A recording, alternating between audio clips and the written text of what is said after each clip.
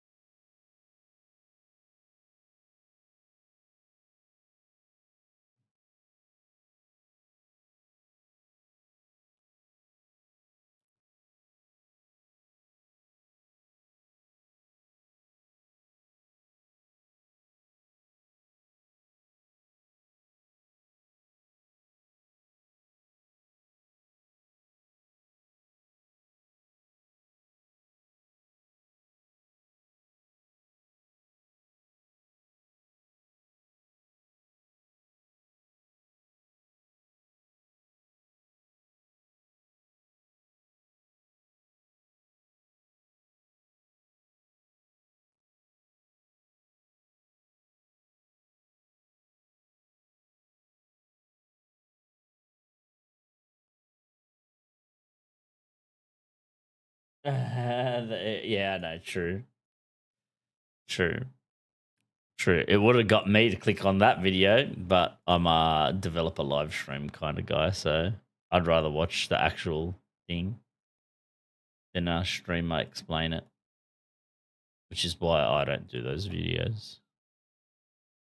But maybe some people prefer their streamer talking instead of freaking Dennis, you know? Than a streamer.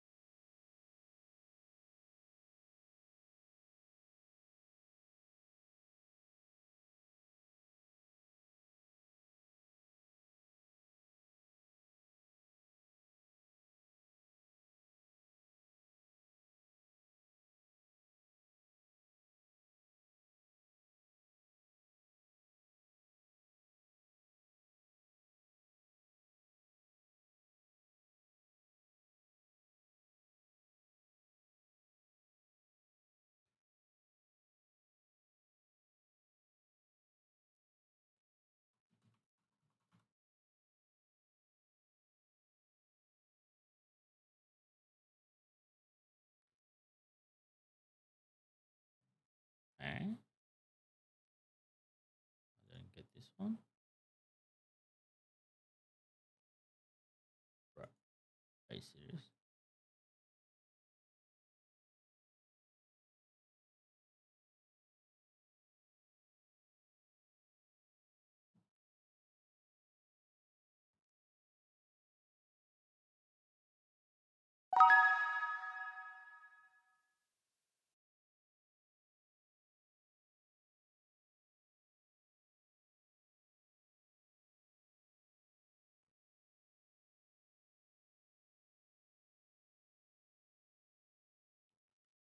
Dun, dun, dun, dun, dun, dun, dun.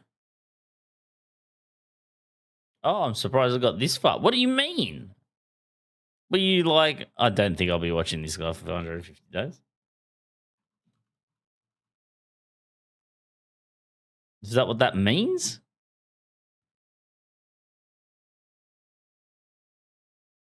Or come past?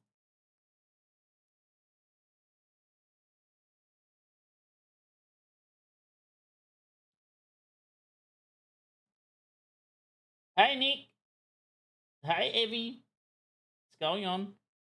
Given the technical, what technical issues has there been in the last month?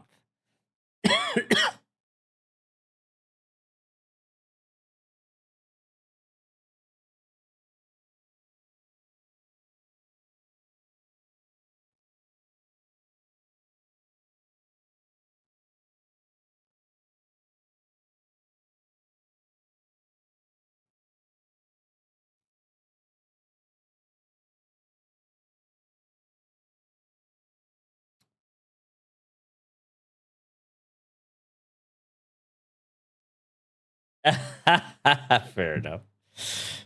Fair enough.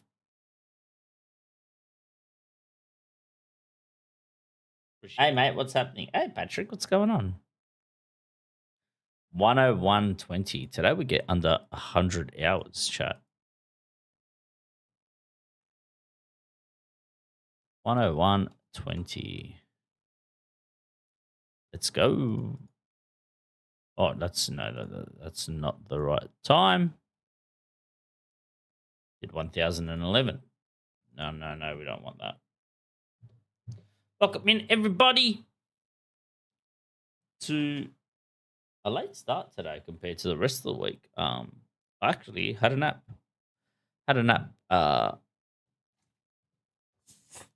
Before stream.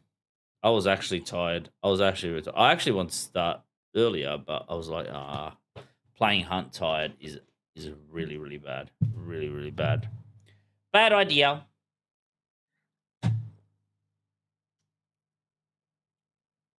How are we all? Hey, Patrick.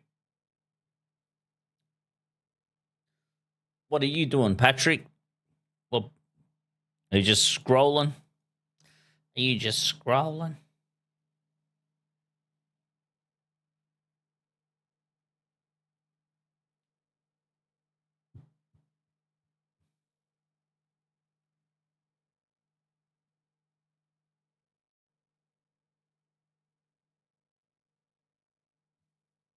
Excelente. What is going on?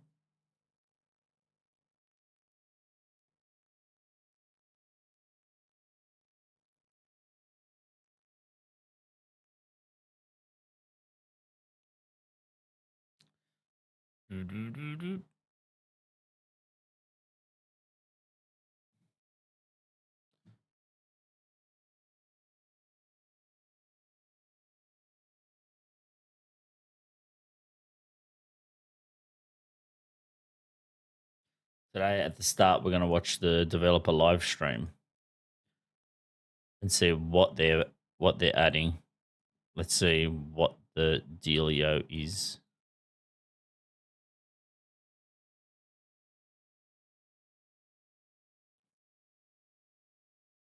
I'm kind of interested. How's your day, Axel? Shall we get started? There's not many of you here to do marbles. So,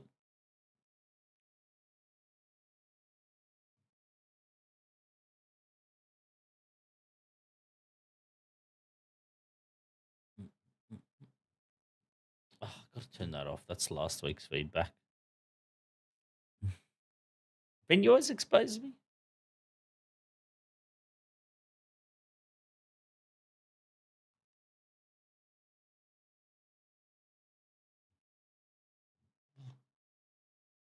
Ben, I mean, Marminute.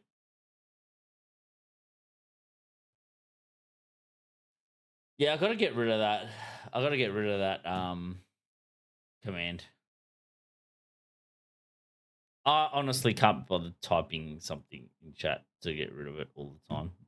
That's seriously can't bother.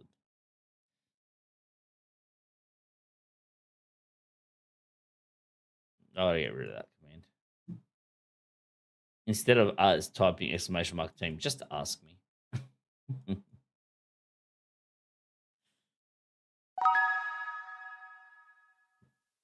150. Oofed.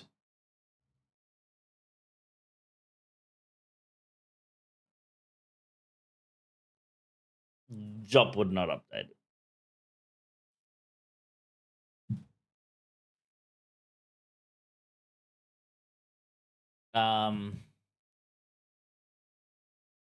I could just put something in the stream when the stream starts. It just turns it to like nothing. Prove me wrong. I see what you're doing. It's funny. You and Medic have the same stream streak. This week, the stream streaks are going to be in danger. They're going to be in danger. Sunday is going to be the day that's going to break some stream streaks. But I'm going to try to do it in a way where everyone is available, unless you're Aussie and you like to sleep in. Well, screw.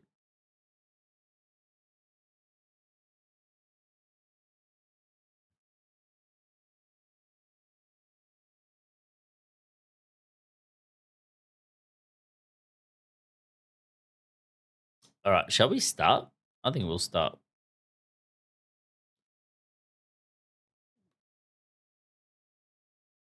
No, no, no, no, no, no. We're gonna watch the live developer live stream first. Tactical. I didn't try. I didn't listen to it today, just so you guys can see my live reaction. I'm thinking about doing 9 till 1. I don't know what time 9 is for the US and Europe. I think that would be. I think that's like their maybe 11 p.m. to. No, I have to ask one of them when they come.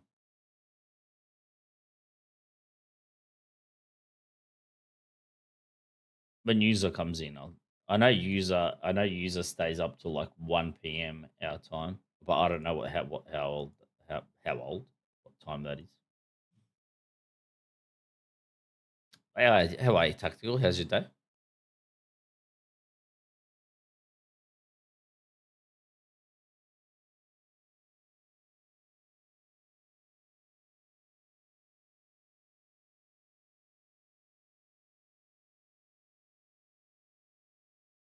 What's up with me? Oh, if I'm gonna send you something on Discord because Sunday I'll be streaming earlier, possibly 12 hours earlier than now. Oh, what's the time? 12 hours earlier than now. That's all I don't have to ask. Rewind 12 hours, and the time is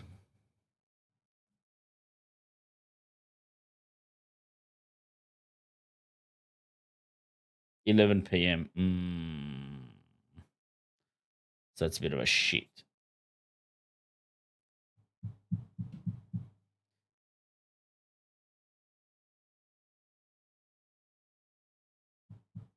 Oh, that'll be Saturday night for you. So that'll be Saturday night. So people might stay up. Yeah, I'm thinking about maybe I don't want to start 7 a.m. Does that mean Friday stream has to finish early?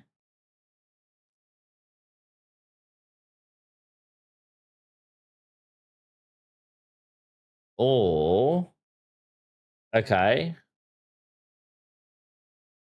So if I start stream, I can't. Oh, PM.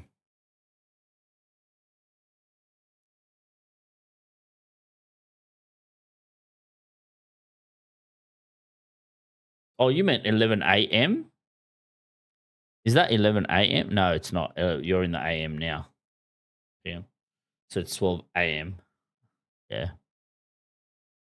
It is Saturday night, so people might stay up.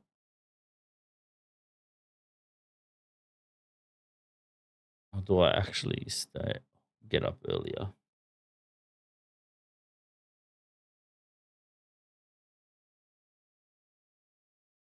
Fuck, I'm gonna be dead, man. I'm gonna be dead. Wake up normal time job. 6:30. Leave work. Leave. Yeah, fair enough. That's a good way to put it. But on Sundays I start work 9:30. I start work 9:30, medic. I start work 9:30. User, are you excited? Are you excited? I haven't seen the live stream. We're gonna do that right now. Apparently Crytek cooked. Surely this patch gets you excited.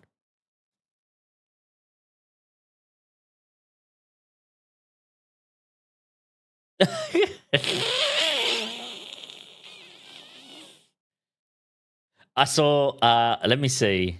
Let me go to my YouTube. Let me see who did the thumbnail. I just saw the thumbnail.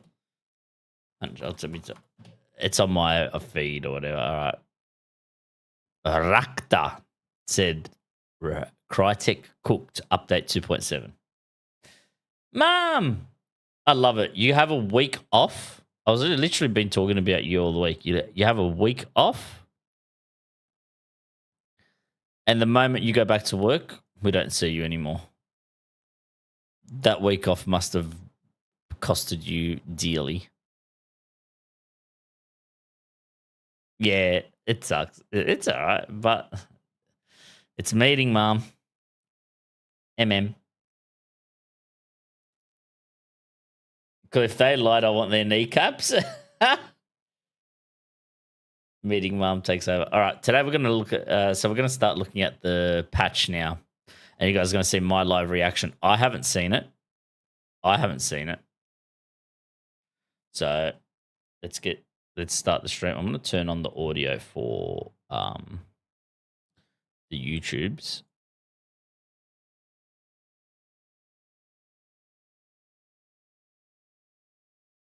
Still have 100 hours. That's pretty hot. Yeah, that's all right. Anakin. What?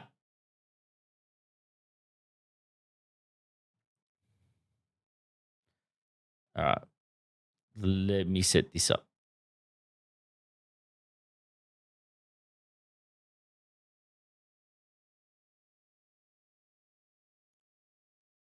Yoink.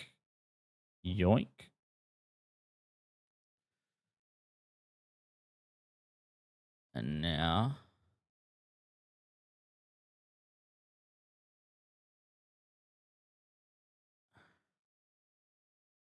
just do this, but everything but one.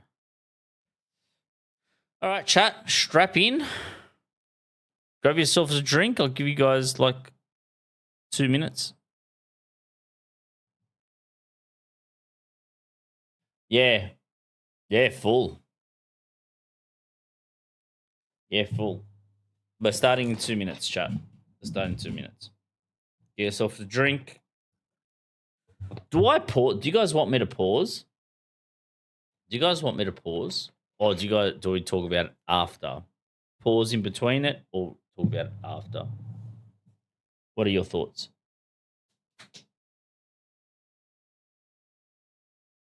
How long is the video?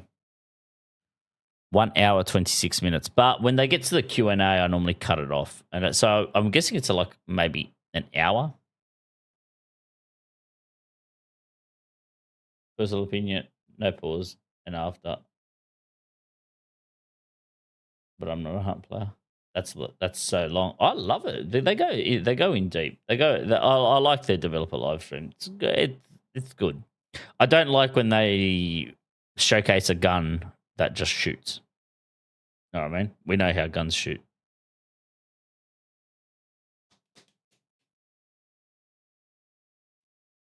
Before I streamed, I used to listen to these in the car. Do what you wanted to. All right, let's go.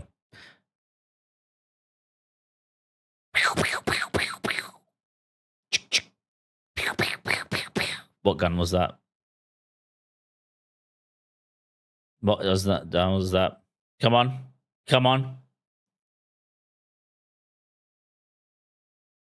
Quick reload. Quick reload, 5 bullets. Or was it 6 bullets? Yeah, 5 bullets. I think I missed a bullet, but that was a Bornheim. Boom! Anakin! Anakin! I thought it was a commercial fan. What mystical art did you use for that?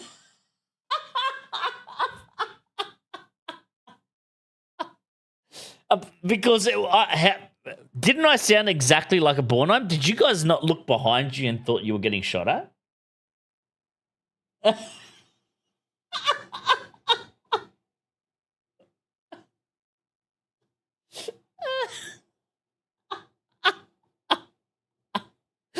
Mom. Come, Mom, come.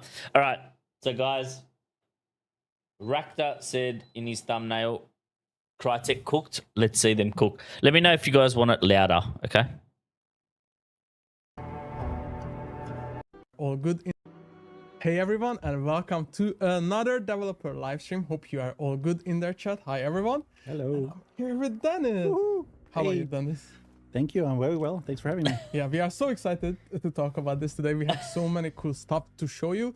But before that, we would like to thank Elgato for helping this stream out with really cool teleprompters and some cool stuff in the office to make it happen. And of course, our team for making this amazing set. Like, we are basically in the bayou right now. So It's awesome. It's really, really cool. it's really awesome. But let's start talking about Devil's Trail. But before that, we have some housekeeping to do because Hunt is celebrating its 8th anniversary this year. This happened in February. What an awesome number. Absolutely. With that, we want to thank all of you for playing the game, participating in it, for all the content creators, for streaming it, all our partners for being always there for us. It's just what an amazing journey. Dennis, do you have like Yeah, I mean, it's an amazing journey, as you said, like from early access to Hunt Showdown 1896, 8 years, quite amazing. Like if I look back, like one of the biggest things for me was like when we had the 1.0 release and then finally had the chance to add trios to the game. Like that was such a big changer for me. So all along the way, so many great milestones. So yeah, looking back with pride and happiness. Fun fact, my first day was on the early access release, so I know by fact that it was February 22nd, 2018, and everyone gathered in the office and we pressed that button and went live with it. So that's so cool. There's actually like we do have a documentary about like 25 years of Crytek, and that exact moment you'll find in there as well. I think in episode 4, if I'm not mistaken. So there's some really, really good stuff to see in there. Exactly. And with the anniversary, we released an anniversary skin contest. The entries closed this week. So thank you everyone for submitting the really, really amazing artwork. Our team will be judging it and thinking about it, and you will be able to vote for the best 6 soon on our website. You can find all the details already in a blog on the website, so check that out if you're curious. But again, thank you for submitting all the amazing entries. I had a chance to look at all of them today, and well, it actually blows my mind. Yeah, I'm really happy we are able to do one of those contests again. We've been doing a few of those in the past, but it was time again. And also just in general, the community, like the cosplayers, all the cool fan art that you post on our socials over the years. It's like, let's go Dragon. Yeah, very, very like, it makes us working on this game and here because it gives us life. So thanks. It's rewarding. Very much so. And as Dennis mentioned, we do have a Crytek docu-series on the Crytek YouTube channel. Check out the link in the chat. I mentioned your art, Dragon. And we are going through many of our games, including Hunt Showdown as well. Yeah, we just recently released the 5th episode of that one. So we're now basically in the present with a documentary. So yeah, if you want to catch back on like the early years of Crytek, also like the different games we've done over the years, as well as Hunt Showdown, definitely go check it out. And if you want to see more of Dennis, make sure to check it out because he's in a lot of those. Well, let's talk about some of our community highlights this time around. First of all, we had a Lunar New Year. Yeah, that was amazing. So like a new game of skill story challenge we were able to release with this one.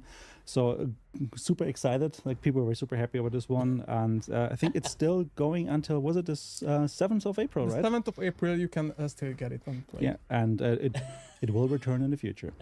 Yeah, so again, like really cool one. And we have to highlight some of the cool merch that is dropping with event, like... Oh, you're wearing a shirt there, Vince. Yeah, it's an unusual shirt, but really cool. And don't check it out yet because there's some spoilers on it for the stream.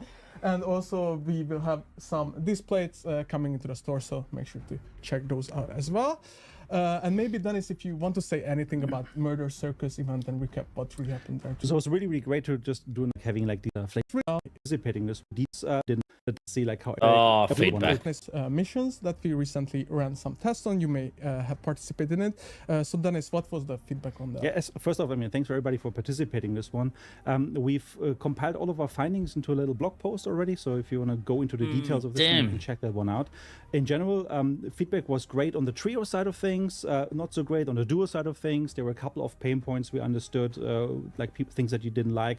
It was really interesting from our side was just going through the data, seeing the feedback and seeing like how how certain aspects resonated stronger or not so strong in certain like demographics, like MMR brackets as well as regions. So super fascinating to kind of see like how everybody is kind of responding to this and maybe in different ways even. So what we've learned from this one is that mostly it's about the spawn fights, which were a bit like too much, like the third partying wasn't so nice, and there's obviously the economy piece as well, where maybe you just lose a little bit more and therefore maybe, well, you don't get this much out. Like, so what's about the bounty value, for example? So a couple of these points that we want to go back to on the drawing board a little bit, continue iterate on those, and then we aim on doing like another PvP game in the future. But first we want to make sure that we actually have some answers on those. Again, if you want more detail on it, as Dennis mentioned, you can check out our blog post already live at Showdown.com in the news segment, so make sure to read it. But let's talk about Poor Surfer Band. That is our in-house band. If you didn't yawn, band. Go. Amazing. So now we took these housekeeping things and exciting community things out of the way. Let's get back to the update and 2.7. So what is coming in the stream and for the update? So in general, we have Devil's Trail as a new event running from March 18th to June 10th. And in this event, we're going to focus a lot on tracking and scouting. Sorry. Devil's Trail event runs March 18 to June 10. What the hell is that date? May 13th.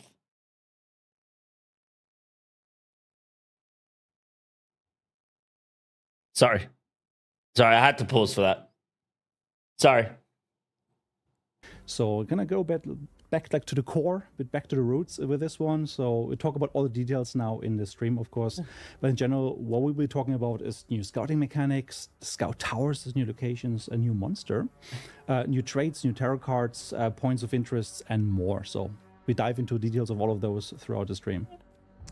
And even more activities will come during the event. But let's talk about those in a bit more detail now. Yeah, so like in general, like this is an important piece that we want to evolve our events again and over again. It's like a never-ending process. And one of the things that we've been experimenting with over the last 2 big updates has been like these sub-beats, like something happening in between, multiple beats during the event. The latest of those was the Ballweaver compounds and the Flame Rifle in January, like as a mid-event beat. And then at the end of the Murder Circus on Core, we also had like the new mail supply point. So there's always something new, some cool new pieces in there.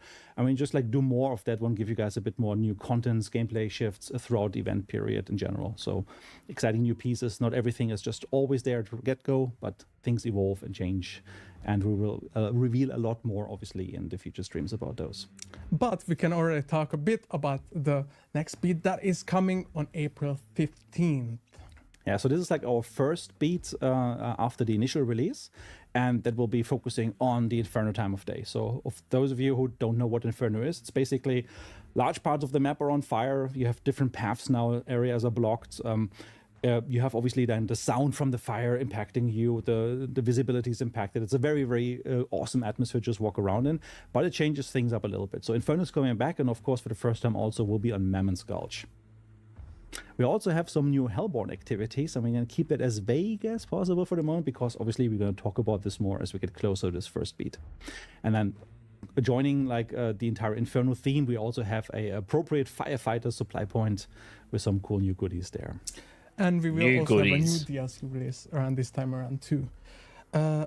But let's talk about even more into the future about May. Just very brief. So sticking with this monthly-ish beat structure we have there, like every month or so we have something new. In May, we want to return some of the fan favorite contents. So there will be things that you guys really liked before, and we're going to bring them back. So we take like event elements a little bit. So we can keep that again even more vague, because we're going to talk about it as well as we get closer. Event elements that we like. It's quite far away still, so more. A snake. But yeah, stay tuned. There's more stuff coming throughout the entire event.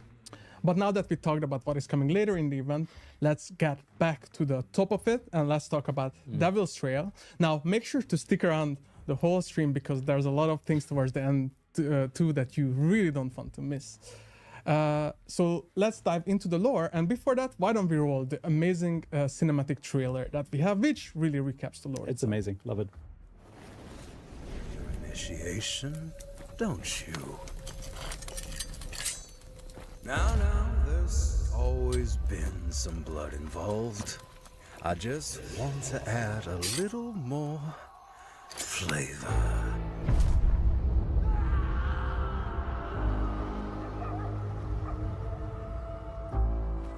I don't know, this trailer gave me nothing. To Lieutenant Colonel Whitlaw. We reached the target site on June 1st, 1896. Found signs of fighting. Casualties. Spilled bandages.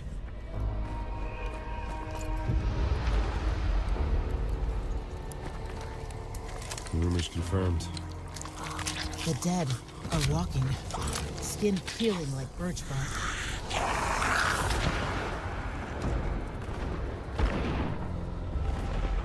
We observed multiple armed and skilled combatants engage. 3 survived and ran. The guy's fanning.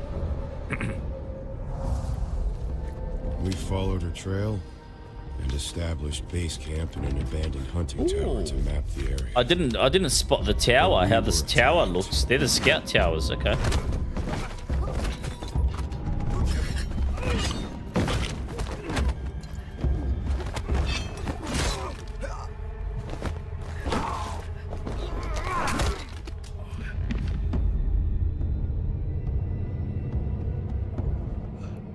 Is that a new sniper?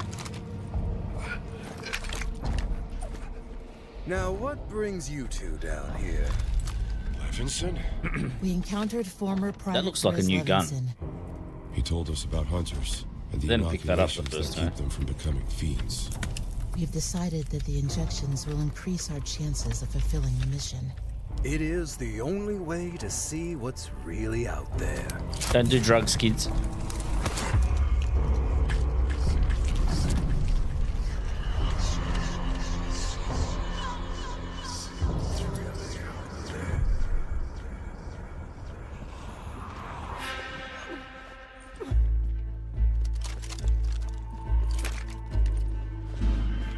Haymaker? Disregard previous reports. Mission is stable. No infected in sight. All progressing smoothly.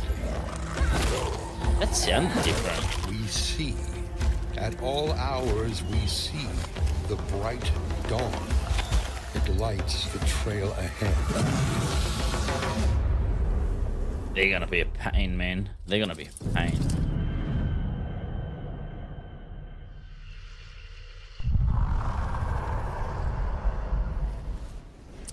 What an amazing trailer. So Dennis, for those that maybe didn't catch everything in it, could you just recap what really happens here? Yeah, so second monsters themselves, like, so no more scouting. So means after days around with and Just take proper hunters. Yeah, so we already mentioned some of the key figures, but let's just take a close look at them. So first we have the one who flies. One of Lies is like one of those 2 indigenous army scouts, and then the second one is Red Raven, the cousin of One Who Flies, and then the third one is the cook, which used to be a former private in the army, so they know him by name. But yeah, I think he got fired from his last job because he was like cooking human flesh or something. So not the person you want to trust with. But then again, they do, and that spells doom for all of them. And all these 3 hunters will be part of the battle pass this time around too. Right? Yeah, and really crucial there, like One Who Flies, and yeah, he's not just flying over the table like in the trailer. Then of course the Red Raven. Red Raven, the cousin, really cool as well. Oh. And the cook. You have to run this skin and go, let me cook. Really cool one. Former private. And we have some other key figures in the Turncoat gang. Yeah, so also, you remember the Turncoat, was one of our DLC hunters, been out for some time, but like, he now has one a of gang. the best skins, and, I reckon. Maybe had them for some time, but there are some reinforcements in the gang. On one hand, we have now the Bandit, and then we also have the Highwayman. So both of those are like members of the gang. They're kind of drawn into this, a lot of people are going to use the Highwayman. Wrong man. side of the law. And if you notice, actually, like the Stormseer and the Headtaker, like they're both also like part of the same gang. But obviously, we're going to focus on the bandit and highwayman, and those two are basically our like BP hunters for this event. Yeah, you will be able to. I might actually buy the highwayman. And we also have a new DLC releasing with the Madness of Montresor. The Madness of Montresor, yeah, really cool as well. Oh, like good. goes very nicely Good along job. with the Phantom, I suppose. Very cool character and also pretty awesome backstory. Yeah, so why don't we just look at the trailer for Yeah, this let's do it. DLC?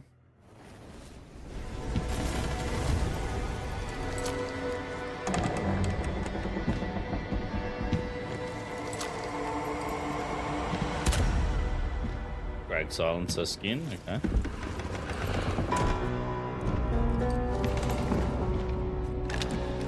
Oh, and a Gaunt skin!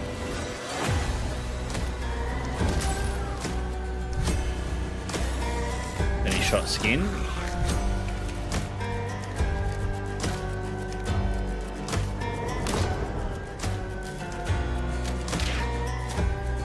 Is this how they try and making a Gaunt look good? Come on, bro.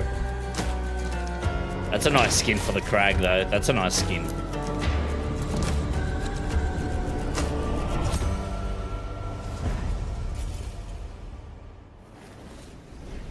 Yeah, really cool content pieces in there. I don't like really the like skin, we got though. like a new Crack Silencer skin, and also you can't have enough normal Nagans as well, as well as the Derringer Penny Shot to round it up. So I think it's a really cool set. And of course, the Hunter itself. But we still have a new story challenge coming in this update for free, the Vigilant Justice. And I just remind everyone, the event will be running from next Wednesday until the 10th of June. So note that down right now in the notepad. Not But let's 13th of talk May. about the story Not challenge. 13th of May. All right, so we also have like a new free story challenge. As you know, like we use those story challenges to kind of bring back some of those older skins as well, like some of those skins you've had from before or 1896 relaunch. And this time around, we're going to focus on Joan Damon and on Leon Olitsky. Both of those names should be familiar because both of them already have both the rookie, veteran, and also the survivor versions. And we're going to release 2 new versions of them, which is like Joan Damon, the tracker, and Leon Olitsky, the looter. And the whole thing is about a story where Joan basically tries to hunt down Leon after a deadly robbery. But like the motives, as always in the Bayou, may blur the line between villain and victim. Yeah, so there's a lot of cool stuff to earn already during the event. But let's actually dive into the progression of the event and all the other rewards that players may be able to get. Yeah, let's talk a bit about the structure of the event. There's basically like the same formula as we've been running for some time. So we continue with the pledge mark system. That means you will earn event points. If you have 25 event points earned during a match, you also get a pledge mark from that one, and you can use those pledge marks obviously to unlock like sealed rewards. This is new stuff, guys. Gameplay relevant things inside the mission, but also you earn event points now by revealing hidden information because it's all about scouting and tracking. So we're going to talk about that in a second. And of course, we have a brand new battle pass with 50 rewards to earn. It will include a lot of weapons, the hunters we mentioned earlier, so the 3 hunters, some cool weapon animation and just animations that you can equip for a lot of cool stuff, and some player profile customization too. So why don't we take a look at some Let's have a look at them, rewards. Yeah, so let's start with Chef's Kiss, which will be a skin for the Vandal 73C family, for the Striker, Bullseye, and normal variant. Yeah, so exactly as you mentioned, like there's 3 versions of this one. You see the Striker version here, but we also have the Bullseye and the regular one. So a bit of Vandal love, which is really cool. Really cool one.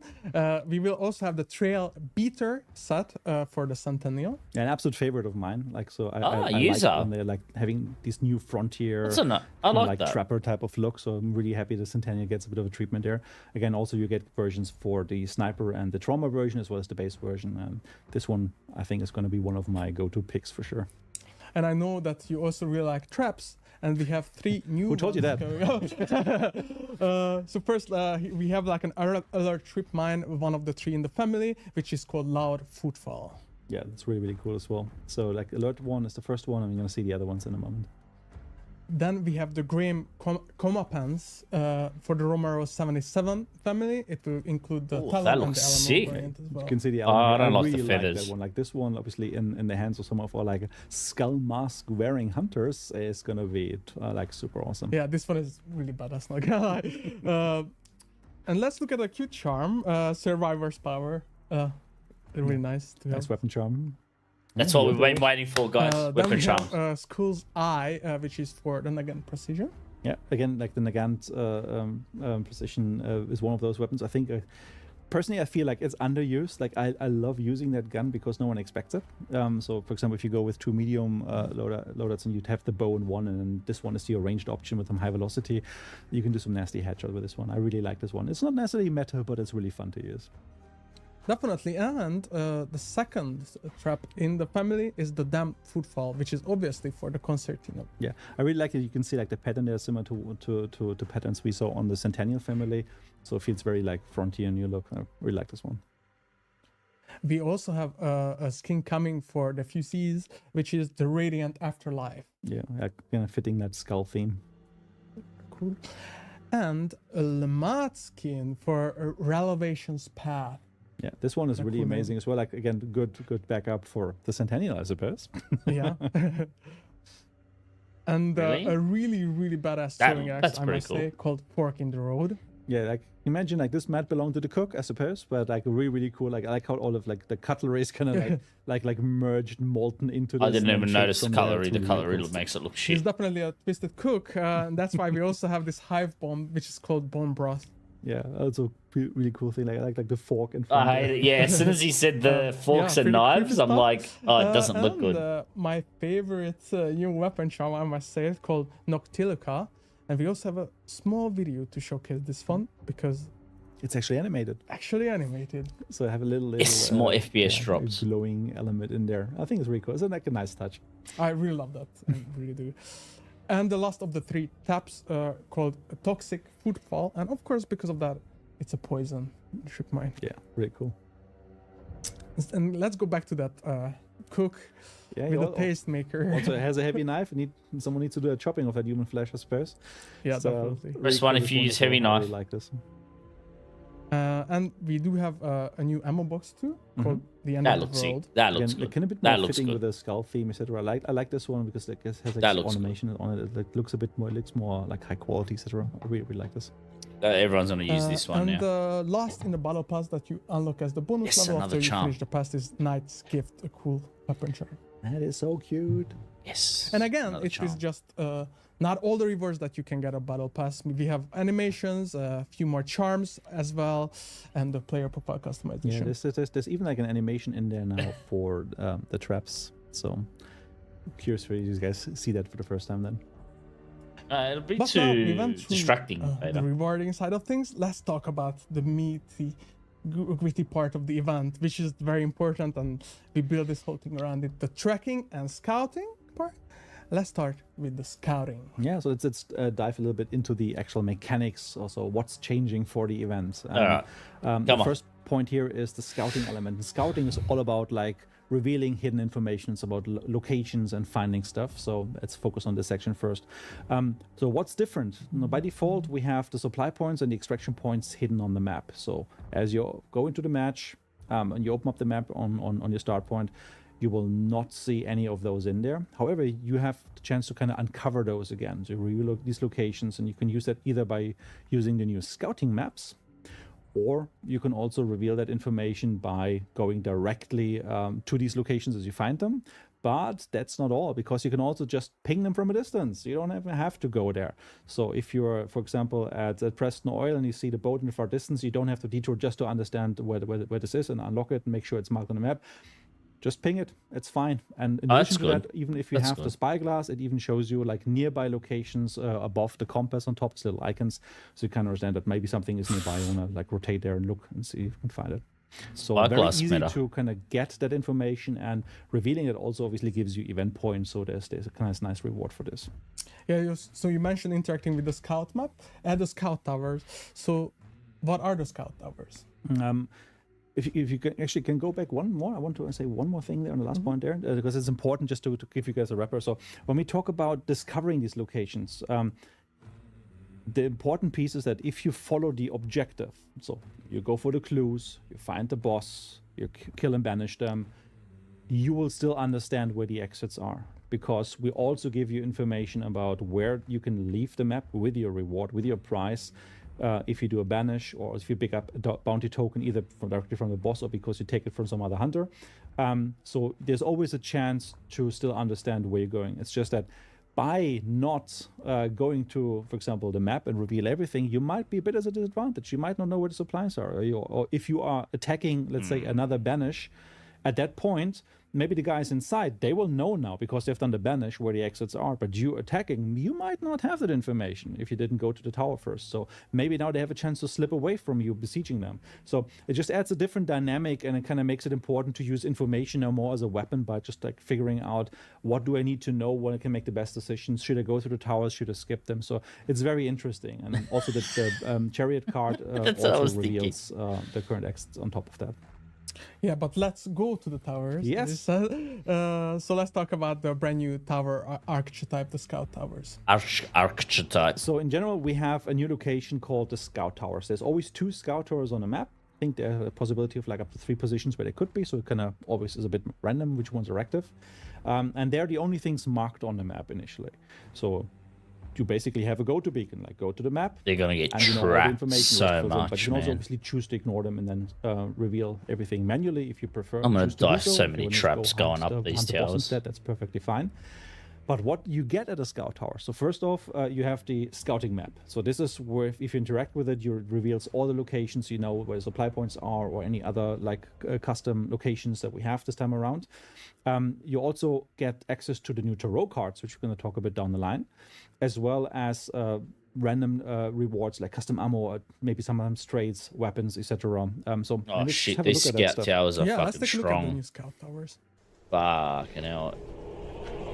So as you can see here, as you start around, like you get a little pop-up that kind of tells you like what's different this time around. So it's only that you see those Scout Towers. There's nothing else on the map. Shit. Now, if you go to one of those towers, you're gonna see them like traditional towers, but they're a bit different. There's different ways up now. They're also a bit more camouflaged, so someone has been using them for reconnaissance. If you go all the way up, for example, like you can actually do this now. There's usually like a sniper rifle you can find up there. Maybe it's oh, fantastic! Thank you. Yeah. It's kind of randomly placed, so you can always get like something with a scope in there, and then obviously do those headshots, which was not exactly what I want. Yeah, fantastic. And you also have a chance, for example, to climb up with a ladder, kind of like directly coming up from the underside. There's different ways up, so it's not as easy as some of the other towers to lock them down. In the center, you have the table with a map, and the moment you interact with it, it just burst reveals and gives you those event point rewards for each of the locations. It gives you everything, and you now have the full map. You just screwed over the in there whole. You see the supply points, you see the exits, and you see some of the special locations we have.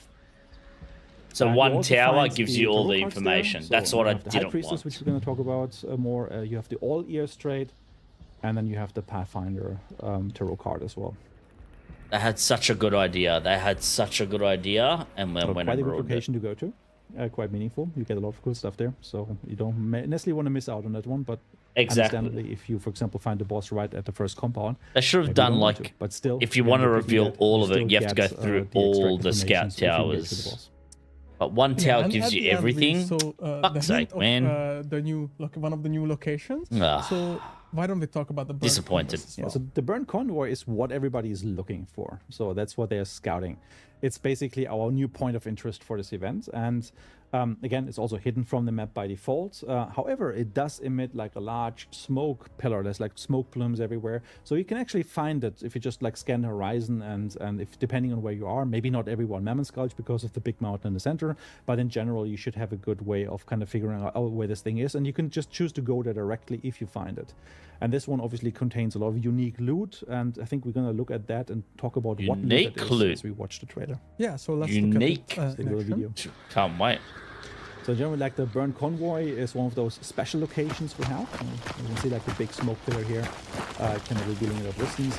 And at that location, you do find a lot of like trades and tarot cards, envelopes. So it is a very great place to go to. You also have guaranteed access to Catalyst here, as a trade always spawns. You also get the all ears trade for 2 pledge marks. And then obviously you have some other random stuff that you can find here as well. There's also tarot cards here, and you have a guaranteed spawn of the Empress and the Chariot here. So this is quite a valuable place, and you want to be the first one there because you can pick a claimant. This is also the thing that's important. Everything that last event. This is where you had. go to if you are missing health, because this is where you find a health restoration kit. And with that, we solved first half of the equation, the scouting part. But let's talk about the active and passive tracking of your enemies. Talking about the active part first. Yeah, so let's start with the active tracking, and that's like the two tarot cards and the trade. So start with the High Priestess. So the High Priestess is a new card that reveals the direction of the closest enemy hunter. You might think, like, don't we have something like that already with the Hanged Man? Yes, but in a different way. So what this does is basically creates a temporary world effect and a compass marker pointing in the direction. So this is something you can use much more in combat or when you're close by, because you're not being pulled out into a spectator camera view and then have to figure out where they are exactly. There's some drawbacks to this, of course, because you don't know how far away they are. You just get a direction. You also don't know what if they're alone, if there's a team, etc. That's where the Hangman still has like an advantage over this. But it's much more reactive, so you can use it at any point during a mission, and it also updates then for the 30 seconds it remains active in which direction the closest hunters are. So you can also just drop this in the middle of combat and then at least get some more precise information, like, okay, it has to be in this building, not the other building. Yeah. So why don't we also look at this, how it actually looks in game? As you can see here, we're using the example of finding one of those in the scout towers. Of course, you still get your little like information about what the card does as if you look at it. Inspect it for a moment, because it's a nice card. Really awesome, cool art, really awesome artwork as well. Now, if you use it, now you see like there's like a particle effect that kind of points towards the nearest location of a hunter. This is very similar to, for example, what you remember for like Rockjaw traces, for example. And then that direction gives you that indication where you should look. And you also see on top of the compass when it's active, you see like the actual marker direction there as well. That's pretty cool. I like the card floating or whatever. From the compass side, but also as it remains at that position when you cast it, like everybody in the team can also just get it. It's not OP. So in this case, we know, okay, there's someone in here. Maybe. So just move around. Do you see this move very fast on the compass? That usually is an indication that they're very close by. And there they are. And now they're dead. But we do have another tarot card coming, which you may have seen on my shirt. The Pathfinder. Yeah, let's talk about the Pathfinder. So this is a second also PvP-focused tarot card, because tracking is all about finding other players. So this one reveals all clues discovered by any hunter on the map. So whenever you decide to play this card, we're gonna highlight on the map all of the clue positions in red that someone has interacted with, be that yourself or someone else. That effect kind of lasts for like 30-ish or so seconds, and then it kind of fades out on the map as well, so it's temporary, and you can always like repeat that just to get an update. But whenever you cast it, then you get a snapshot of like what are the clues that have been interacted with by anyone so far, and that helps you to kind of paint a picture on the map, like, okay, maybe there's no one in the northwest corner, but you know what, we have some neighbors here directly on the right hand side. So it just gives you a chance to see where enemies could be. But of course you can also game this, right? You can also just choose not to use the first clue, like just moving ahead, and then you have your neighbors maybe thinking that they're alone, but actually you are still there. So there's a bit of mind games, as is usual for mechanics in our game, like attached to this one, where you can play with this and see what is the right approach for you. Wait, does everyone see it? Let's take a look at it as well, how it looks in game when you activate it. Does everyone see it? I didn't understand that. Or is it just your team that sees all of it? It was all clear by any hunter. Again, awesome artwork. On your map. Did it say on your map? Wait. On your map. Yeah, okay, that's fine. Again, awesome artwork. I'm definitely gonna get your shirt there, Ben. So yeah. Not exactly that shirt, but like that shirt. Very nice. Not exactly this shirt. So here, like I've now used the clue using the card. If I now open up the map, I will understand, okay, well, I see where there's something in red. Someone else has already also been interacting with a clue. So yeah, now if I do this a little bit later in the mission, like maybe after the second clue or so, just to double check again, see like a lot more of those show up, and obviously like the longer you wait, the more clues in general probably will have been interacted with. So it's important for you to find like the right windows, like what is the right moment to use this. Should I wait maybe shortly after the first clue? Should I wait a little bit longer? Should I just do it right in the beginning? It's up to you, figure out the right strategy for it, but it really depends on when you use it and to see what effect you get out of it. Yeah, and for those chatters that were all ears during the Scout Tower section, they may have heard that there's also a trait coming up, which is conveniently called All Ears. Yeah, so the All Ears trait is really, really powerful one, really amazing. Basically, what the trait does, it changes what you hear while you're using Darkside. In general, it reduces the Darkside ambient noise. So, like, you know, like if you just go into Darkside normally, there's always a bit of ambient, and sometimes like it's just a drawback of using that power that you sometimes don't hear what's going on around. Now, what it does, however, is it amplifies enemy hunter audio in the direction of you. So think of it as a directional microphone where you can, for example, more easily identify footstep sounds and them reloading, or like any pieces that are kind of like relevant for the hunter action. So enemy hunter audio in general in direction of you gets boosted.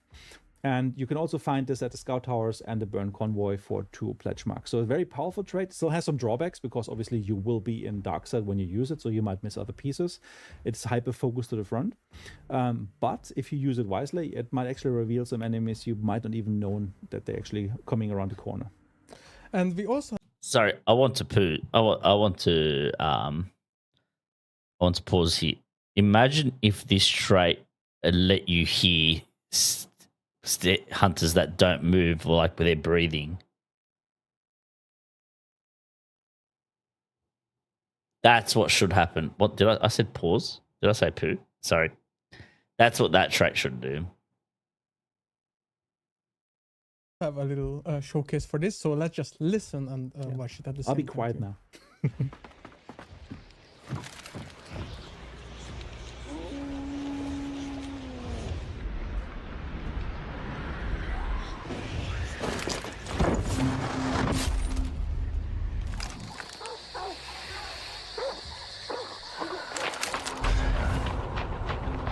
Fuck, that's loud.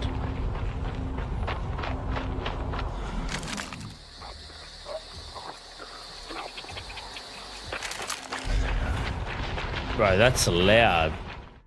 I don't know if I like that. As you can see here is like a bit of a sense of I don't know if I like that as well, but like you might at least understand, like if they have moved off the road there into like the bushes and stuff, you might understand, like, are they still moving? Are they coming closer? Is it one set of footsteps? Is it multiple? So like, I mean, if people are far away, yeah, and you can't see them, it allows you to kind of like track things a little bit easier.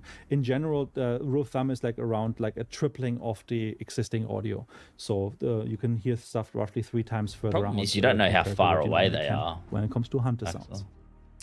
And now that we covered our new trait in this update, we also introduced some systematic changes to the trait. So let's talk about the trait system change. Ooh. So in general, like we want to make traits and trait drops and finding traits a little bit more predictable, but also to kind of change some of the focus around them. So the first point here, that's super important, is like you now have guaranteed trait drops at brutes and meatheads. Before they were kind of 50-ish to 80-ish%, and you didn't always get one.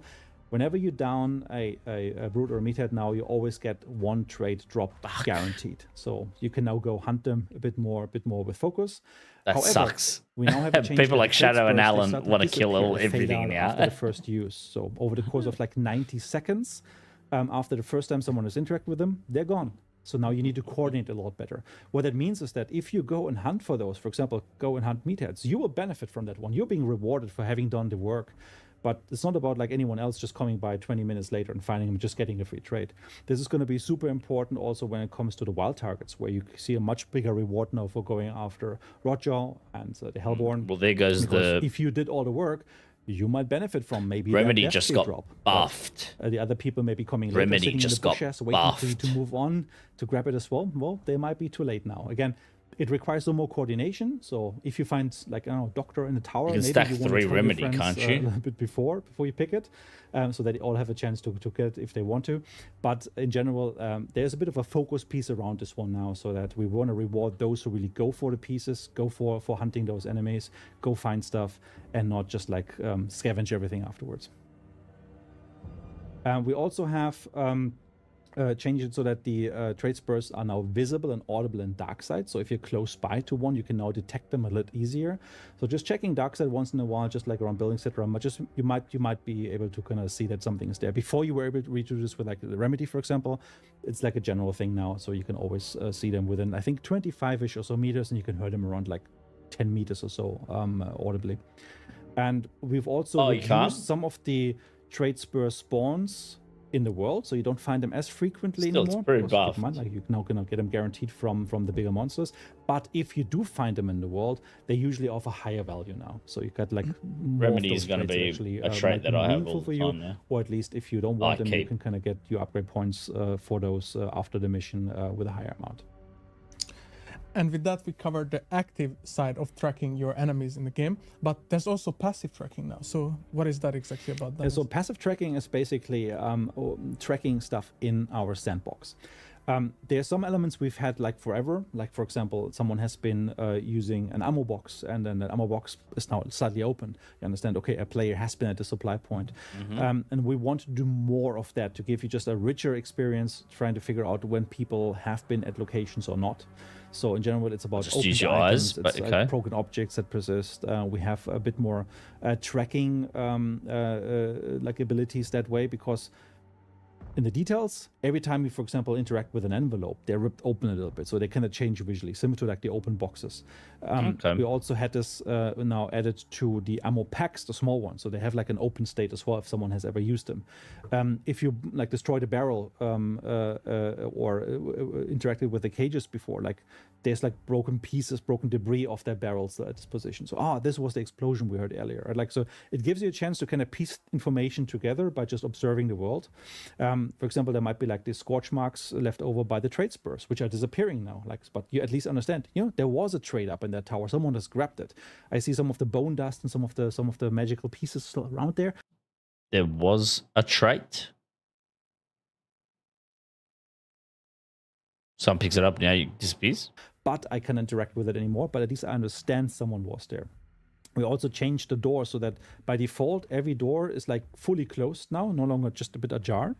But the moment someone interacted with it and even closed it afterwards again, it will just go back to this ajar state. So again, it allows you kind of see a little bit better what's going on in the world.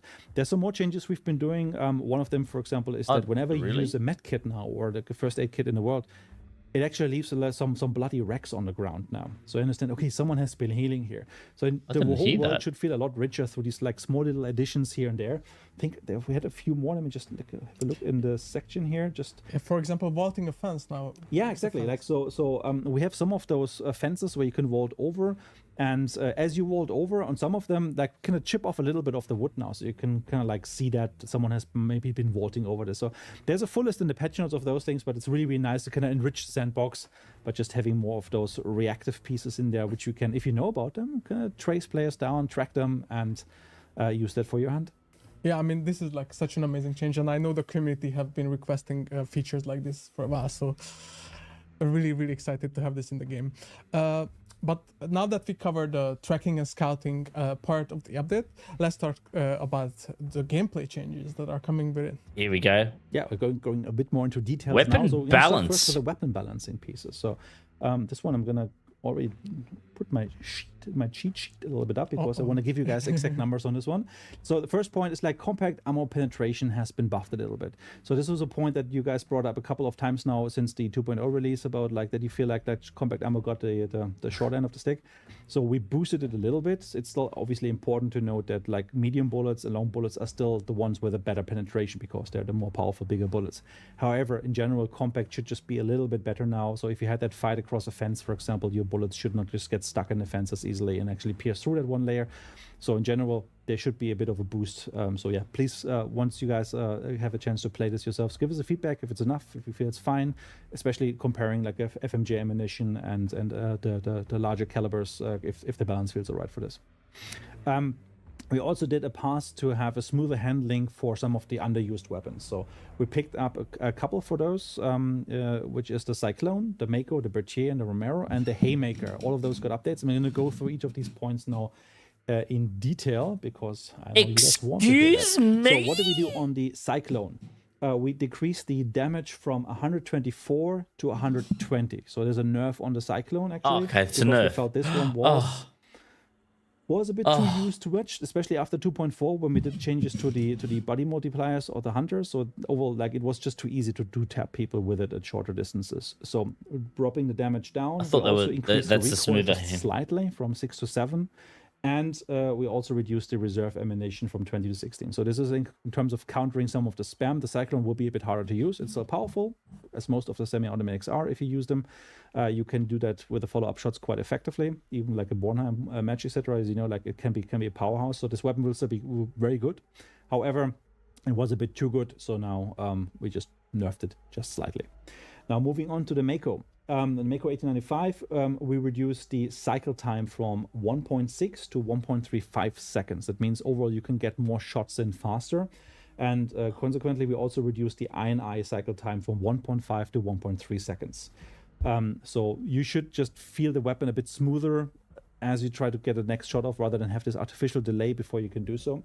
And also we changed the reload speed on that weapon, that it takes like 11 instead of 13 seconds now for a full reload. So in general, everything is just a bit smoother as you kind of load in the next rounds. So mostly on the handling side for the Mako. Then the next thing is the Berthier. And on the Berthier, we have reduced the cycle time from 2.1 seconds to 1.7. So also the weapon can fire it just a little bit faster.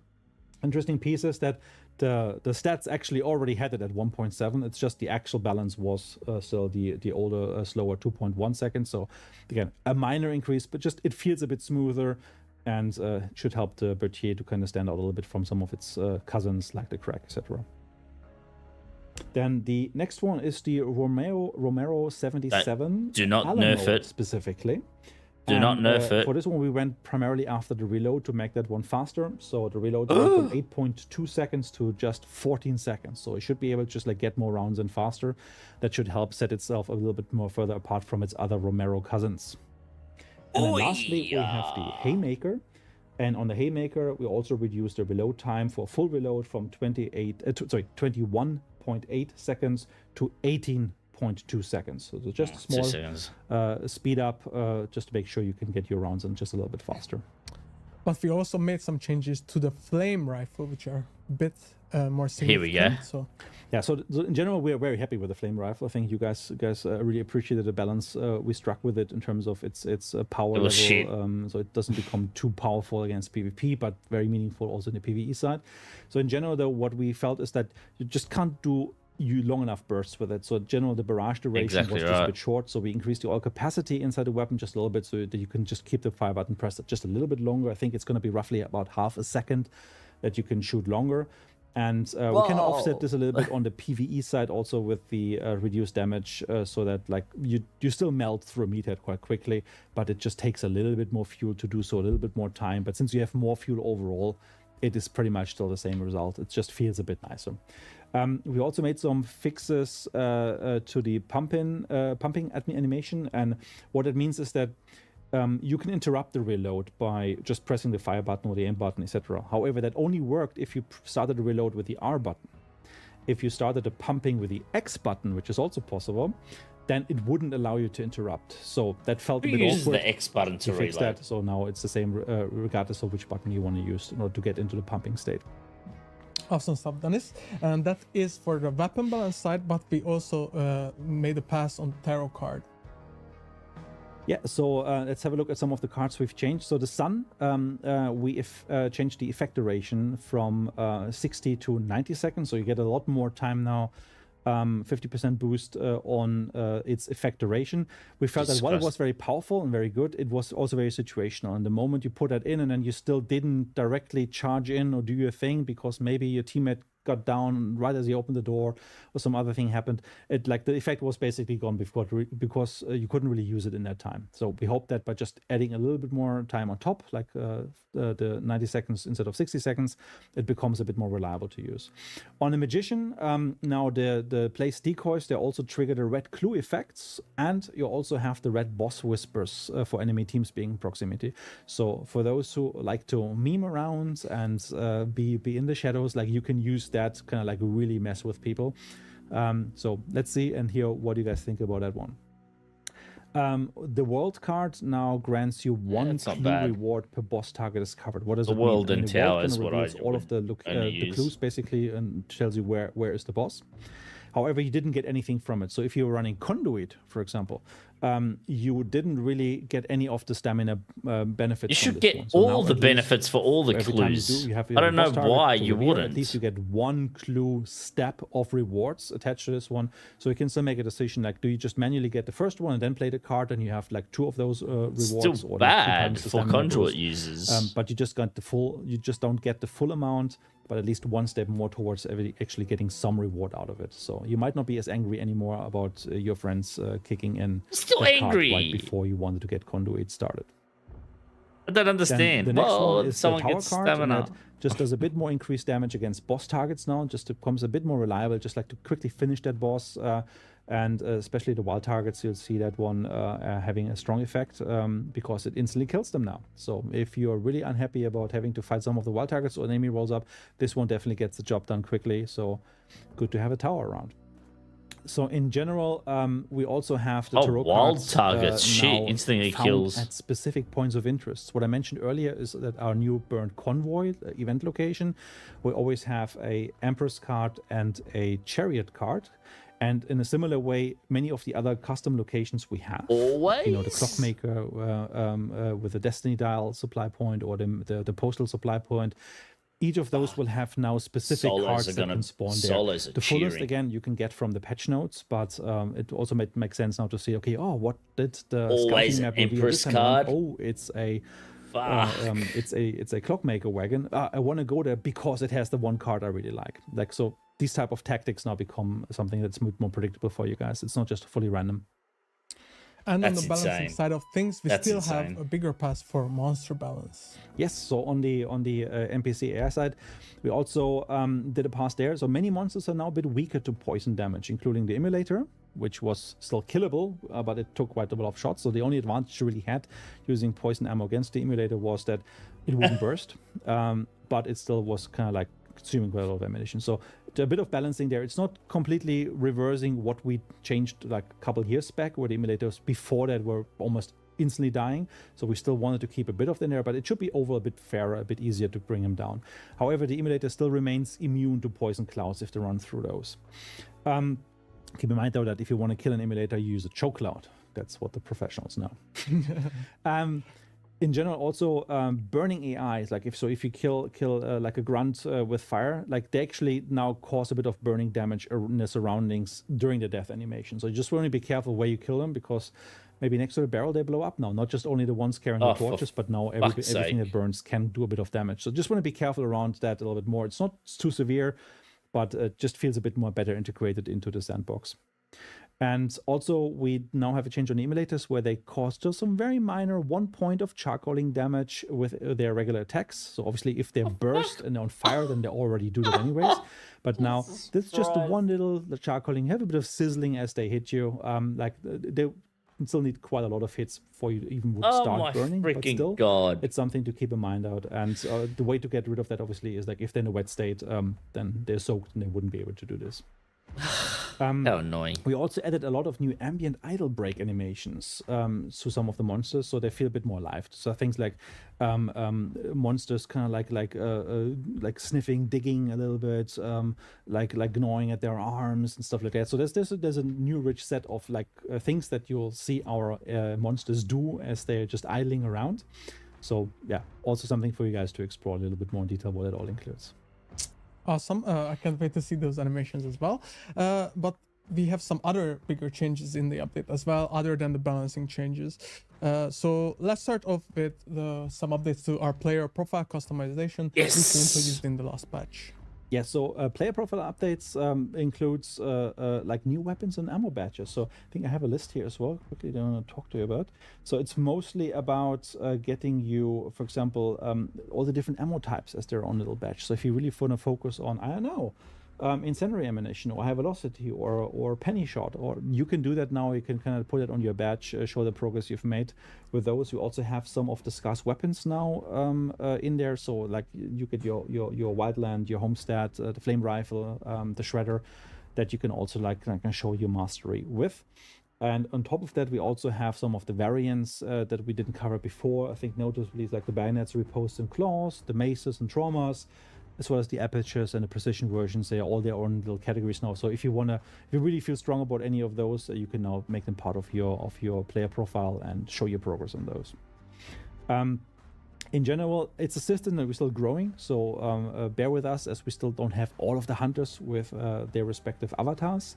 I know that for some of you guys that can be very painful because obviously you want to show the hunter you really like, but rest assured we add more and more and more of those as we go. It's just a system that will grow over time and obviously then becomes maybe a bit more relevant once your favorite hunter is also in there. And of course, we have been focusing on player onboarding in the recent patches as well. And we do have some changes in this one as well for new players. Yeah, so if you're a new player starting Hunt for the first time and going through the tutorial, afterwards you are in the trainee mode. And this is like the specific phase where your hunters not yet die permanently and everything is a bit more forgiving. And during that time, as you also fight against some of the hunter bots, for example, we make sure we introduce monsters now a bit more gradually. So you won't find like a concertina armored right in the first mission. It's just a bit of grunts, and then we step by step, as you go through more and more matches, we're going to introduce them like new enemies in there. What makes sense to not overwhelm new players and just give them a chance to take all the other stuff in, because they usually are still always like trying to figure out, where am I, what's this map, where do I have to go, and if they get attacked by some monsters which might require some very special ways to kill them, it can be very frustrating. So just want to make sure this is an easier onboarding experience for everybody.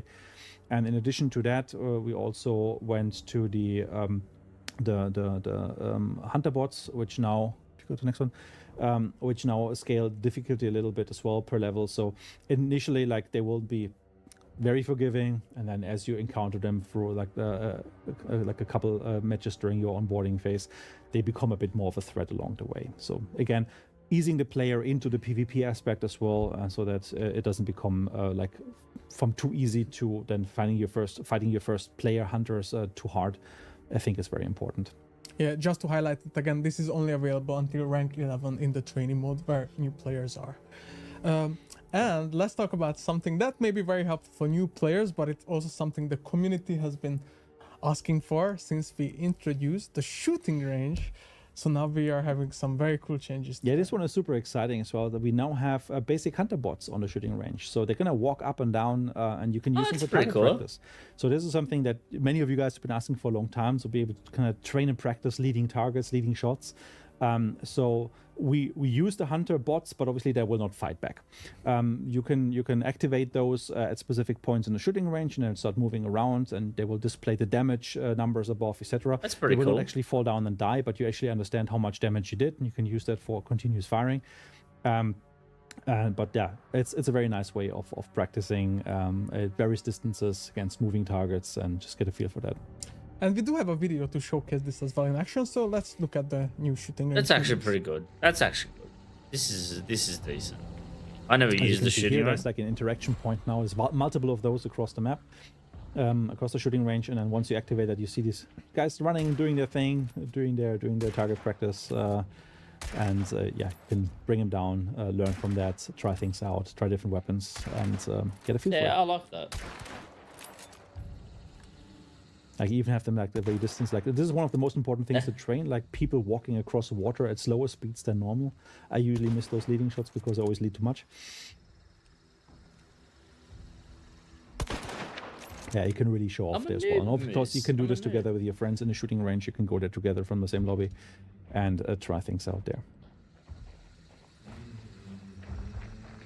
So, like, this shows you like the different direction points.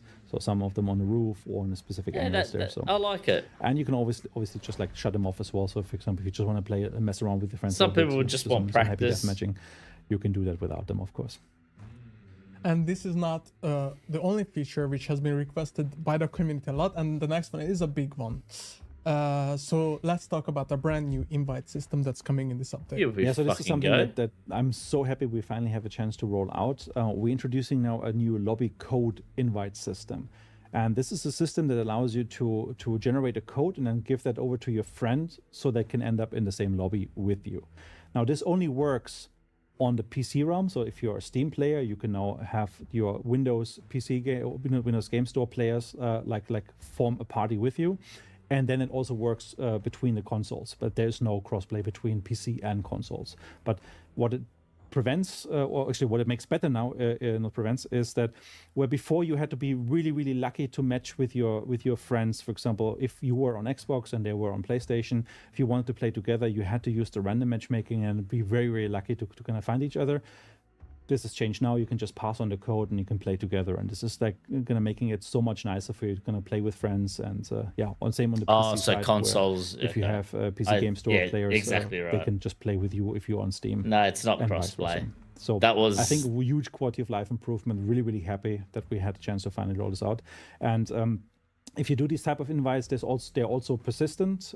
So like in a similar way as if you were to invite your friends normally, like you stay together after the round, so you don't have to paste these codes over and over and over again. And you can even send multiple of those invites via the code, and then it's a first come first serve. So it might even be interesting maybe for some of the content creators out there, if you want to play with community, etc. You can do that now by just passing on the code and then just like see who joins first for some community day stuff. So I think it's a really, really cool potential behind that one. And obviously you can always reset the code, generate a new one, etc. and then have some control about this. Yeah, since I already see some confusion in the chat, just to reinforce, the invites are currently between the PC Steam and PC Windows version, or Xbox and PlayStation. So yeah, you cannot cross-play across these platforms. You stay either within consoles or within PC. Yeah, and we do have a video to showcase how this actually works in action, so let's look at that too. As you can see here, like now you open up the side menu and you can set your party to like, oh, look, trios. Open up the side menu and then you see all the control you have there about like generating these codes. They're also hidden by default. So like, again, for content creators, like you don't necessarily give away your codes all the time. Gives you a chance to kind of switch scenes, etc. Pass them on, and then like the other player can just use the same sidebar and enter their code. And then if they match, they go into exactly that game. So I think it gives you a lot of control to play with friends. Wait a minute. Does that mean we can all queue up on Community Day?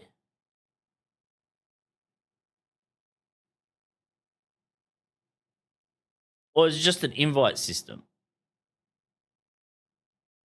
Is this technically custom lobbies?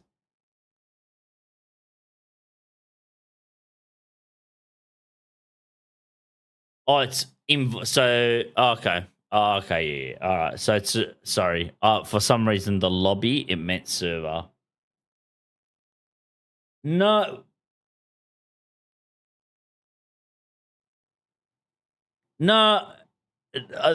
See, Shadow, did you understand it that way?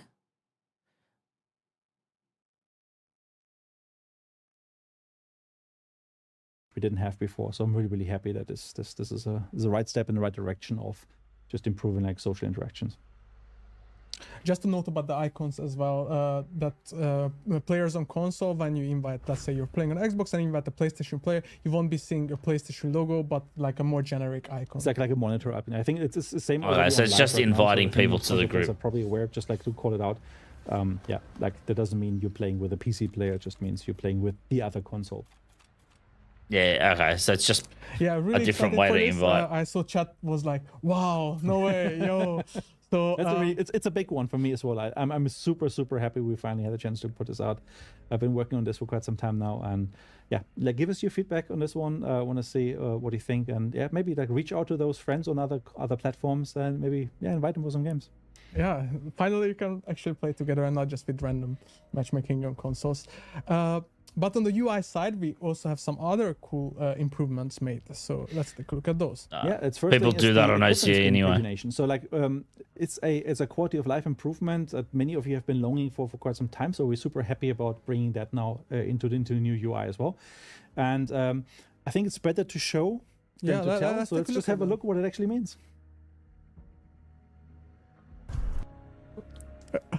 There we go.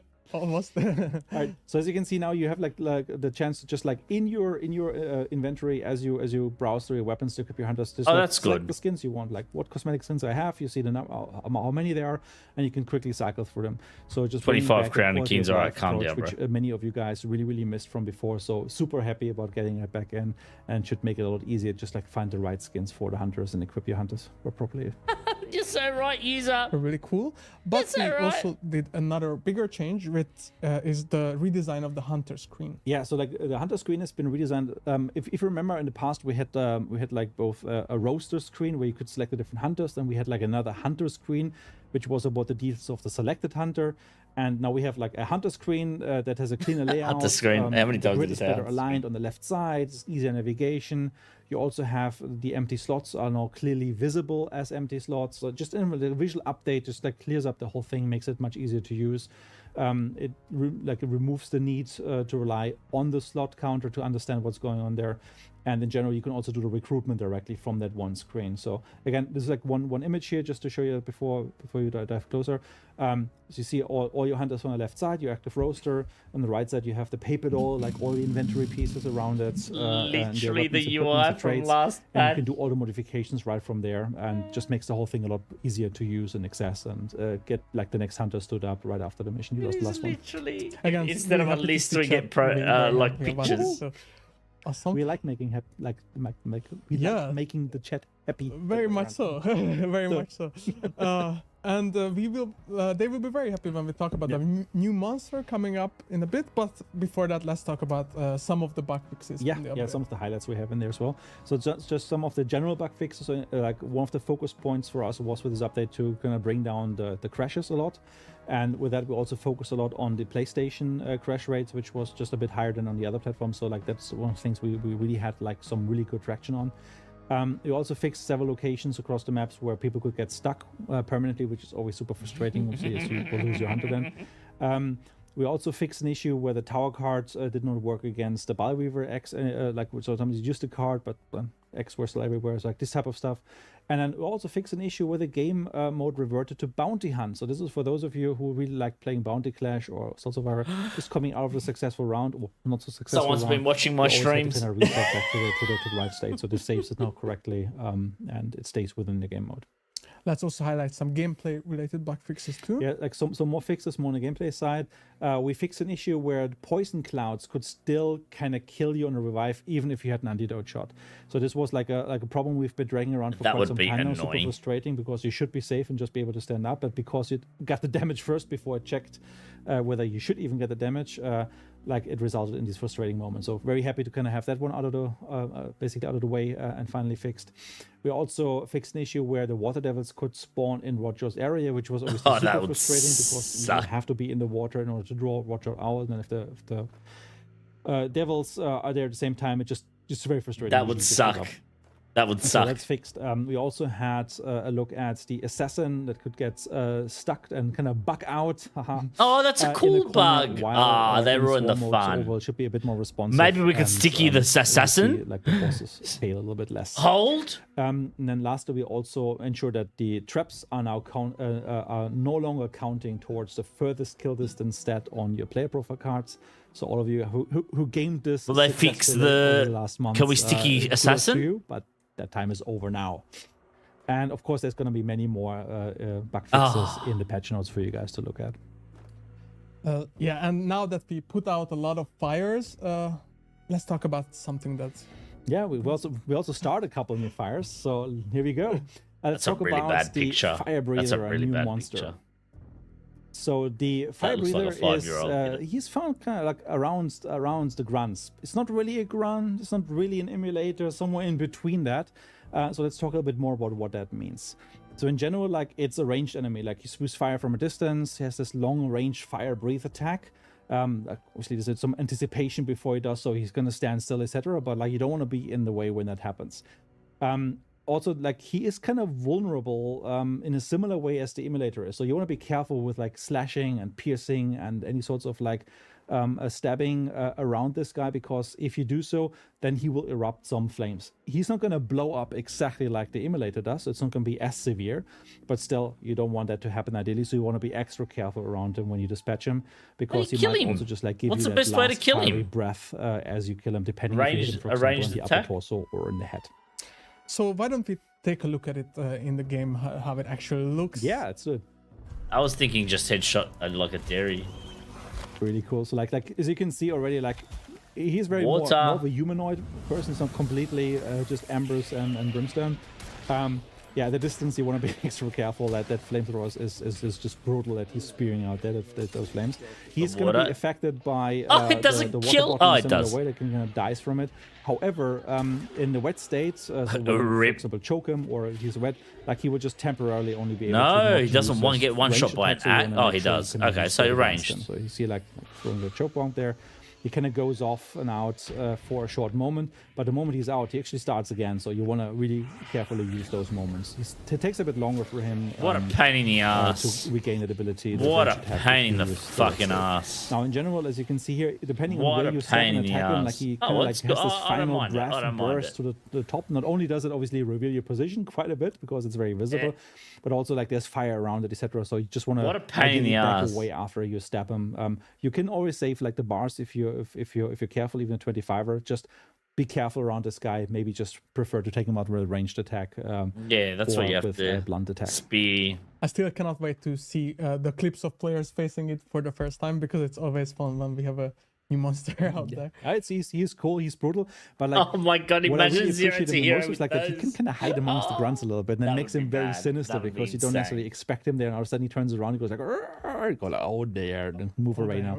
So really interesting how he breaks up some of the patterns and behaviors. Now that we talked about the new monster as well, which I know a lot of people have been waiting for, we do have some other updates for the community, starting with the Fair Play Task Force, a little update on that. Yeah, so in general, our Fair Play Task Force, this is basically where we talk about like cheating bans, just making sure that you guys have a fair and good experience playing the game.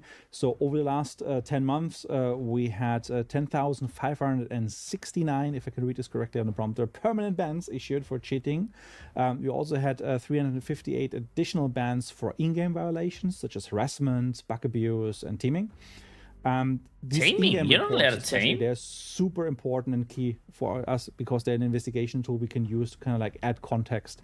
So it's super important that you guys give us detailed reports to help us out with and fill in as much detail as you can with these reports. We look at them.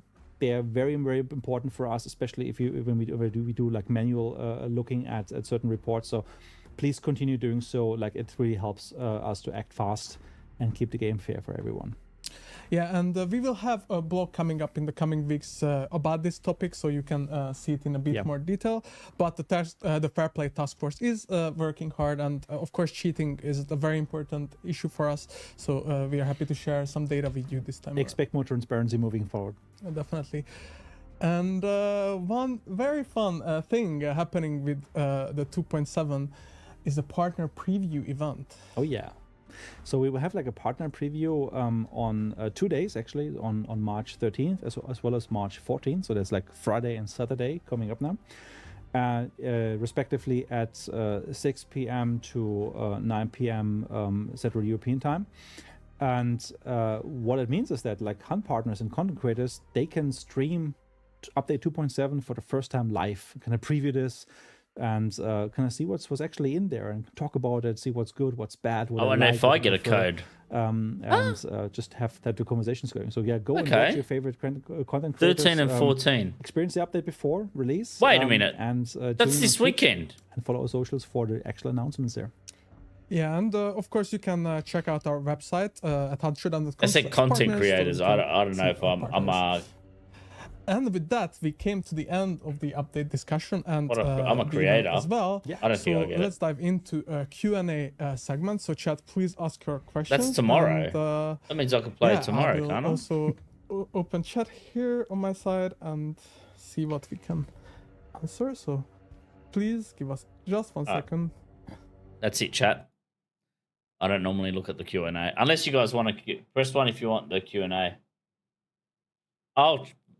I am Let me just tell you what I am. I don't think I'll get it. They said partners and content creators. So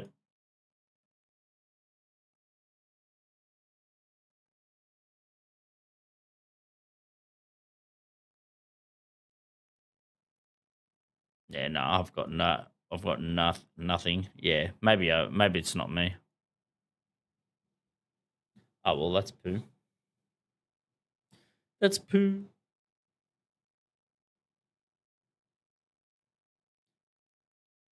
All right. What'd you guys think?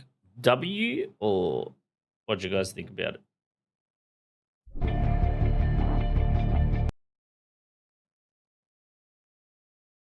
What'd you guys think about it?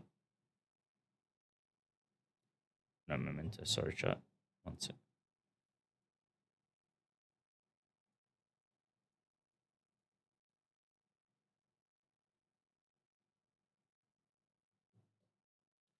What'd you guys think about it?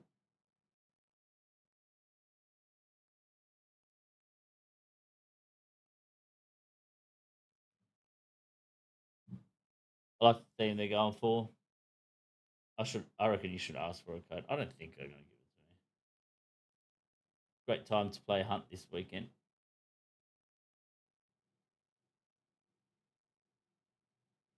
What did user say? 2? What did user have? What great point? WL?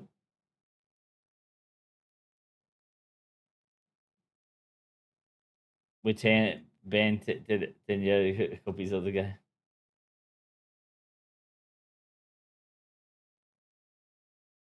I think that has potential and has a. It's got some good stuff. I wouldn't say they cooked. I think they provided a new event with some new stuff. I'll play it. I expected a little bit more though. They still don't know how to create an event, man. They made changes. Dude, these supply points need to, I don't know. This whole going to a supply point, like they said, new rare things, and it's just like no new weapon. Disappointed. I expected a new weapon.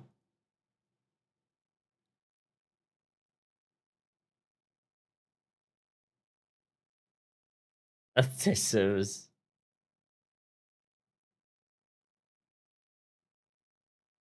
Yeah, that's what I'm saying. Is yeah. Yeah, exactly right. Exactly.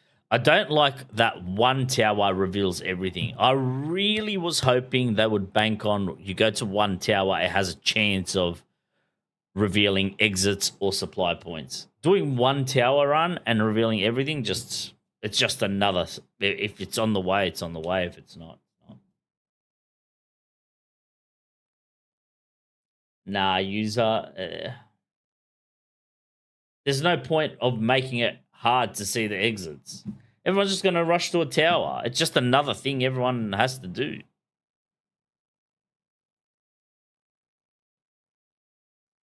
I reckon it needed to show you one thing. Maybe depressed then, clinical. Who gives a fuck? I don't care.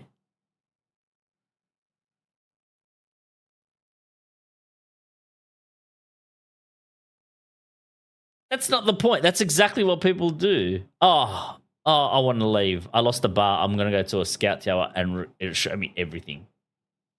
I want the people that don't get bounty to suffer. If you want to leave and you didn't want to, you played like a little bitch and let the bounty go, then go to 3 scout towers to find your fucking exit. Sorry. Oops. That was a little bit too much. I'm sorry. But now they just go, oh, we'll just go to this one and just leave.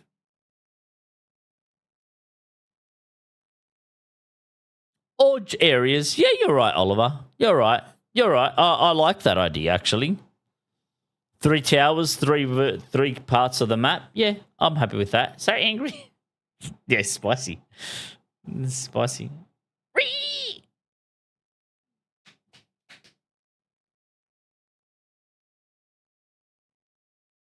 the whole point is it's a pain to make it a pain in the ass, to force you to fight for the objective user, to force you.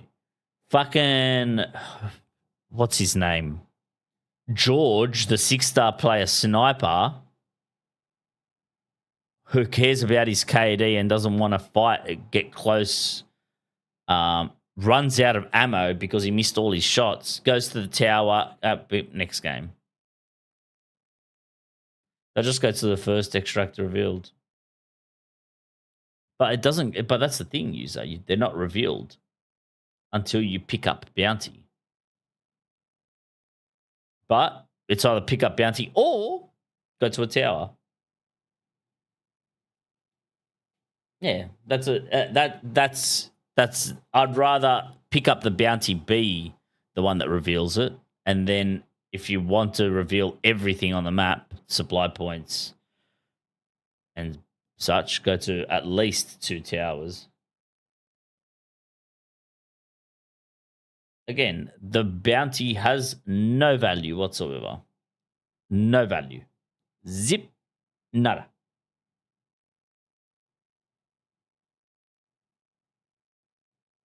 In fact, I don't know if the bounty shows supply points, but a tower does, I think.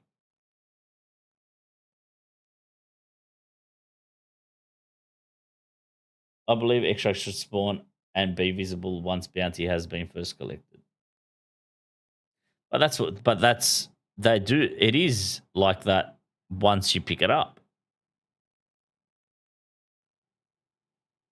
But now you can just go to a tower and do it. We'll see how it goes.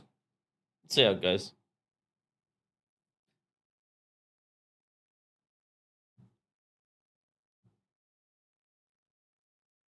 I guess they don't want to upset the people that want to leave early.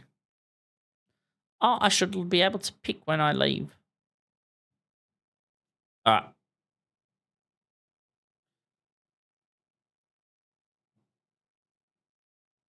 Yeah. Exactly right. Yeah, I agree, Axel. I agree.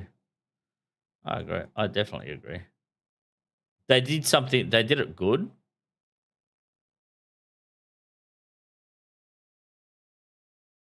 Chat, I queued with my level, but that's my fault. That's my fault. That's exactly user. I'll wear it. I'll wear it.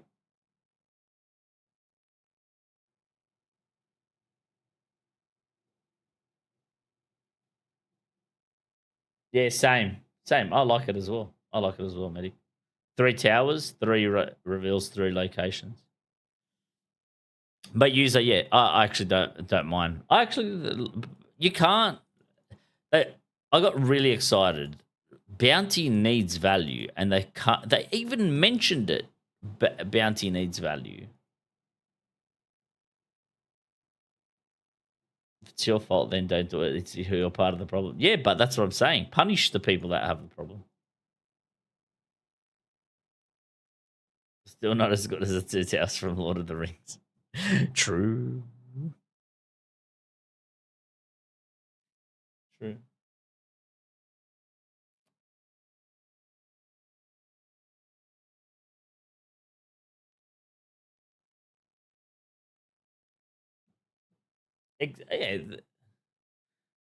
But I think that's what an extraction game. Ban people who leave before bounties picked up.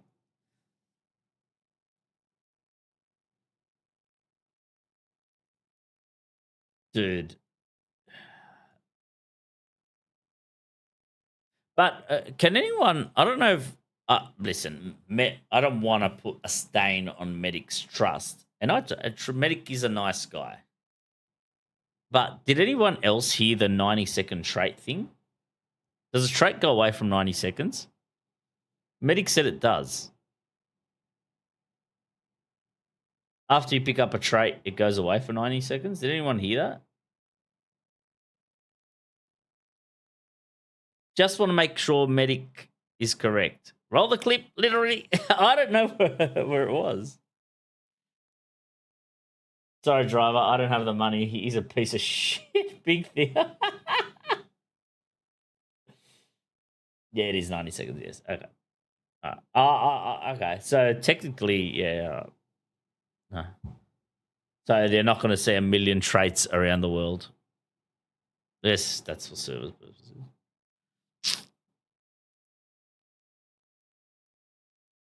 Also, chat. I'll put it in the form.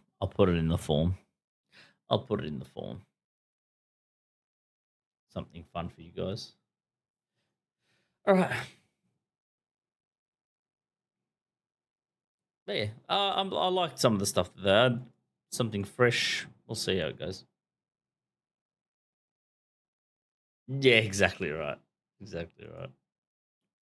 All right. Let's play some Hoot. Did they cook, user? Did Rakta lie to you? Rakta?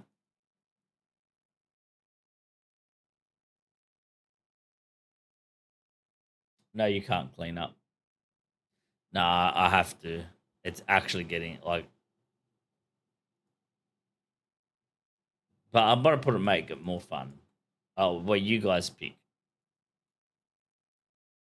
You owe us. Promise broken. It's a health issue, bro.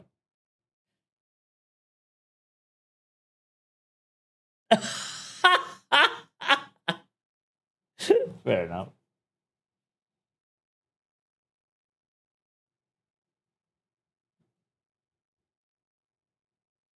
No, but bro, the dust on the floor alone is a problem.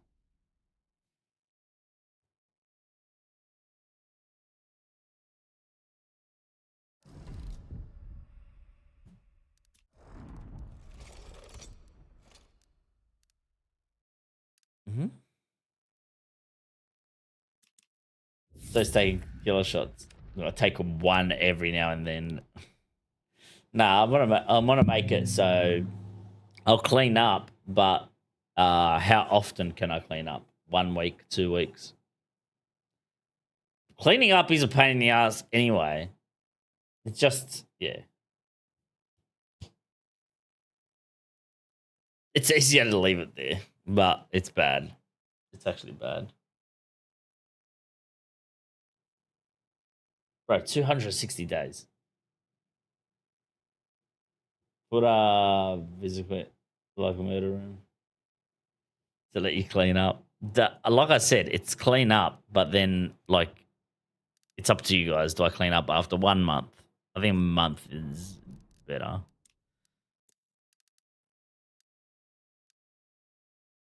I'd say it's a fire hazard more than a health hazard. Fire and health hazard.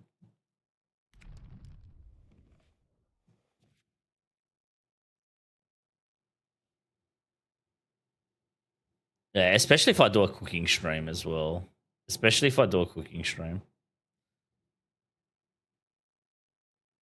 I do have a vodka. Bro, it'll clog up. It can't. You don't understand how thick it is, Oliver. Look. How's it gonna pick up this? Did you see anything move from my floor?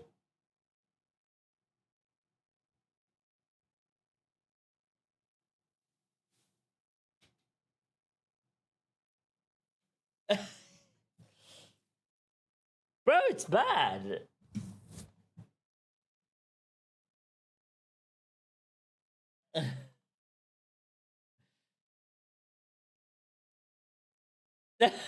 Dude, it's piled up. Take a handful with you every time you go and pee. Nah, I can already see. I'll probably clean in between stream. Like, so in between queues, I'll clean. But what's going to happen is someone's going to make me dance. Someone's going to gift a sub. So more mess is going to fucking happen. It's going to be almost impossible to clean it. I definitely can't clean. I don't think I can pick it up in 1 day. I definitely don't think it'll be. So it's going to be a fucking meme.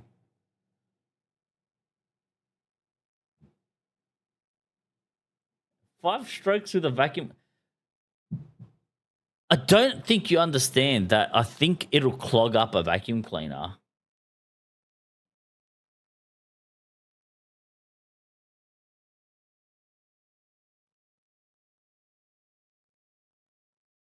It's a 10-minute job, guys. Get the fuck out of here, Alan. Bro, it's behind the desk. It's behind the desk. It's underneath. Do you want to see how much is under my feet? Just under my feet here.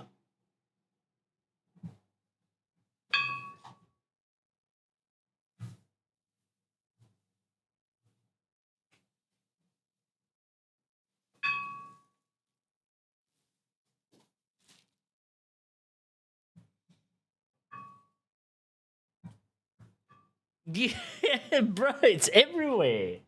When I leave, like, I clean up that hallway like every couple of days, and fucking I just keep bringing stuff in there.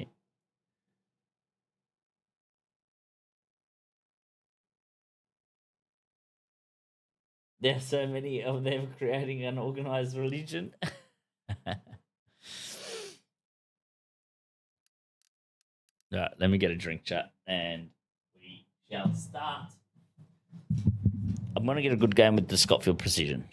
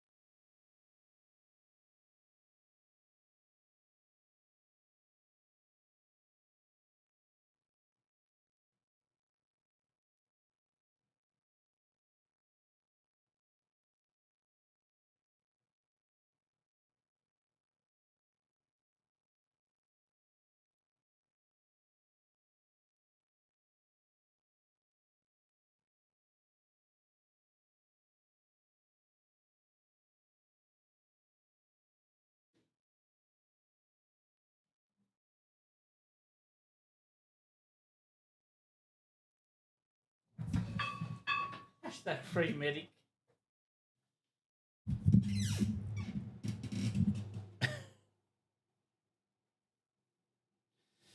All right, let's go, chat. Yeah, sorry I started stream late today. I actually was very tired, and I've been going to bed pretty early, haven't I?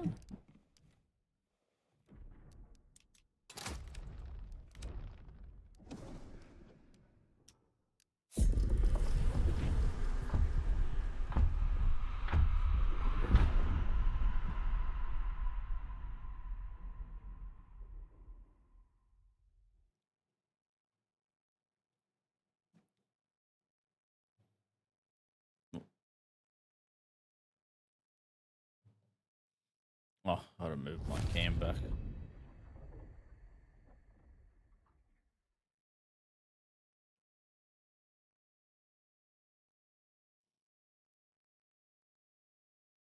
Follower, thanks for coming past, my friend.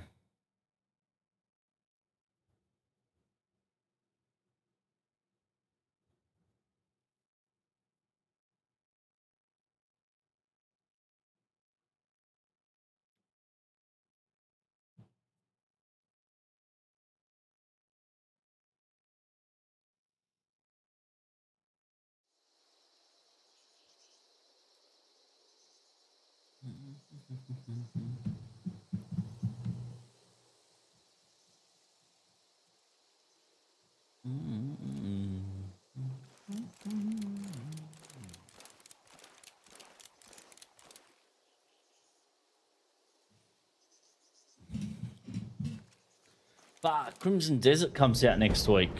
And so is Hunt. Shit. Fucking hell. Can we cook with the first game?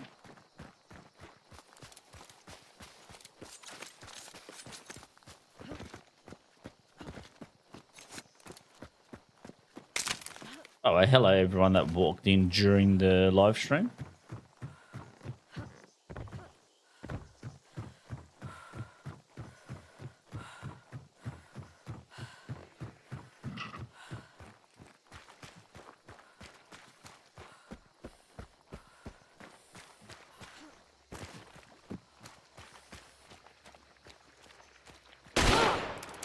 Oh my god.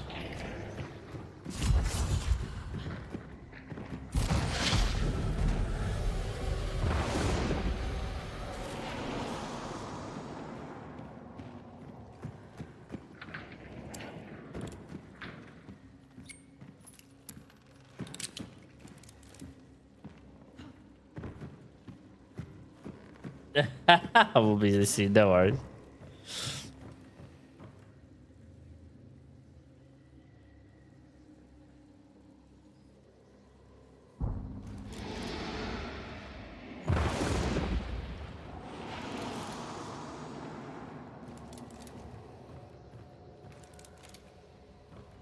Is this gonna be... Is medic tools...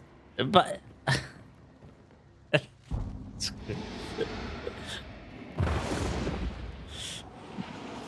It's supposed to be for every... I thought it was going to be for every streamer. Are you making, like, stuff for my stream on your thingo?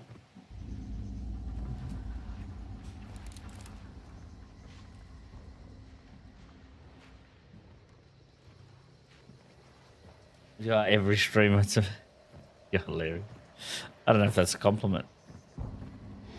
I'm not special? Dude, I can't see anybody. Where is everybody?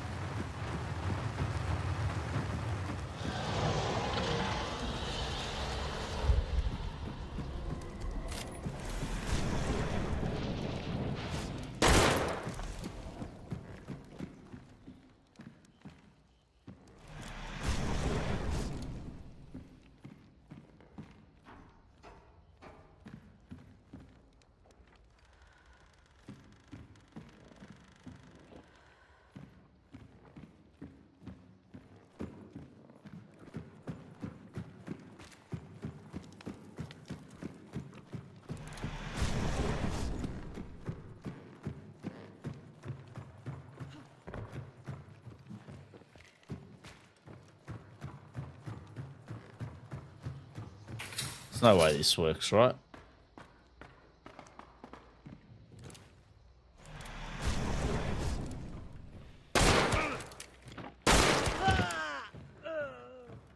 Apparently it works.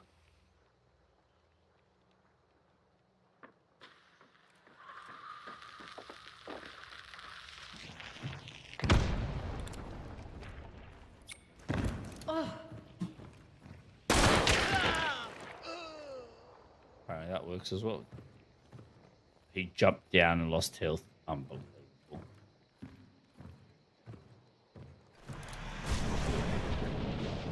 Huh? So I can loot them both.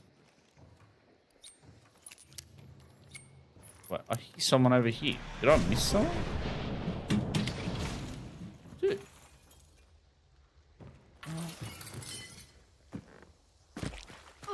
These guys are paid 8. Sniper? Infantry sniper 2.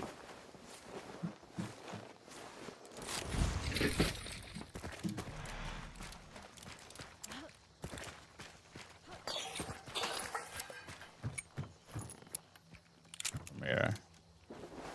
The Alamo buff. That's gonna be insane. there's only 2 other people.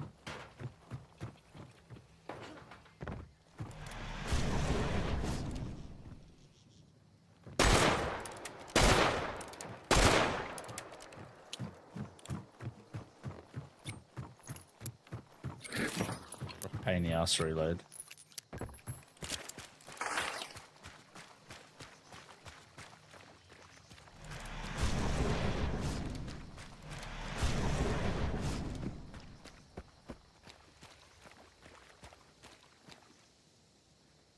Dude, these guys don't want to move.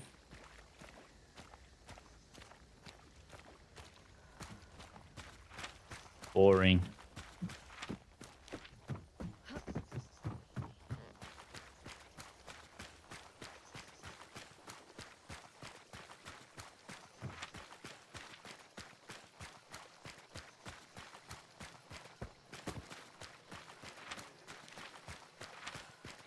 Boring.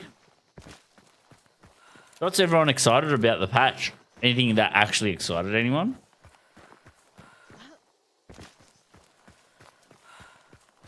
So the fight time of day isn't coming straight away, from what I'm understanding. That new grunt is going to be annoying. So annoying. There's going to be a lot of explosions with meatheads. Everyone's going to be farming every meathead, every bear, every blah, blah, blah. And the tower card got buffed. Instant killed wild targets. That's Rotjaw, Hellborn. That's it.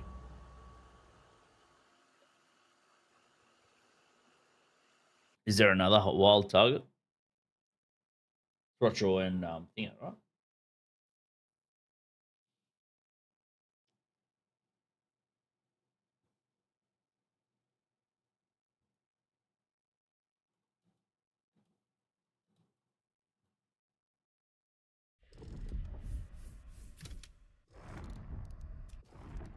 Two kills off the rip.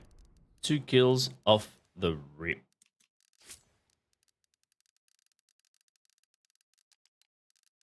Didn't die. Didn't use any consumables.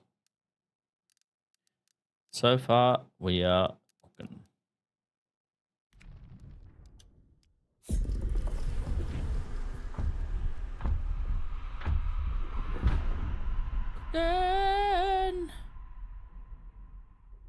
Cooking.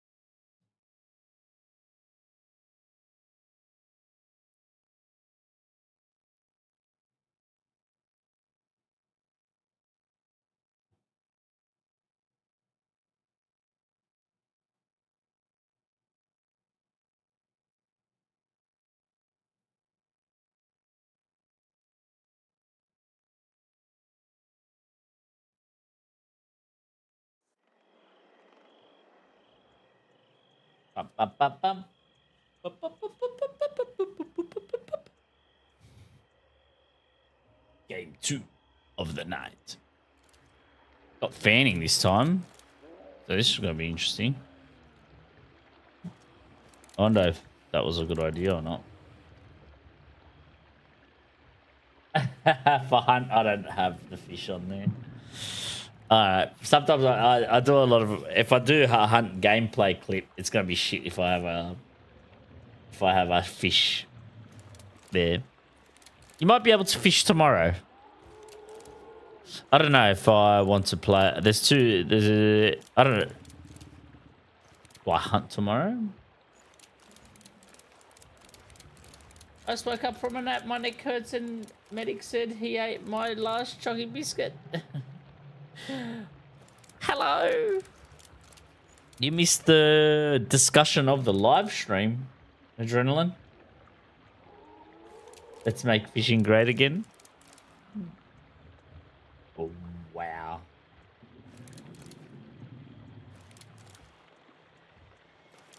What chocolate biscuit was it?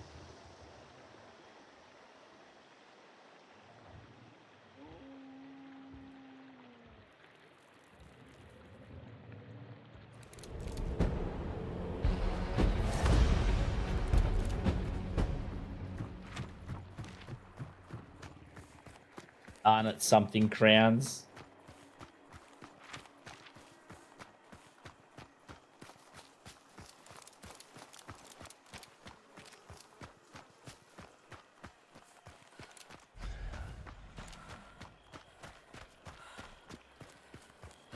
Fuck.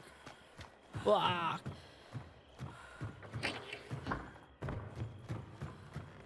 Is my fishing buddy here? Who's your fishing buddy?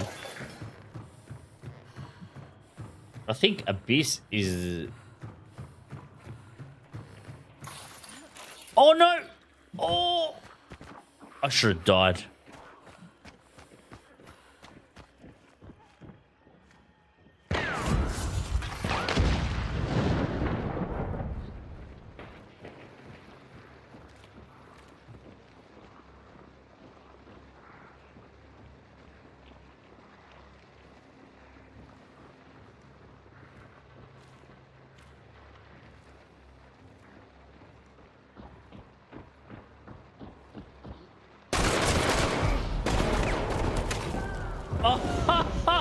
Poor guy. All he wants to do is banish. All he wants to do is banish. All he wants to do is banish. Poor guy.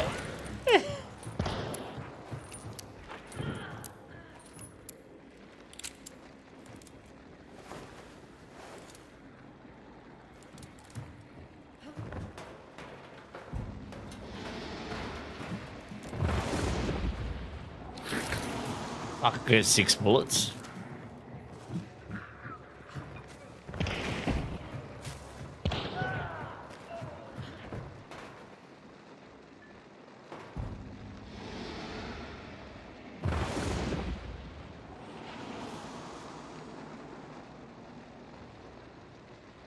Right.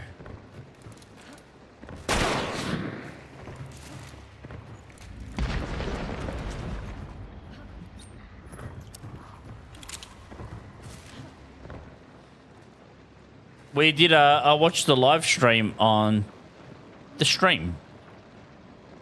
Dev live stream. We watched it.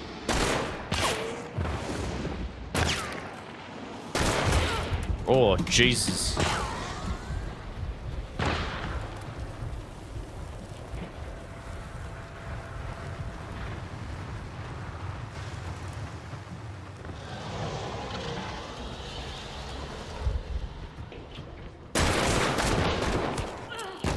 Oh my God.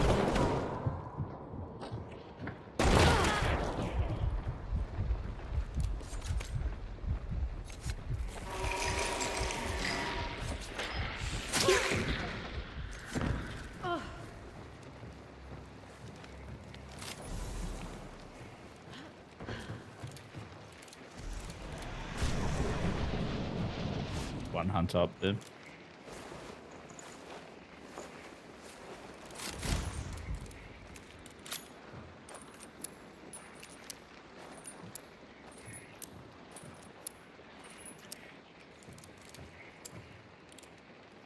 I wonder if they're friends.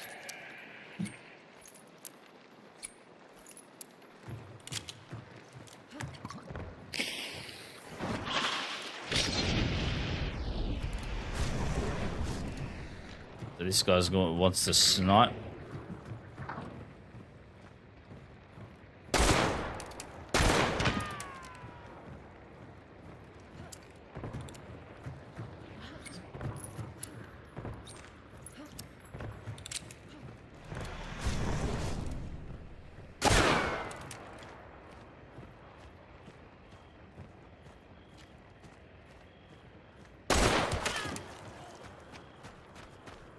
Play like a pansy. You can't hit your shot.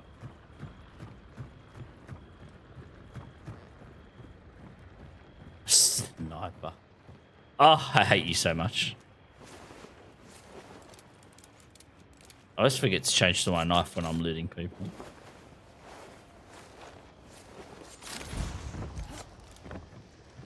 I want to burn him. Bro.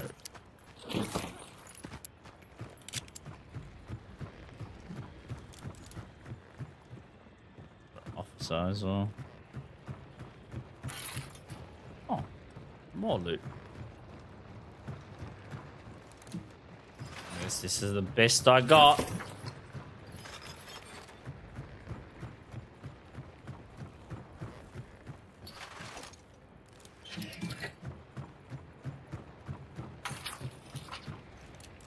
Oh. This guy hit everything but people. See all these arrows? Chat, I'm cooking. I'm cooking. 2 wins in a row. 5 kills. 0 deaths. Scofield Master. Maybe I should have gone to Fanny a lot earlier in my precision career.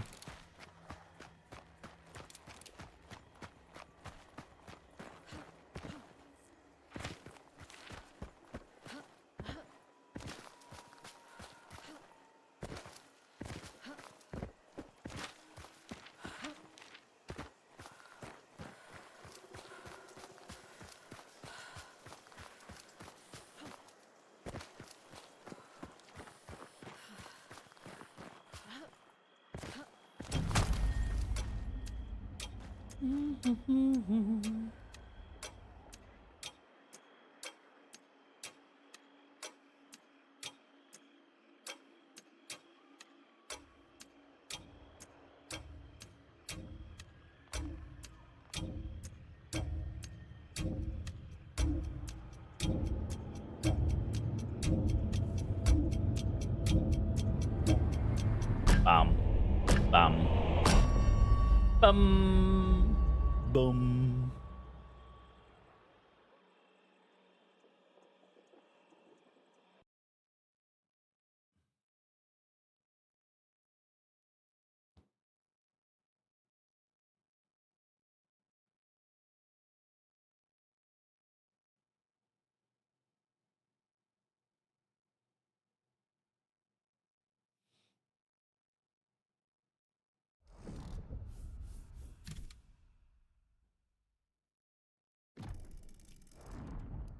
Bro, imagine I get a level 50 doing this.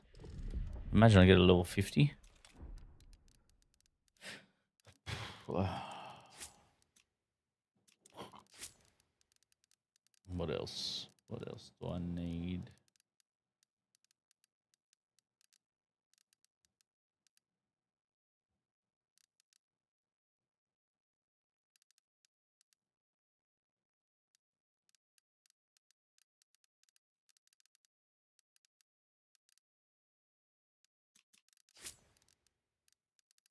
I think we're good. I think we're good. All right, let's go. There's no way I make money off 4 kills. 4 kills. We're on the we're under 100 hours. Road to 0.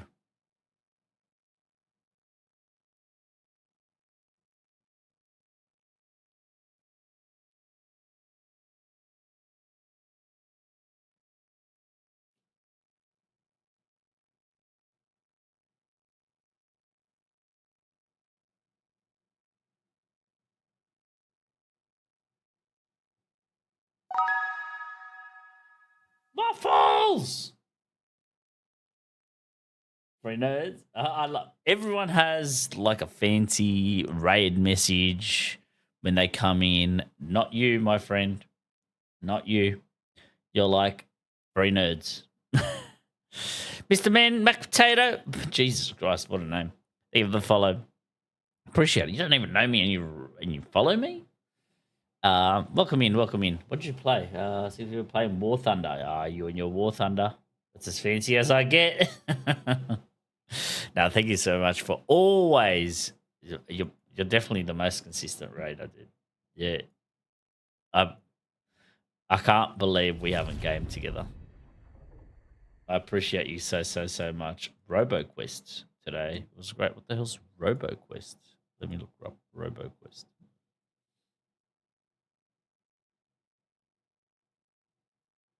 RoboQuest. Oh, this looks cool. Bro, this looks cool. What the hell's RoboQuest? Overwhelmingly positive. It came out in 2023.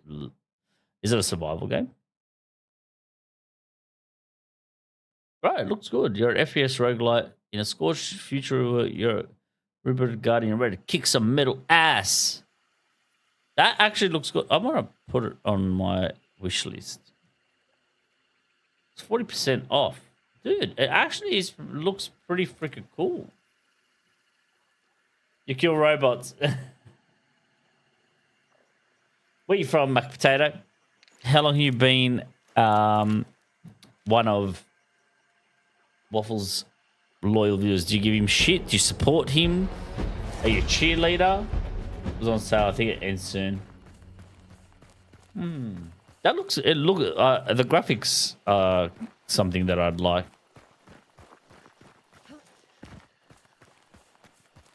Thank you so much, Waffles, for looking after me always, dude. Appreciate it.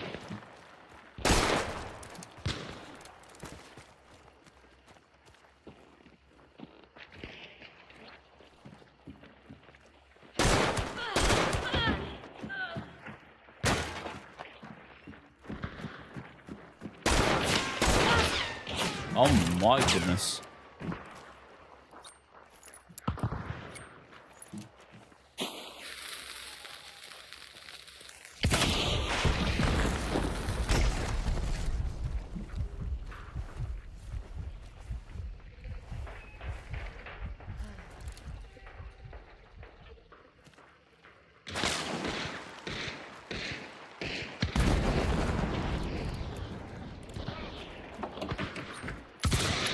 Oh my goodness.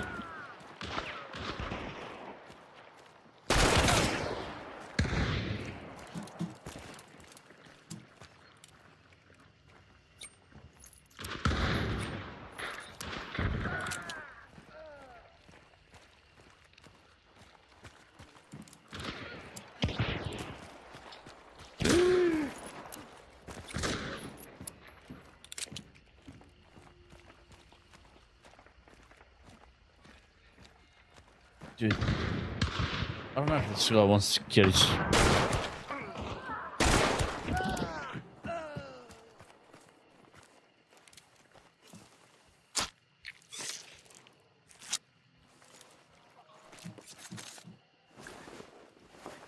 I got to go.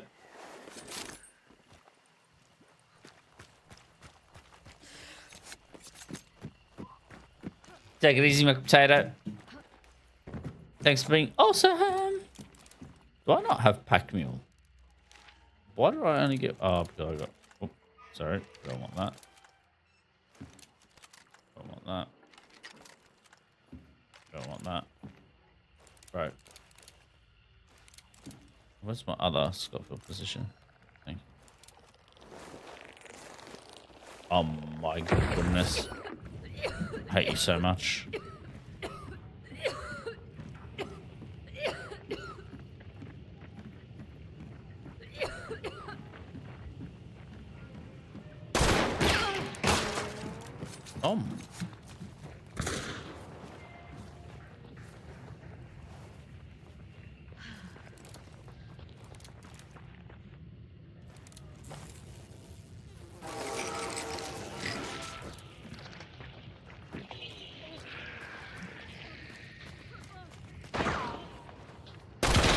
Oh, get out.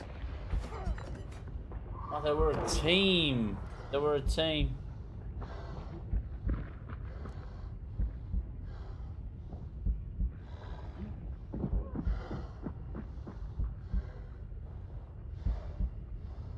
to the normal desert. Dude, I've been destroying.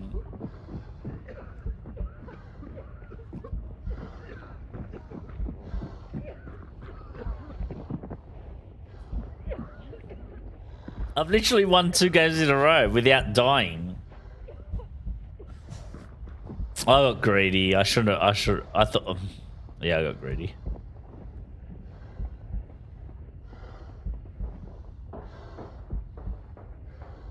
I don't like time. Yeah, I was just celebrating. It's a time.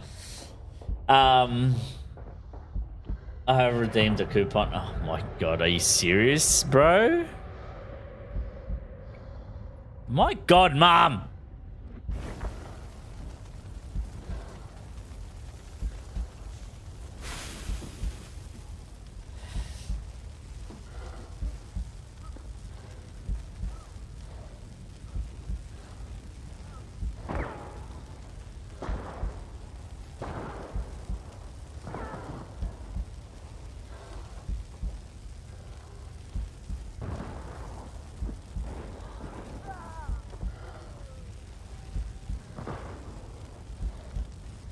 Oh, yeah. Sorry, just let me revive.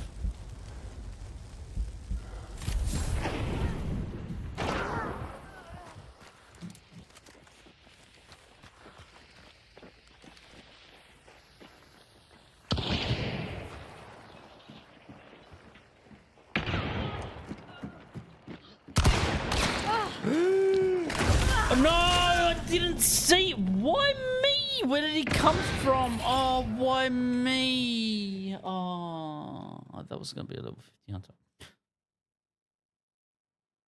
Oh, you ruined my mojo, Mum.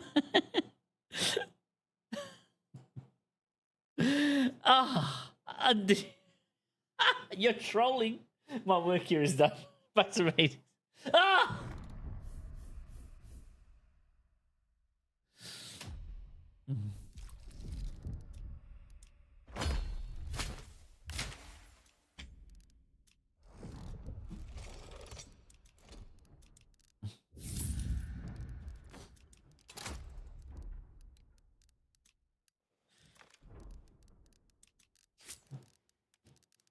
Started off really well. All right. It's all right. That was first step. 2 games, 2 great games. Plot twist, Mom is the paid actor.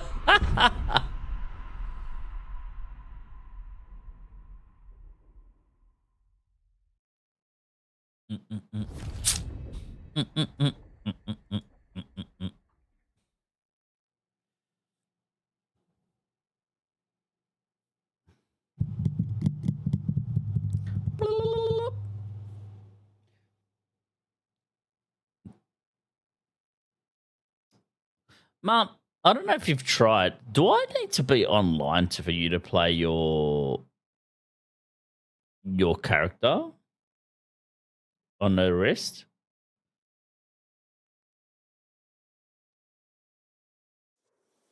Obviously, yeah, you've been away.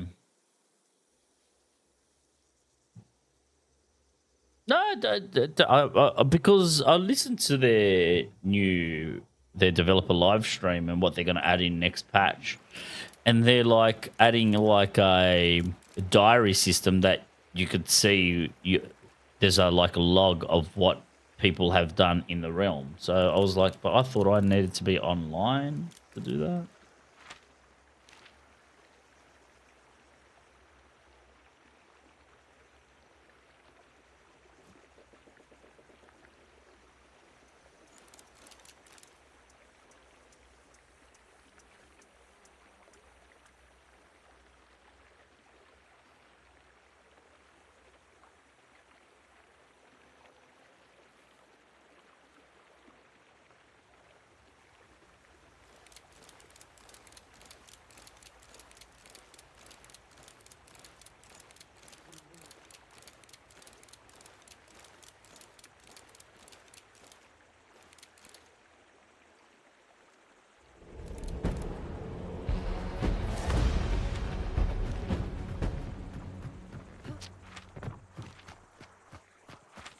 All right, let's cook.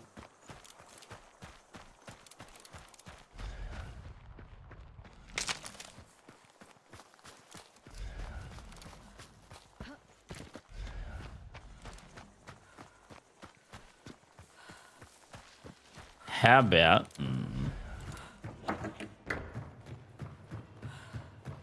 I'm a beast with the Nagant precision. Oh my god. So I'm trying...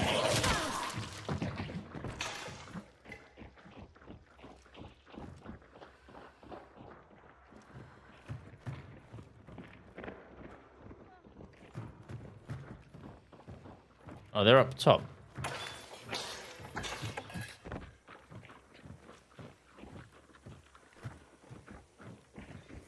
Fuck, I've lost momentum. Oh, we don't want to go in there. And now I've lost my position here. Ah!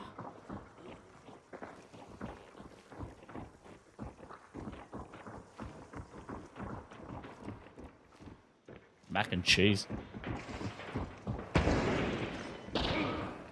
Mum, what time would it be for you?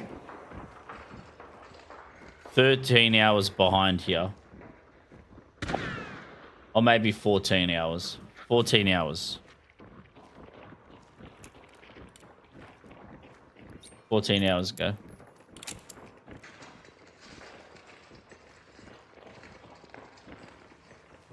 PM. So I'm planning to go live on Sunday around that time. Yeah, I guess that's all right. And that'll be a Saturday night. Or yeah.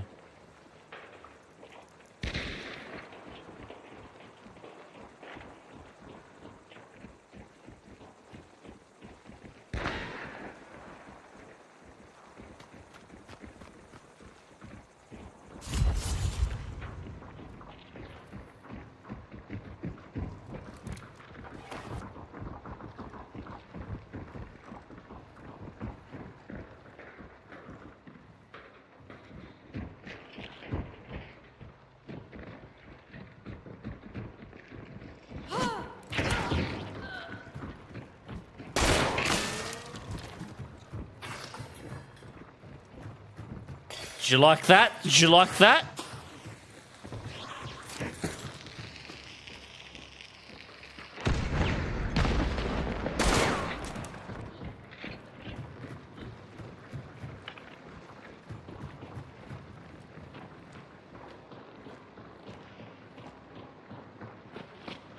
Oh no! I have to trade.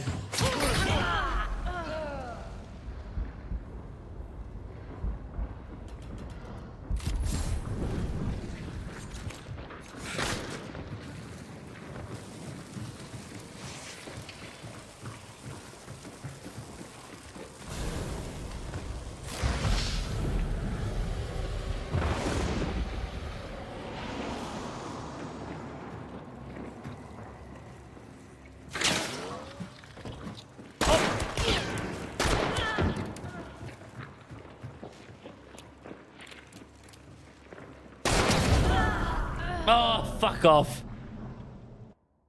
Damn it! Didn't I use, I guess, when he gets angry at me?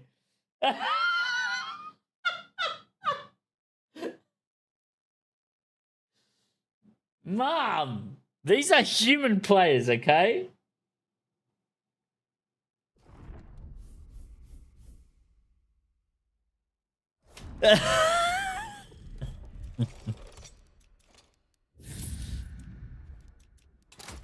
Bro, he rotated. I didn't even hear him behind me. I didn't even hear him.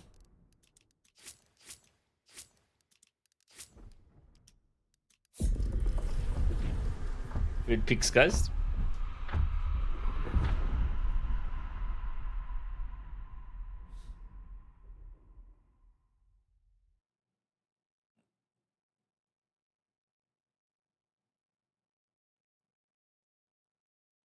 That first plate looks good. Top left. Same with bottom right. Oh, what's the drink? What's the pink drink? What are the drinks? Is that hash browns? What's the... Oh, burrata. Oh, that would have been fucking good. How much did that plate cost you, Alan?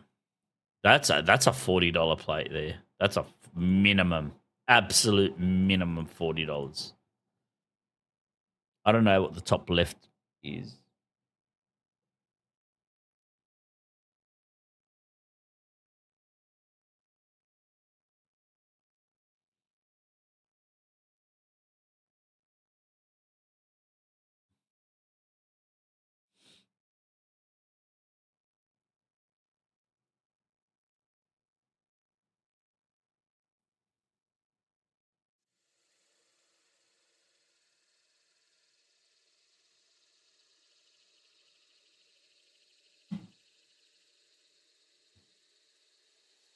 What did you do, Mom?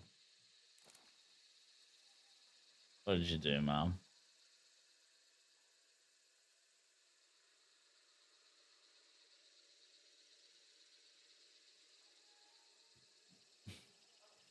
Post it. Can I suggest everyone to not only post it here, post it in the clips part of the Discord, so people in the Discord might go through the clips, and I might actually do a clip thing at the end of the month, whatever's in the Discord. 2 drinks cost me under. But what about the meals?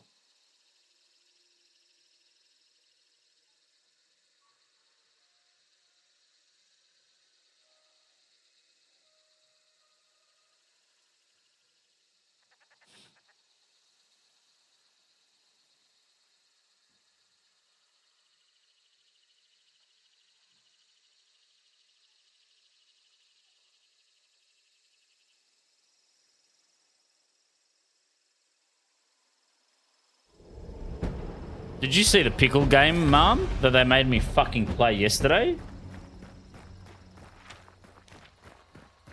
Was it yesterday or the day before? Fuck me dead, man.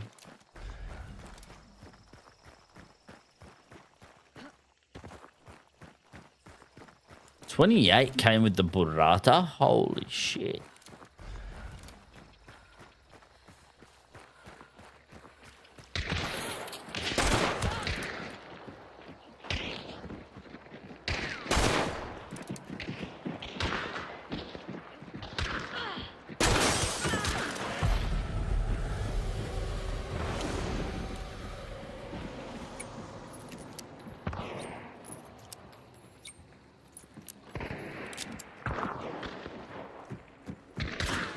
No way. Oh, no.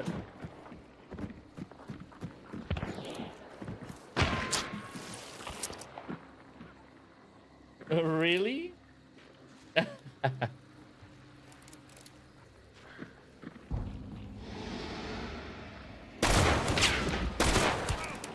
Oh, what?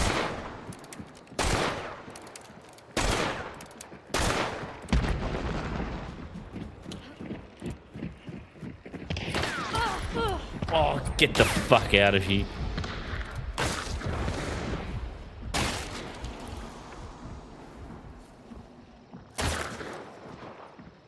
I have to kill this Winfield guy. Shh. Oh, the Winfield guy's been getting hit.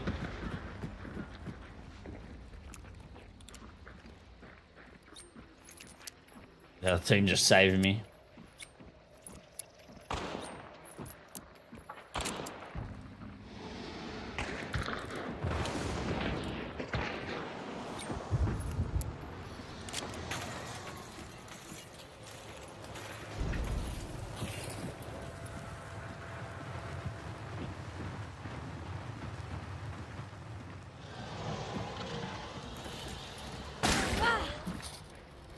This Winfield guy needs to get headshot.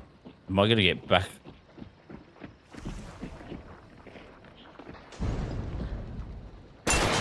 Oh my goodness.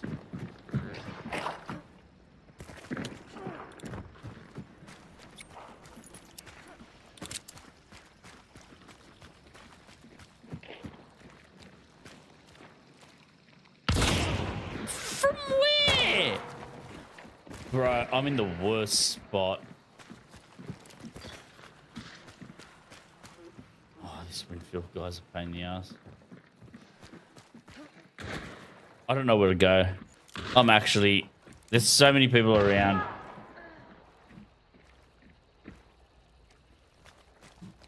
Alright.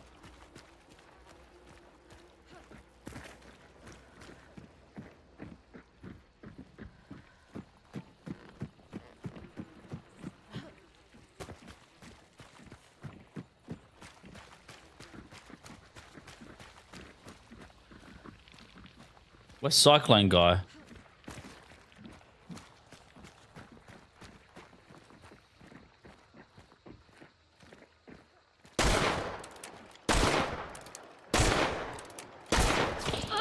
Oh, where did this guy come from?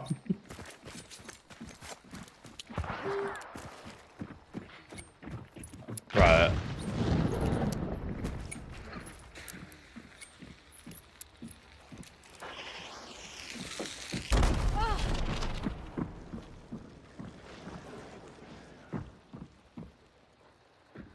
Best city in the world?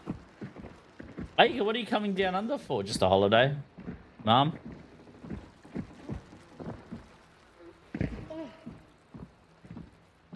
Or do you have places you want to see?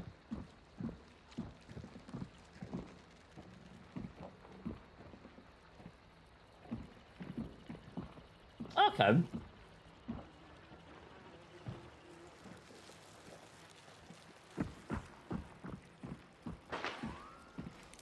Oh, nice.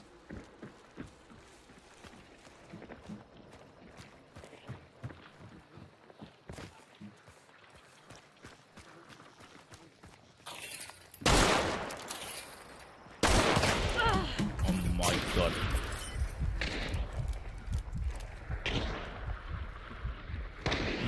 If I be still, he won't see me. Oh no.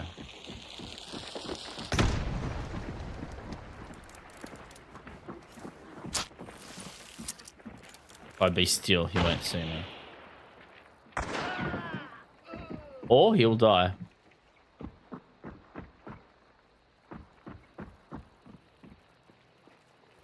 When you travel, do you like to relax or do you like to be on the move?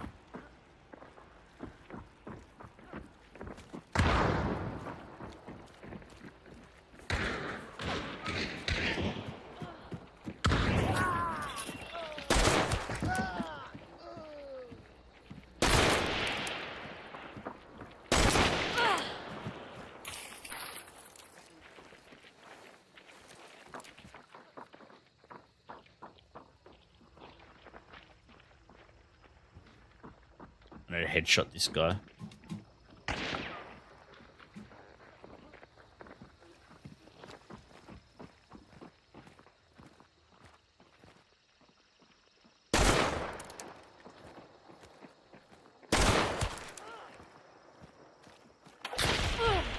Bro, this guy's got eyes like a hawk. Shit.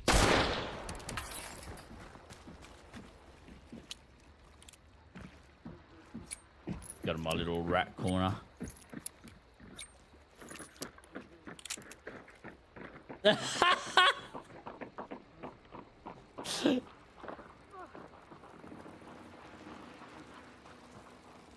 Oh, they're leaving.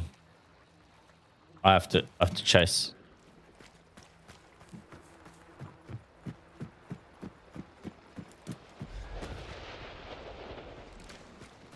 I'm gonna get shot in the ass by...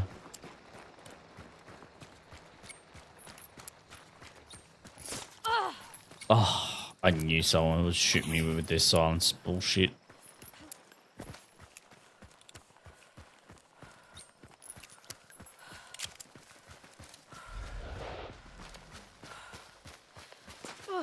Oh, fuck off.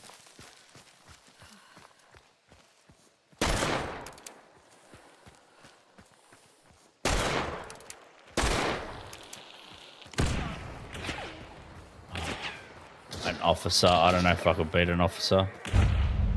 Fuck's sake. That was a shit game, man. No one pushed. This was a try-hard game.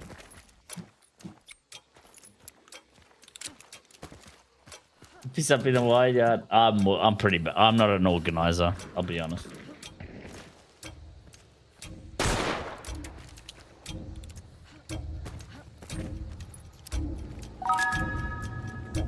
Queen!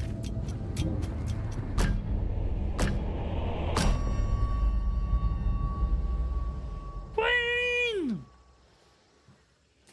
Guys, if you haven't already, go check out this Heavy Metal Queen. She's absolutely amazing. You're playing Super Mario Sunshine over there. You like your Mario games, don't you, Queen? They're good games. I wish I could go back to playing them. But I don't have a console. Yeah, Mario games go hard. Please go check her out. She's also a Hunt Showdown player, so go give her a follow. She'll play it eventually. But she does a lot of variety. Does some rivals, does some Mario games, the racing game Mario Kart, some stuff like that. She's always doing something. But she's a ball to watch and listen to.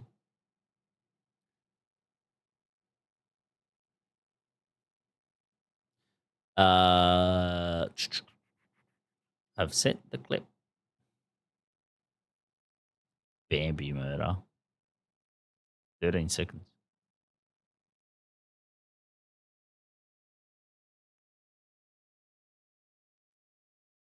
Mom, an error occurred. No, if I go to the actual YouTube.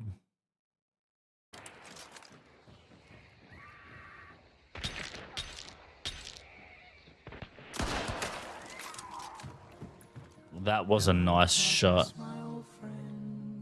That was a nice shot.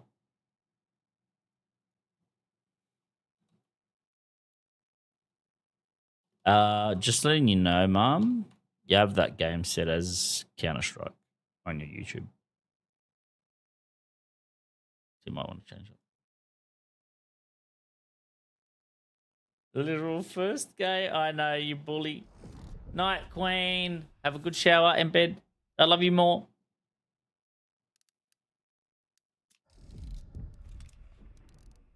$5 points. What do I do? 5 points. Get an extra heal. Oh, whoops.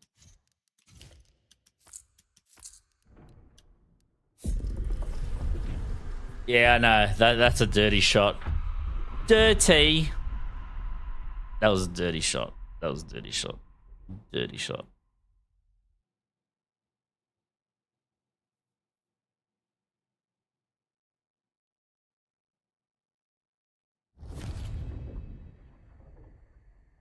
Yeah, that's the worst thing about Hunt.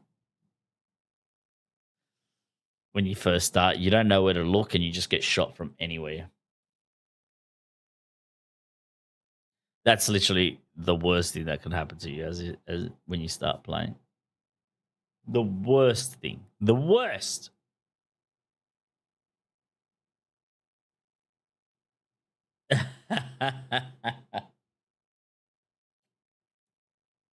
You're right. You're not wrong. Some mac and cheese. Fuck, I could go for some mac and cheese. I could go for some mac and cheese.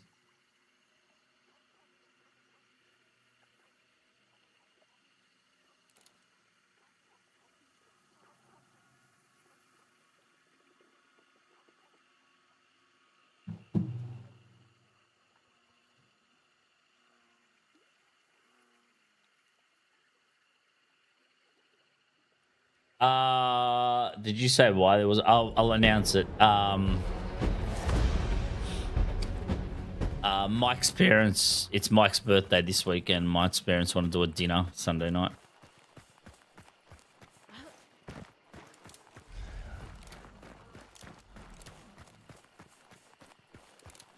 I could just run normal stream time and have the old of us all playing together. But I'd rather give you guys a proper stream at a different time.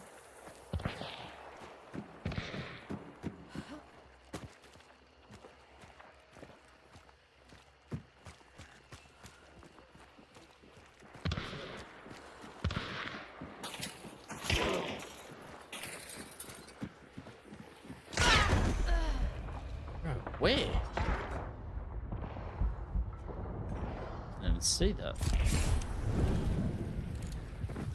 I'm not half asleep. Where did he shoot me from?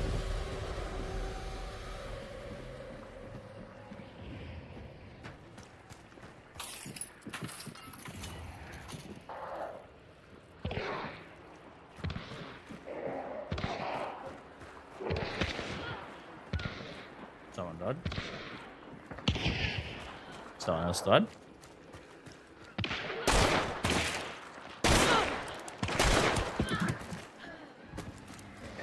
I took that guy's kill. He's not going to be happy. Oh, that guy died though. Why is everyone so far out? Oh. Oh, that's the guy that killed me.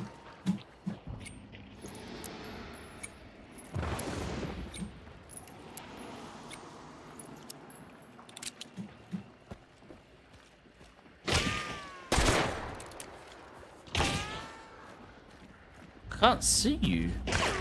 Oh, now I do.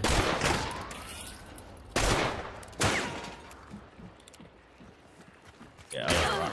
Yeah, this isn't good. Oh. Bro.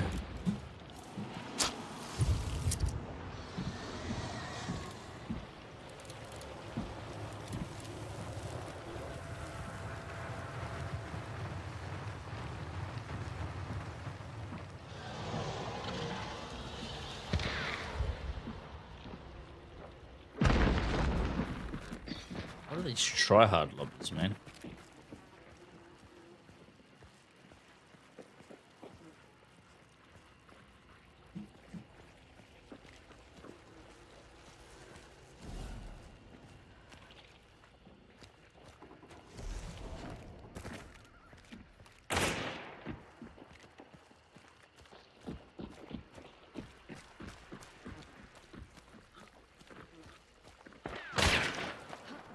I can't see these guys.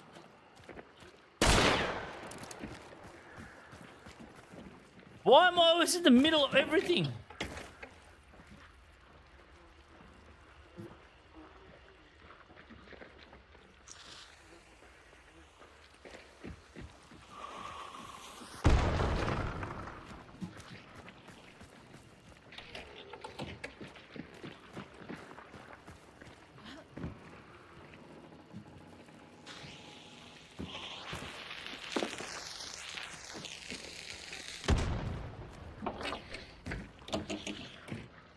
Now what?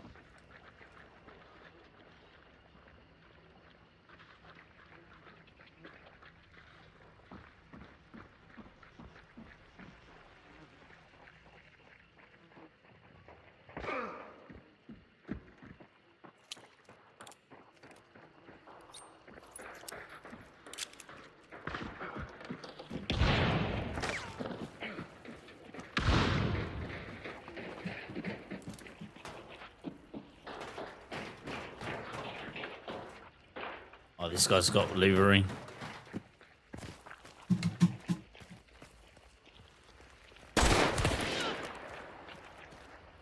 That's the guy I killed.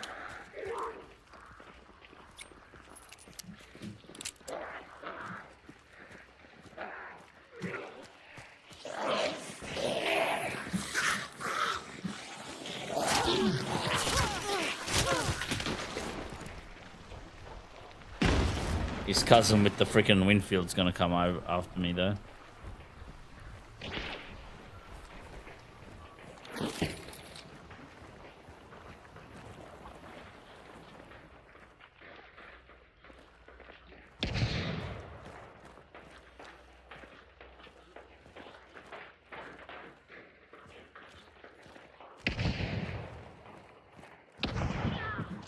Oh, there's no way they got third-partied.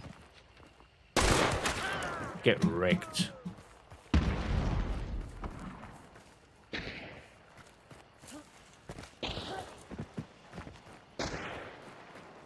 That's the guy that killed me.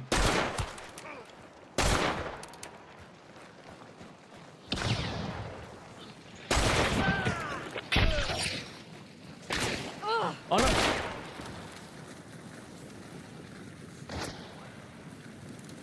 I need to heal. I can't be greedy here. Nope. Oh, fuck. I should have just... Oh, yeah, I played that bad.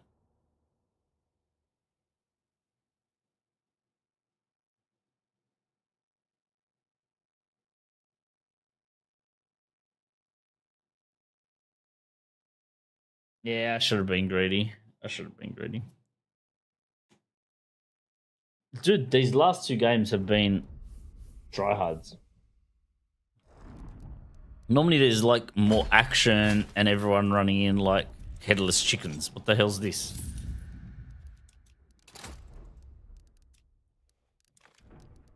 Trying to play outside of bounty area.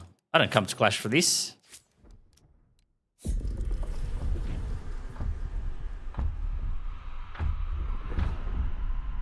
Have you looked at the new patch, Mom? What do you feel about it? How do you feel about it? That's at least a 200 time add-on to ever. It's an alright patch. I don't like some of the... I'm upset with the decisions, some of the decisions. Can you give me the 3 big things? Alright, this is one thing tied up into one. Meatheads, bears, and brutes now guarantee drop a trait. But lootable traits now have a 90-second despawn once the first person grabs it.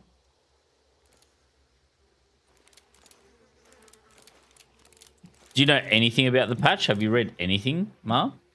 That makes a bit like, because that will, if I'm going to give you 3 things, then that makes a massive difference. I don't want to say something that you already know.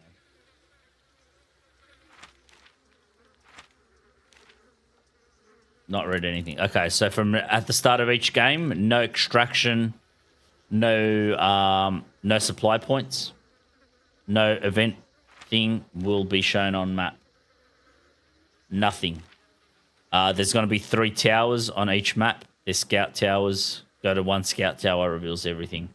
If you don't go through a scout tower, the only other way that you can know extraction is if you banish boss or pick up a bounty. But like I said, the scout tower does that for you anyway, which I don't like. I really kept it. I wish they made the scout towers reveal one thing. So you go to one scout tower, it does the supplies or the extraction, not everything all at once. It just devalues the bounty again. The fact that bounty had that power made, yeah. But I really wish they yeah. Exactly, Mom. Exactly. When I read everything's hidden on the map, and that's how they released the patch notes. Supply points and extractions are now hidden at the start of each game. Can only be revealed by banishing or getting bounty. New addition to maps: Scout Towers reveals supply points and extractions.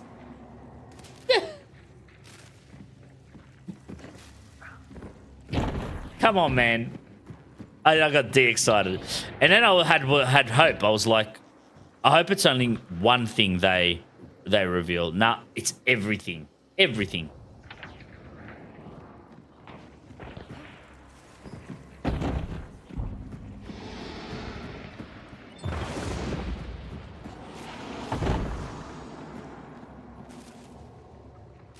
Yeah, exactly. You were here for that part. The spyglass tracked. Yeah, they do. Damn. I don't know. They're scared of making people upset. Let's make the game a little bit hardcore, but to make it easier for people so that it struggle, let's do this. You know what I mean?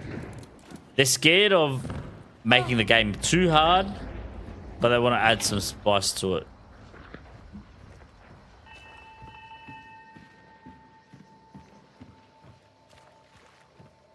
What's the fourth thing?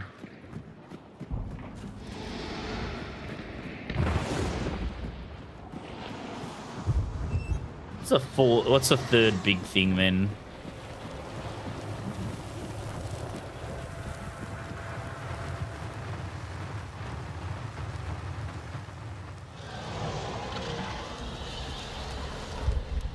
There's a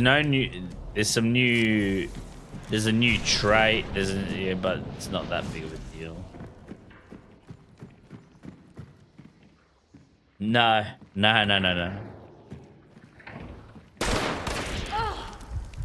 Almost. So the event cart will always have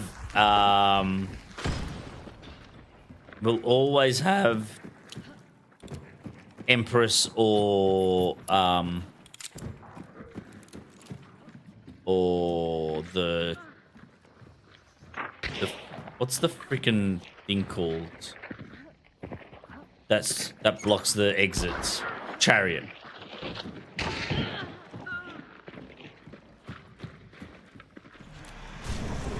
I'm so dead. I've been talking.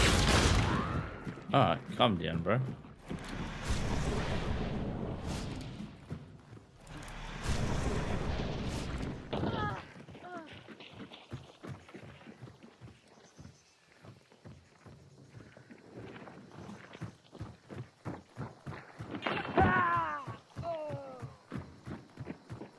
I need to deal with this.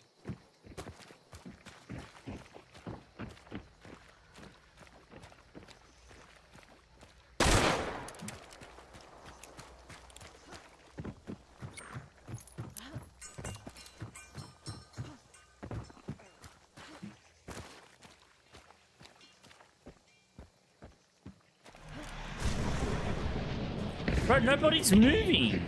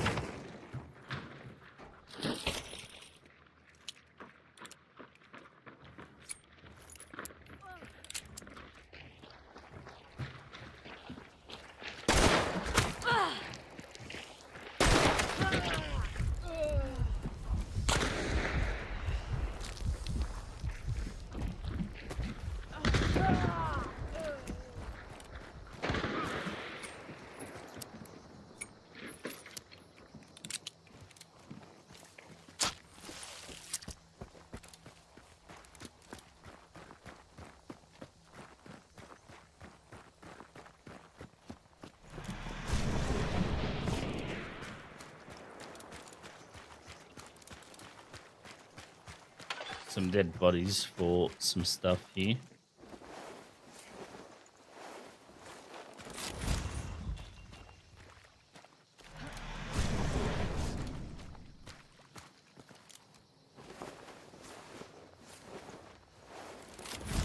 They're doing nothing with special ammo. Not that I know of. They said nothing.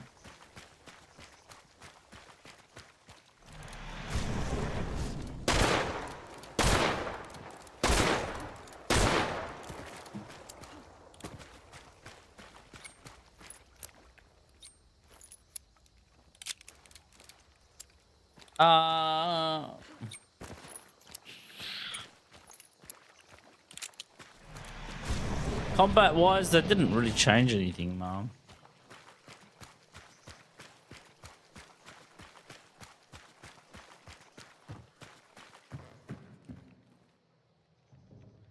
Should be on a couple of weaker one shots.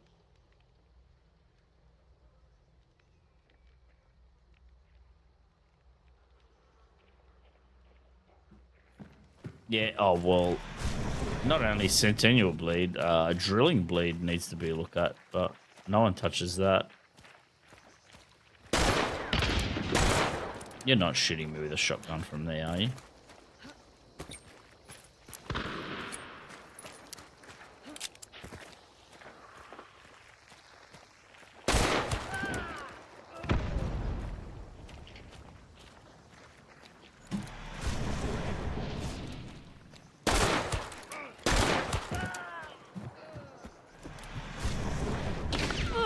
Oh no!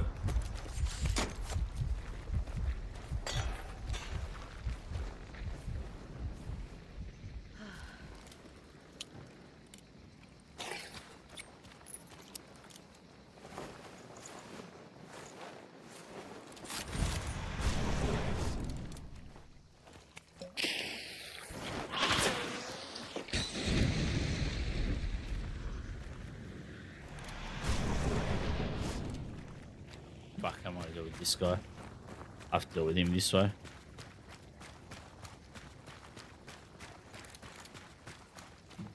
Yeah, can you peek me?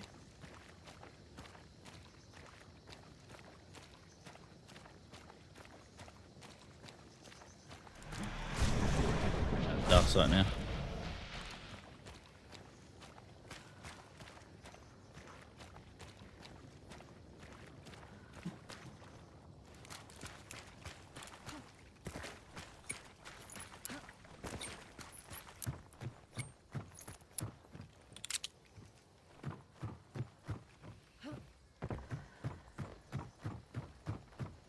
Can anybody shoot me so I know where you guys are?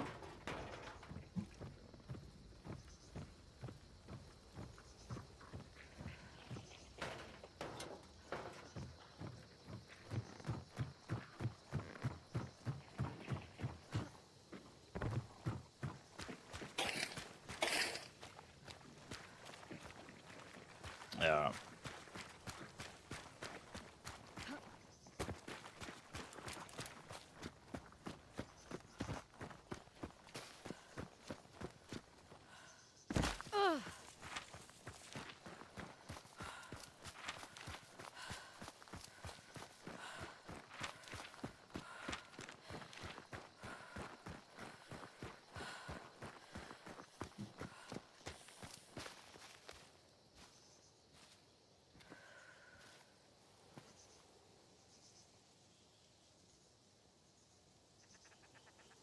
I know it's coming. They're too try hard.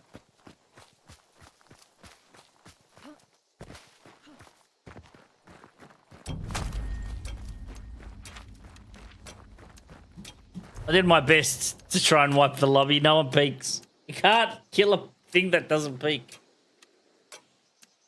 Mom, those are the two. Those are the big things. The traits. So I reckon they buffed. They buffed some cards.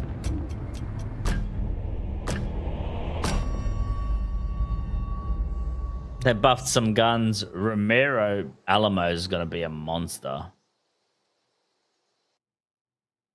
They nerfed the Cyclone. Buffed the Mako. Waka! How are you?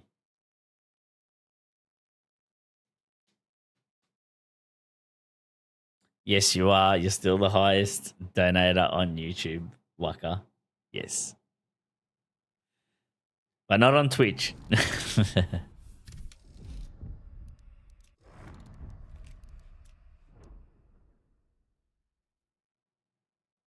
Does that mean does that mean I don't have to do noodles at 300? If Anakin's doing it for me? Thoughts? Thoughts on that offer?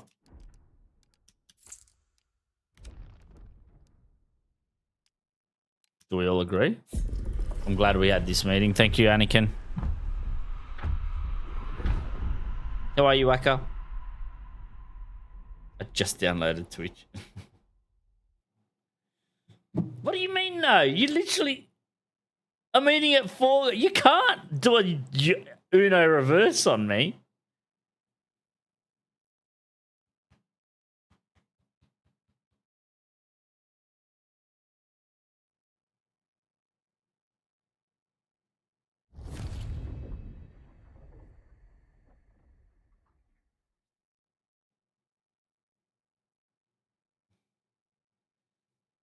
What do you mean, no, Waka? What do you mean? What do you mean, no, no, no? No, no, no, no, no, no, no.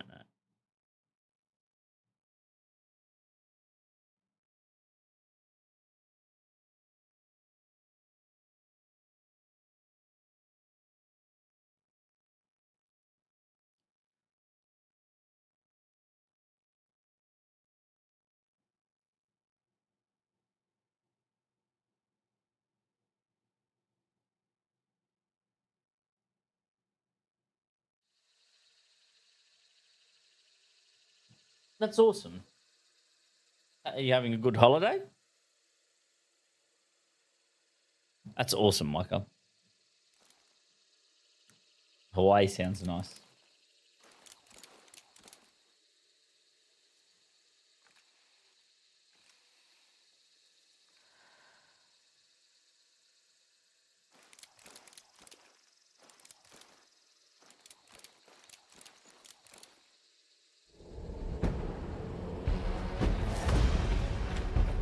You need to watch a recap.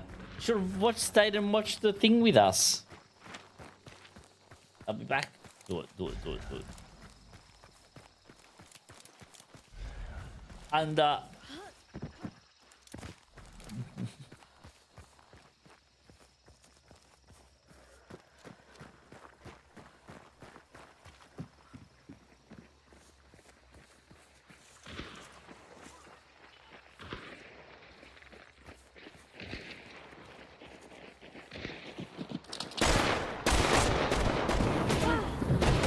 oh my god, I screwed that up hard.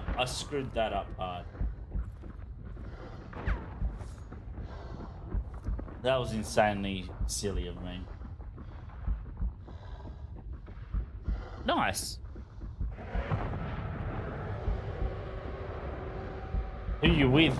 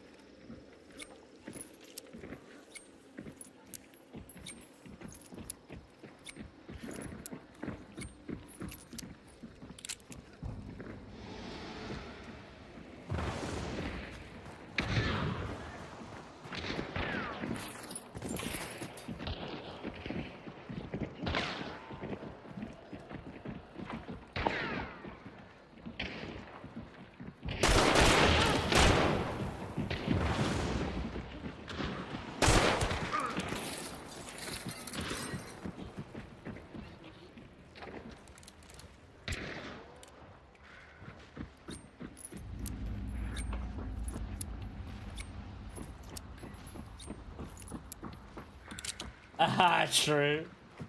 Yeah, but that would be very, very difficult.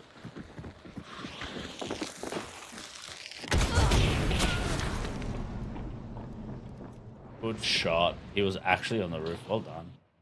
He actually killed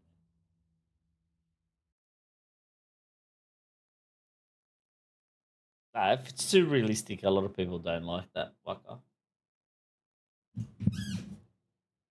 You're with your friend? Awesome.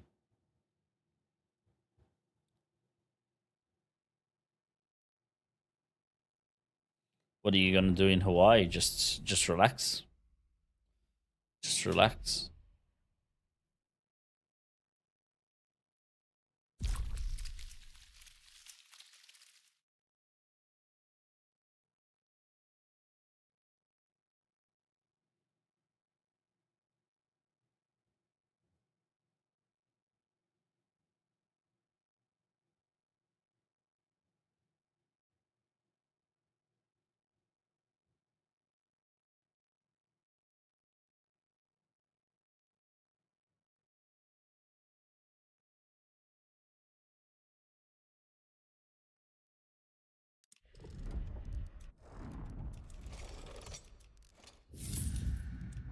Sorry, I was just looking at some Dixper news.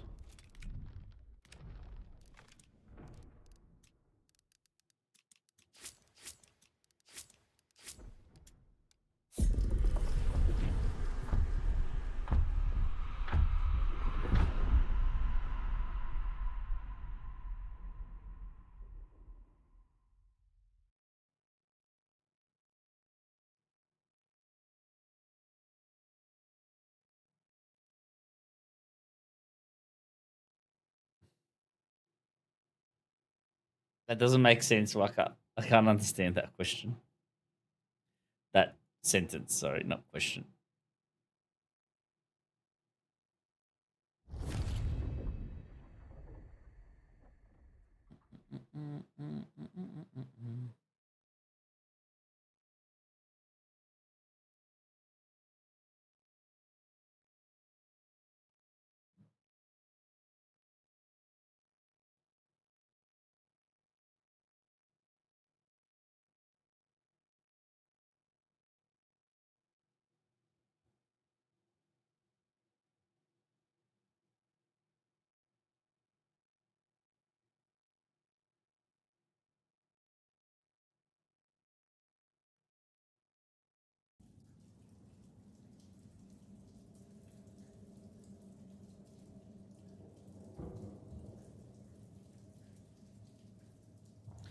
Bro, I can't get a good game with the Scotfield.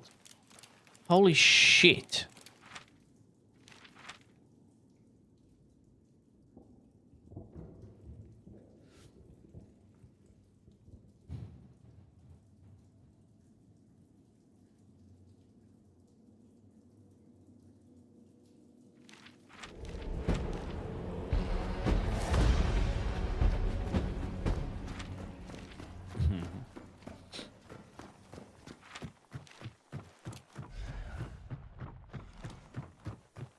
Oh, this is a silly way to go. I'm gonna get shot left, right, and center if I don't hurry up. All right, good.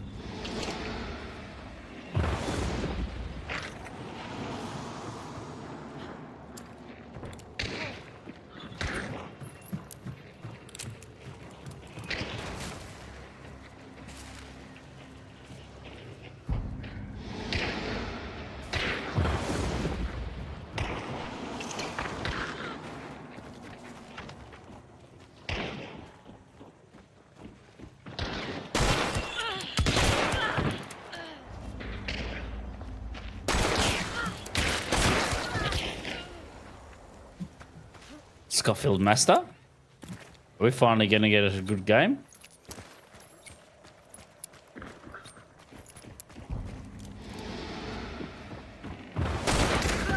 Oh, yes!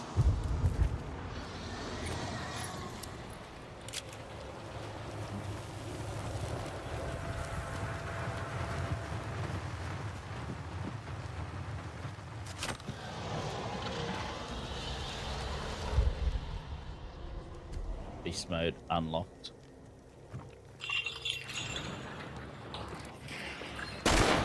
Oh my god, I can't. Bosun? Yeah, I ain't facing that. Oh my goodness. Oh my god, that was close.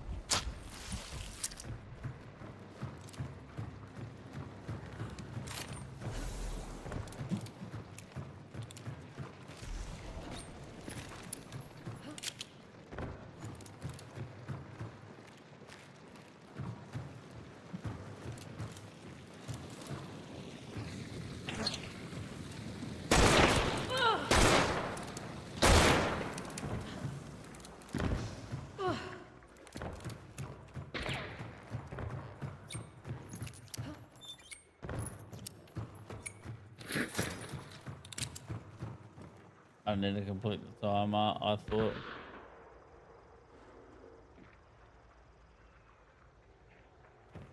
What the stream goes for? Like I said, it goes down every time I stream. So after that timer goes, I stream every day till that timer goes down.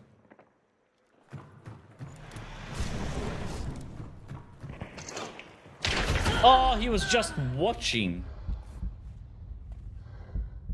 The timer is going down slowly.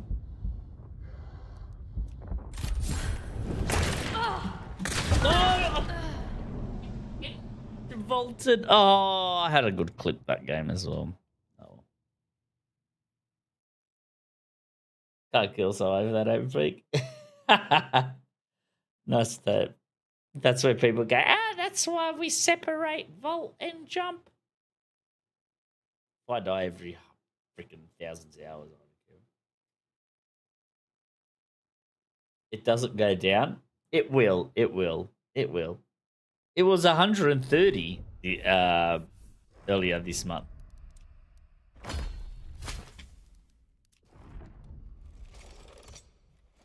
That was funny. You like that. You like that, Waker.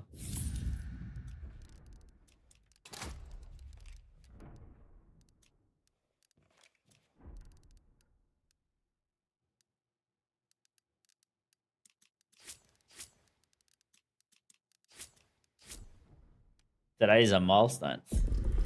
Only 100 days till season 1. No, it's 64. Tomorrow. Season 2 starts in 100. No, today's 64, Mom.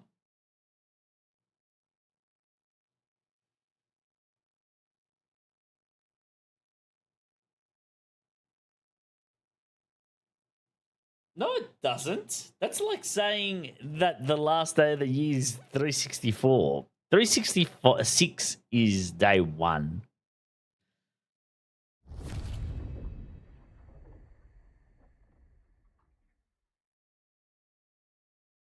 Why is Mario and Luigi behind you? I always wondered why they're there. Oh, just some decoration. My mum gave them to me as a present a long time ago, and I'm like, eh. Here we go. Mom's getting... I got an answer coming.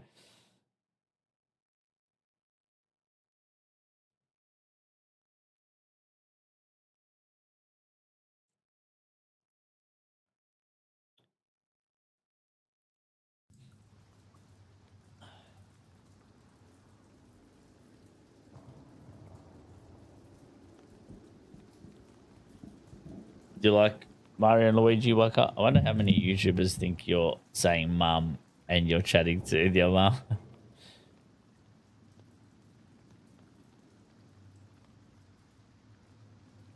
$19 days until Hot Ones Part 4 noodles and 35% off.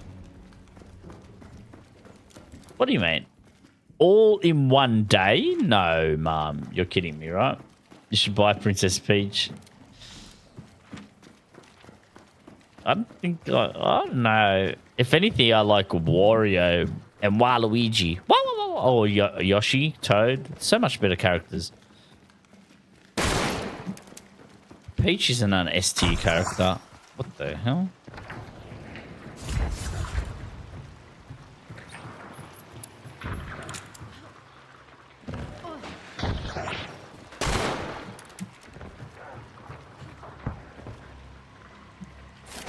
This game's gonna be wild.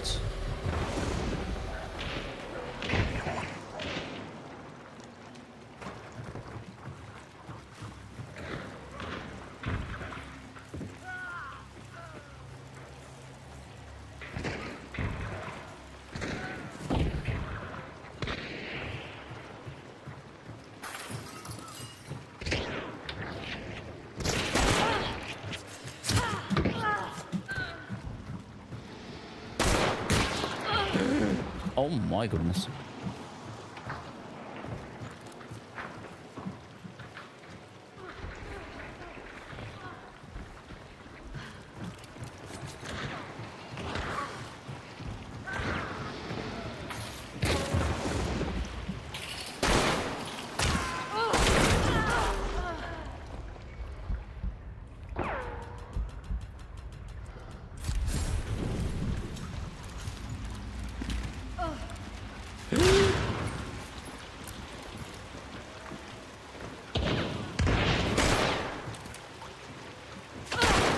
Oh my goodness.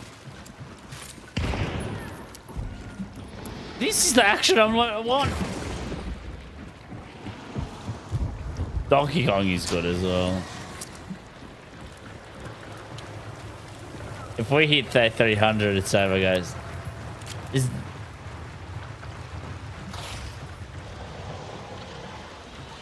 What do you mean? Why? What's day 300?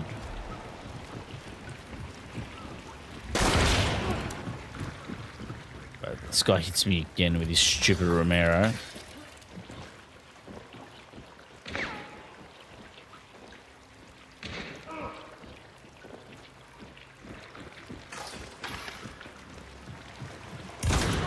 Oh!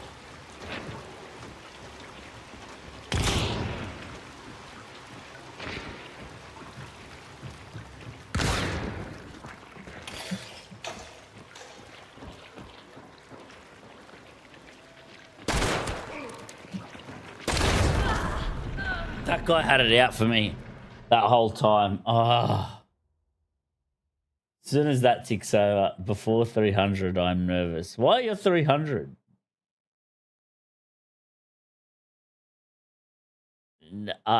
Amy, I mean, Waka, I appreciate it. I wouldn't do it. Honestly, I wouldn't do it on here. I'd do it on my other. Like I said, YouTube takes 35% of it. You're being very generous, but I can't allow that much money being split. You'd be cooked. It's a milestone. Why is day before 300? So 19 days is 1, 2, 3, 4, 5, 6, 7, 8, 9, 10, 11, 12, 13, 14, 15, 16, 17, 18, 19, 20. There's 22 days for the first of the month. So you're saying, oh my God, that's right.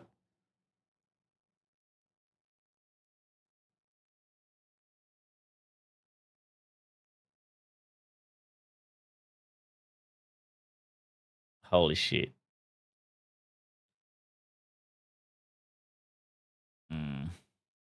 If we hit day 300, but day 260, there's plenty of days.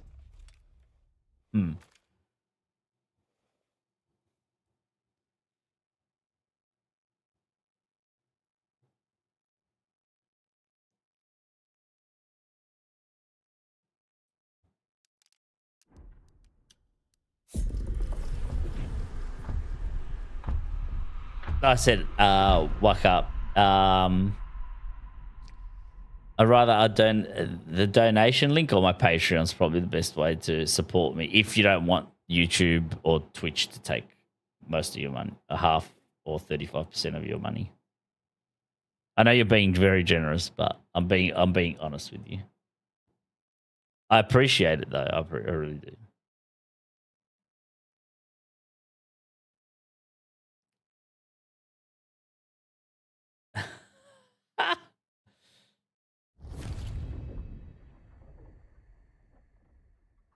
I don't understand what 99. My brain, Mom.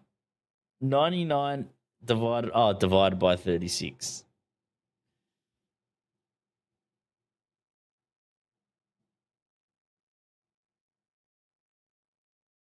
Fucking here we go. The min-max. The min-max. By the way, the 30% off, 35% off will be for 2 days, Mom. 2 streams. Oh, unless I do a long stream. It's 7 hours of it. 7 or 8 hours. They've given me 21 hours of 35% off. No, we already did one. So,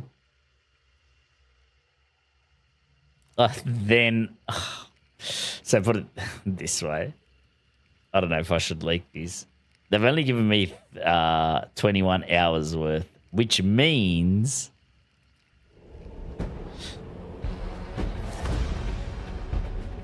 after the 4th month, I'll have to do the double time. If they don't give me more 35% off.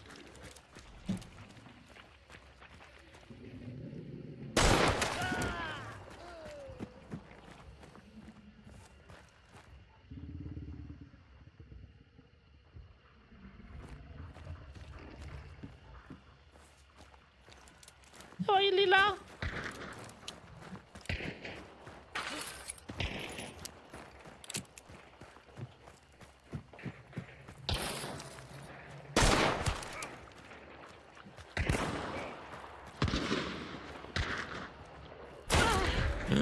I'm dead.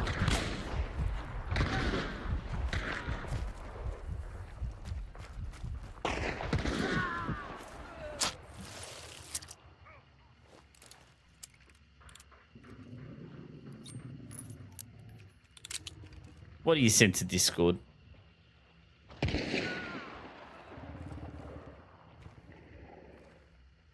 I can give you another link if you want a better link. I know the Patreon said it didn't work.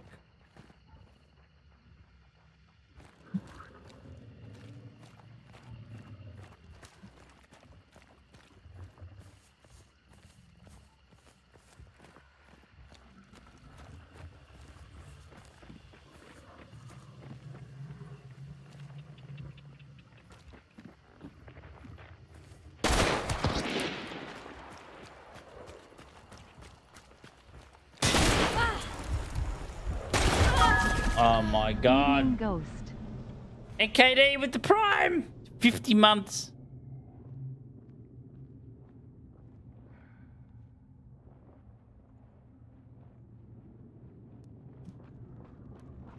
Did I already... When did I die here? Did I not do trades? Didn't do trades. I'll probably play it during Halloween. Hi. Is that how you said it? Hi.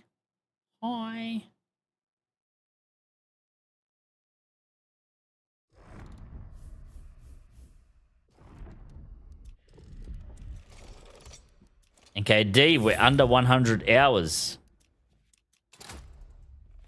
Road to zero.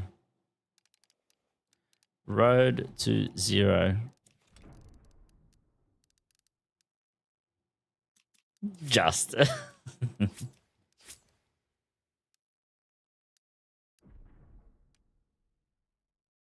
Road to zero social.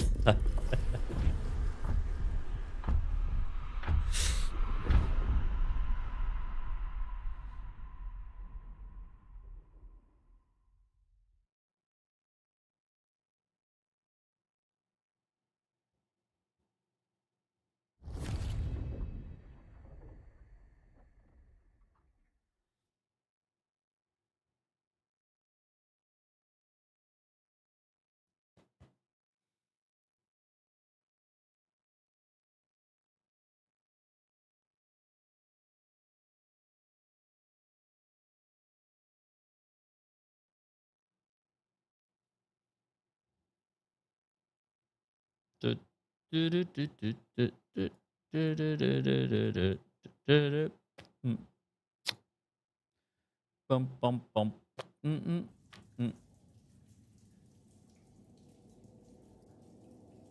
I promise I will. I'll give you the Ghostbusters their second win.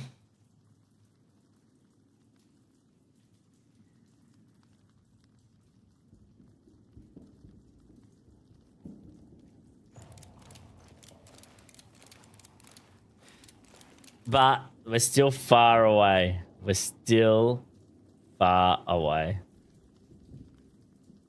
We're still far away. Mom even said 101 days.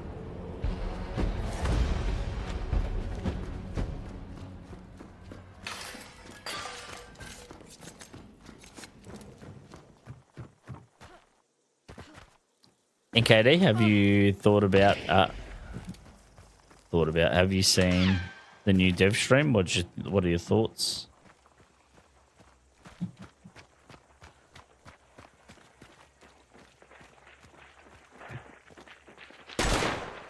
I missed. That's not good. That's not good.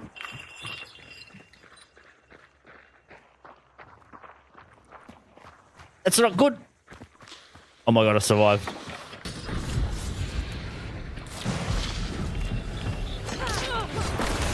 Ah! I tried to get a clip.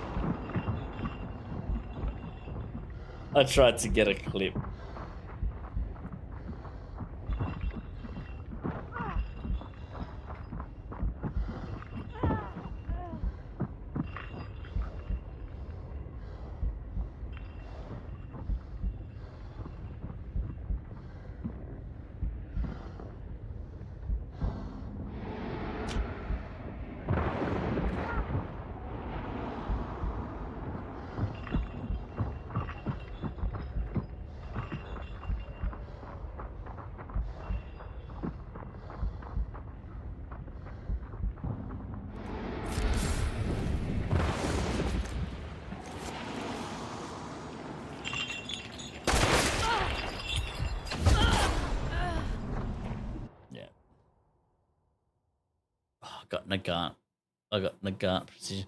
Dude, I can't get a string of games. A good game with the Nagant precision. Far out, man. Nom. Fuck, it's 11:30 already. Holy shit.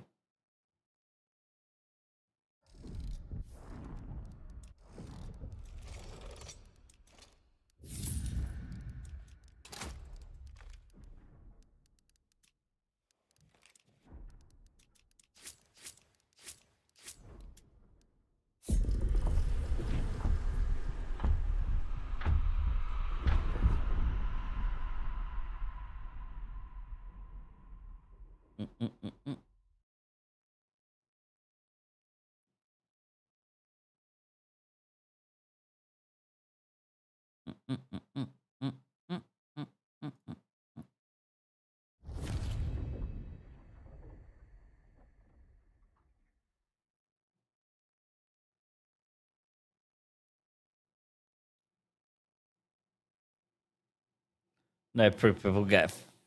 Freak that pickle game, man. That was such a waste of my time and life.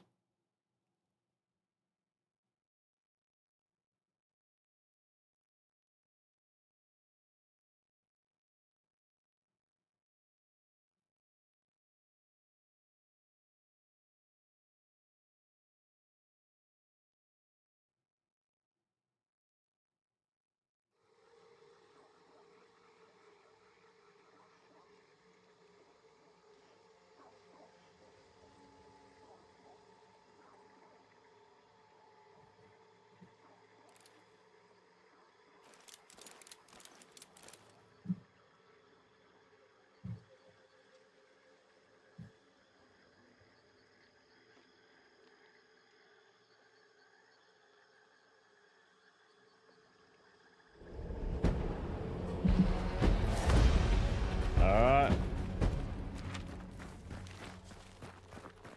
Let's do it. No fish, not during hunt gameplay screen. You can fish. Just does it in the background. Oh, you're kidding me, right?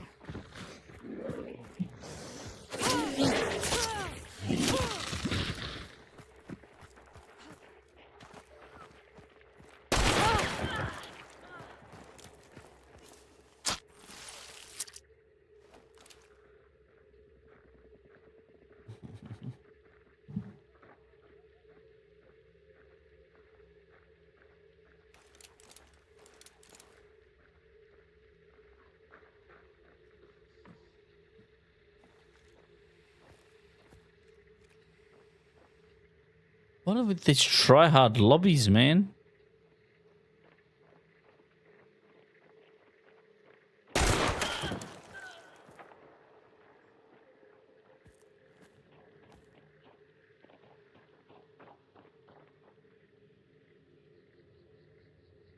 You don't get her up without blocking, right?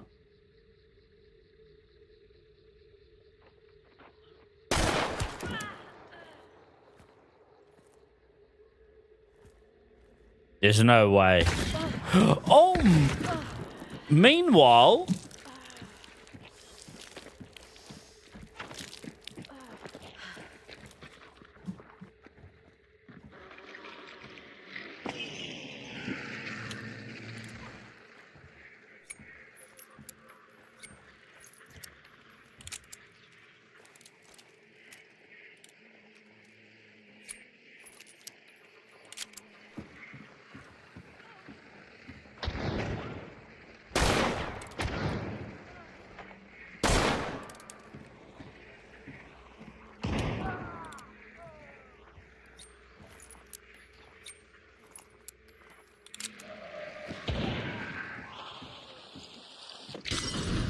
Oh, we need to get rid of freaking flechette, dude.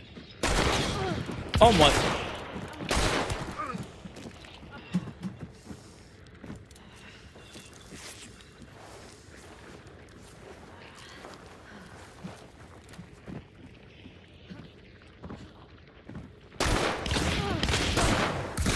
Oh, fuck off. I got sandwiched.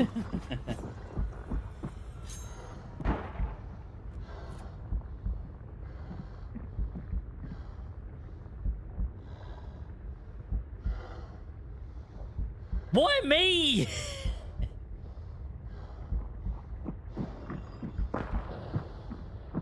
Oh, he missed.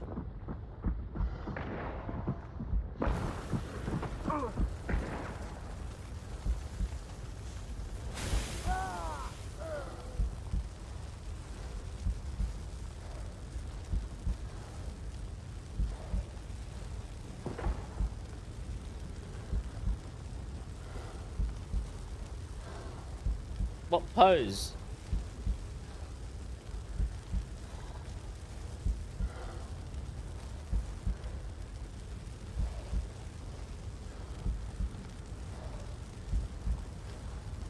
Oh, camera. Shit, can I fix the camera before I burn out? Oh. Oh.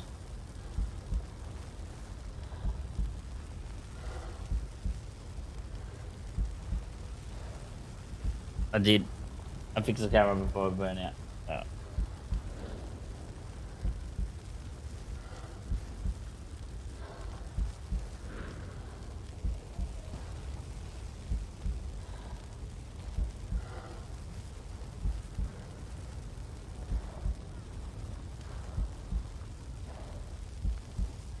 He's camping me. I'll give him the kill.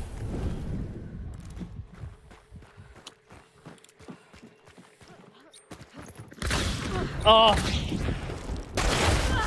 Fuck this guy, man, and his flechette. Oh, that flechette puts so much pressure. It's not funny. I'm not scanning your QR code.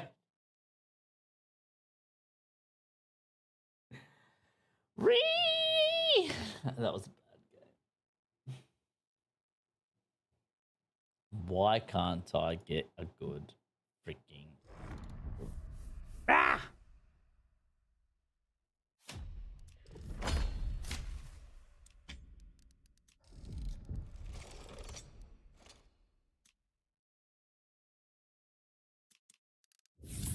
No, Alan. See you tomorrow.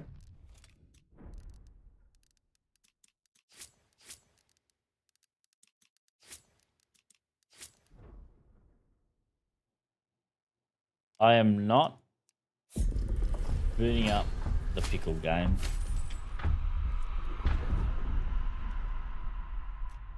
Oh, let's see the pickle game. Nobody.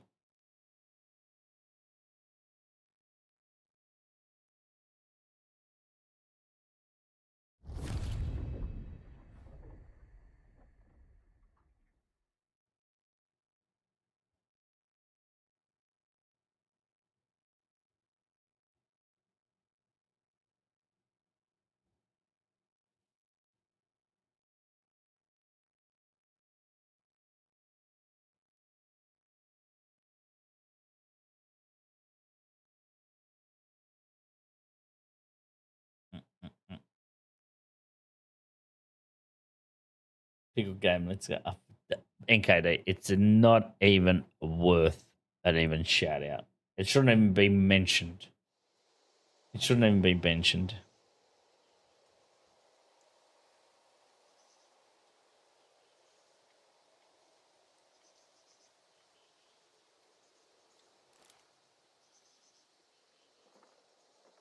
Do it for NKD, Kappa.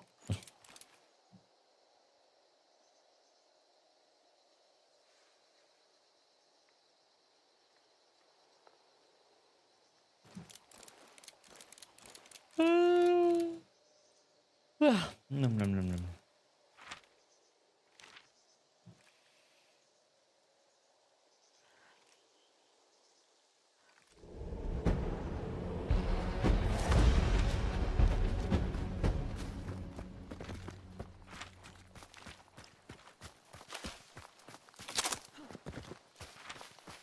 Yeah, I think today's going to be a short stream. I need to recharge the batteries.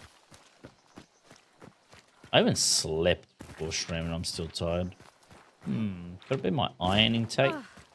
Can't be. Can it? Maybe I haven't had much iron.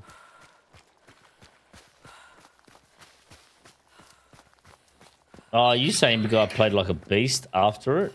After I played it? Is that why, Axel?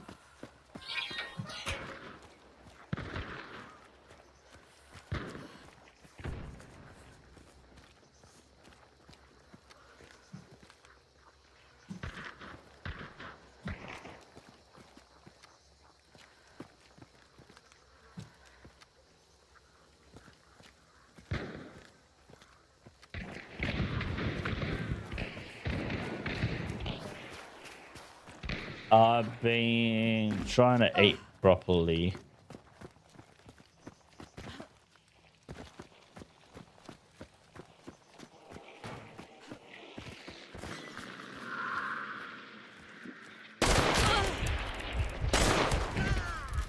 That fancy jump did not fucking save you. Are you solo? He's not. He's got a cousin. Jeremiah's here.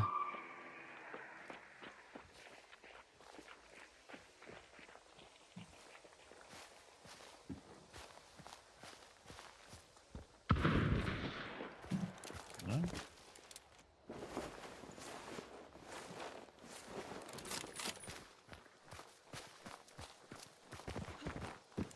Guess who's back?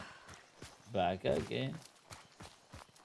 Gettysburg, guess who's back? Tell her, friend. 6 meals. That would be the last 2 days of work, so I pretty much had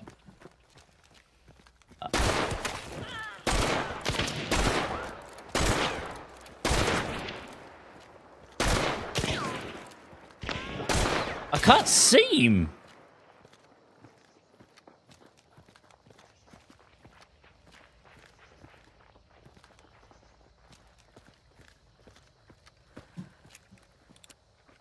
You didn't answer the questions. So so the last 2 days, eggs for breakfast. For lunch, I had eggs again.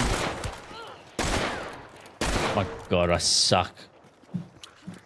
But I had an apple in between my lunch, then eggs for lunch again. 2 eggs, sorry. Then afternoon I had banana. Those were the last 2 days.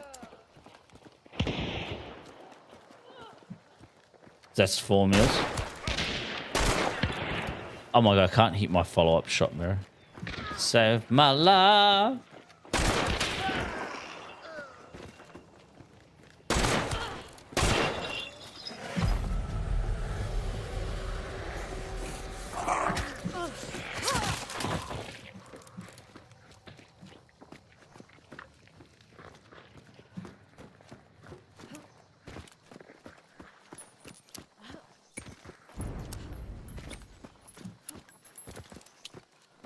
Got 4 more eggs. Just pan fried, but no oil. I don't use oil. It's a non-stick pan. Just the eggs with some pepper and chives. That's all. No oil, nothing. I would do hard-boiled eggs, but I can't be bothered doing the freaking peeling of the egg.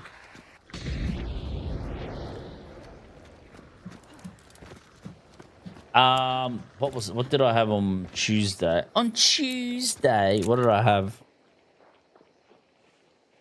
What did I have for lunch on Tuesday?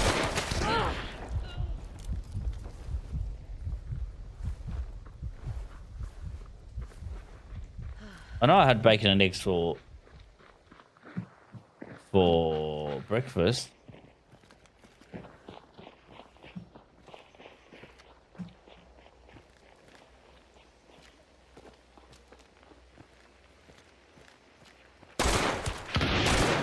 Oh my God, Dragon's Breath. Oh my God, that's gonna suck.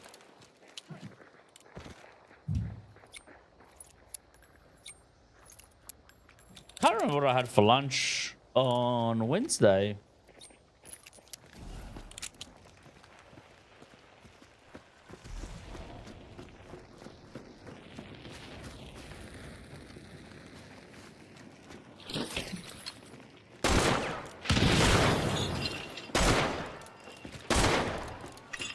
Freaking hell, man. Oh my God, I'm dead. I get wrecked.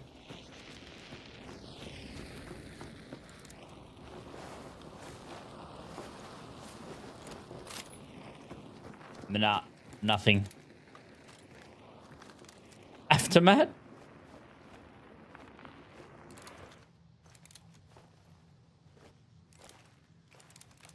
Oh, where's my Scott field without the... Oh, that's...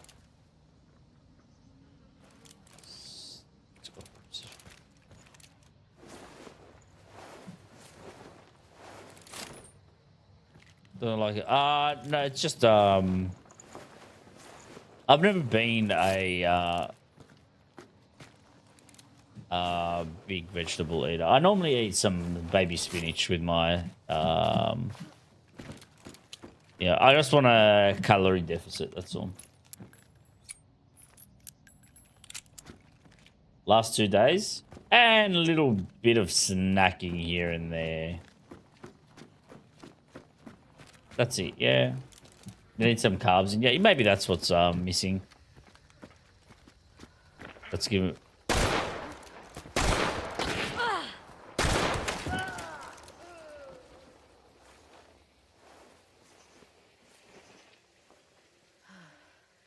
Yeah, but there's people. Yeah, I know. You get some hugs in you. Nugs. Fuck that shit. Oh, normal nuggets, yes. Nah, like I said, I'm just trying to. Maybe healthier isn't the word, but just going to. I've been eating. My eating's been going a bit crazy. I've put on weight, so. And those who saw yesterday, I did like 80 push-ups on stream. So to get back into exercise. I haven't done anything today, so I'll do some after stream.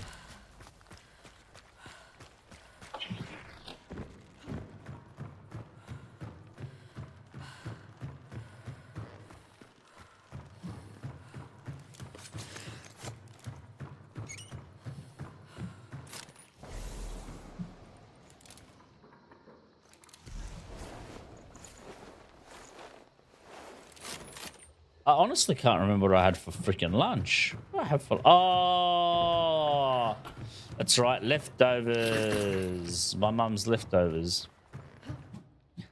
Sausages with some mushroom, spinach, and like then she made like a.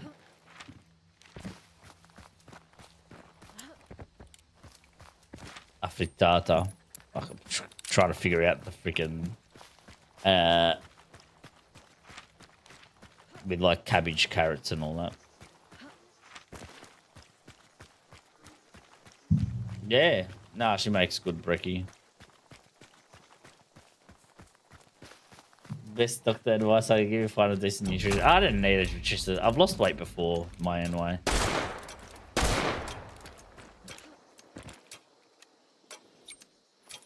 I can do it. If I go hard, I just don't have motivation. That's all. At the moment. I really don't. I really don't. But getting mentally started is good.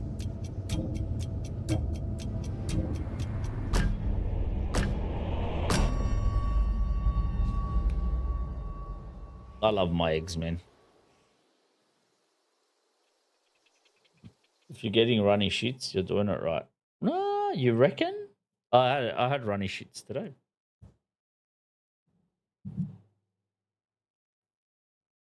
Nah, when I find out I'm amputate your legs just below the knee and you'll lose a couple of kilos. Nah, no.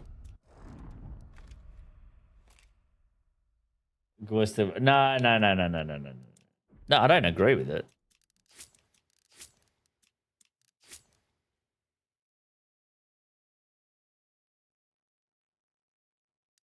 Nah, dude, I used to be. I know about the whole macros thing. I was part of like I've said it before. I was part of a gym that like I paid $67 a fucking week for. I know the whole you need carbs, fat, and protein. Did the whole measuring thing and everything. Yeah, I know. Fuck.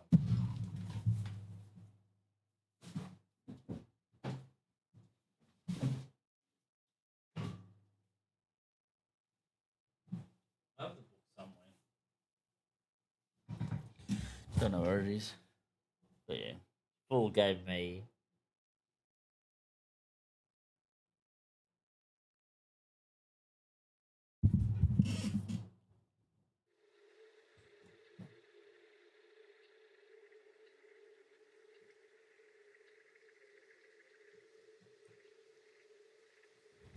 long story is as long as I burn off more than I eat, then I'll lose weight easy.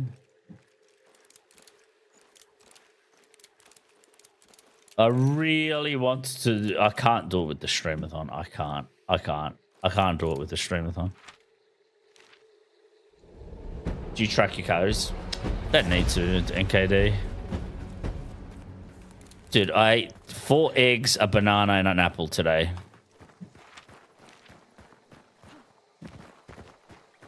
And that's all. Just eating less from what you've been eating recently, your body goes into shock and goes. When you get the in your stomach, your stomach's going, "Where's my other food?" That's why I eat every 2 hours. Well, up until I try to fast.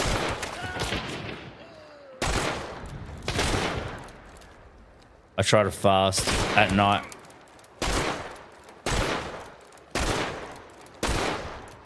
Oh, fucker, where'd you go?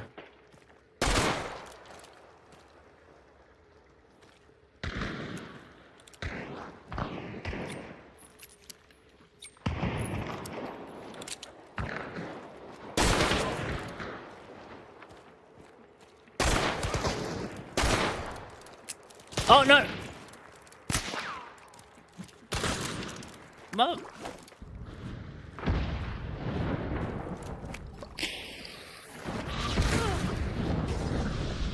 Yeah, did you like that? You know what? I'm gonna heal my freaking.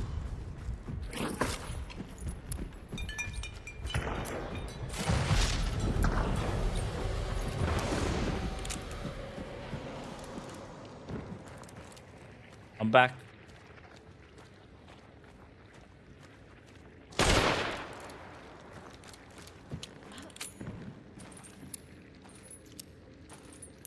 Mosen versus Scotfield.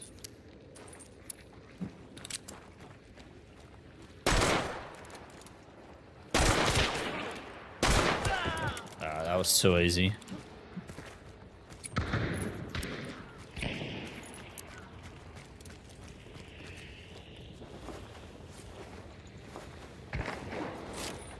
Shit. I'm gonna get rid of some of these useless.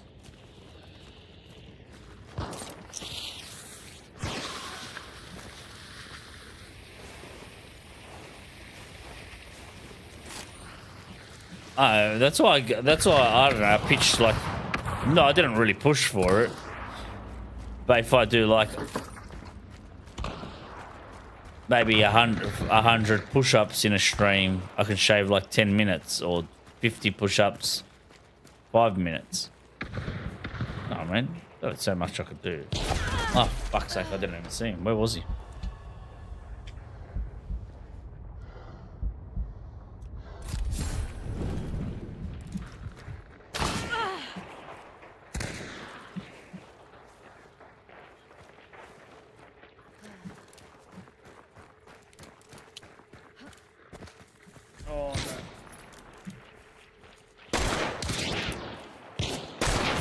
Oh, fucking hell. Jesus Christ. Those guys were... That was bad positioning by me. Bad positioning. Ho, ho, ho. Ho, ho, ho. Far out. I can't get a good Scotfield game, man. But yeah, I wanted to do a full body reset by doing 24 hour, I would 48 hour like fast, just on like the 40-hour famine thing where you just have water and like the sugar lollies to natural sugar lollies, that is, to have energy. I can't do that on stream. I can't do that. Not with you guys making me dance and exercise. There's no way I could be able to do that. Yeah, the barley sugar lollies, yeah. I'd love to do that. I remember the first time I did it, tactical. I went straight to KFC, bought a meal. I felt so sick afterwards. I felt so sick. My body did not like it at all.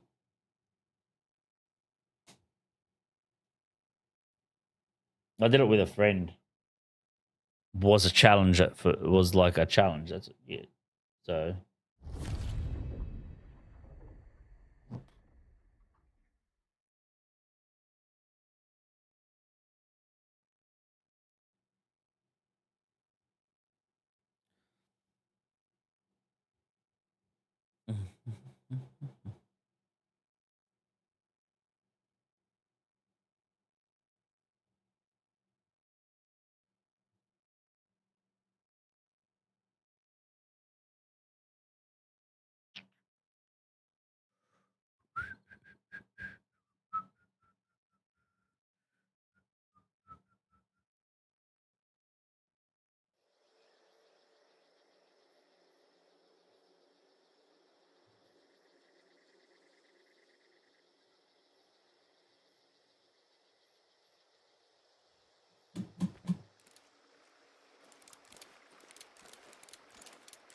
yeah, today I came home. I really wanted to start stream early again, but I was so tired.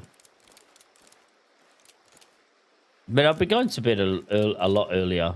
It's weird. I'm getting more sleep and I'm more tired, which is strange. I don't know why. That one I can't put my finger on, which must be the iron.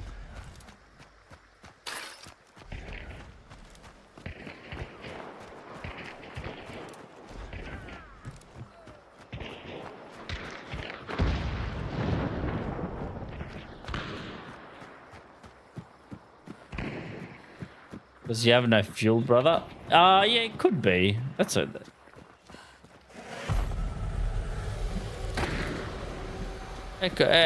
You might be right there. But I'm not a huge eater at all.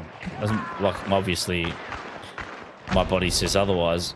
I have a lot of small snacks.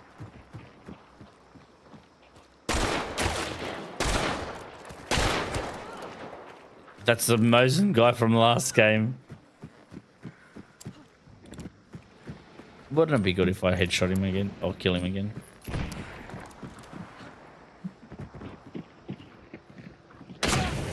Where?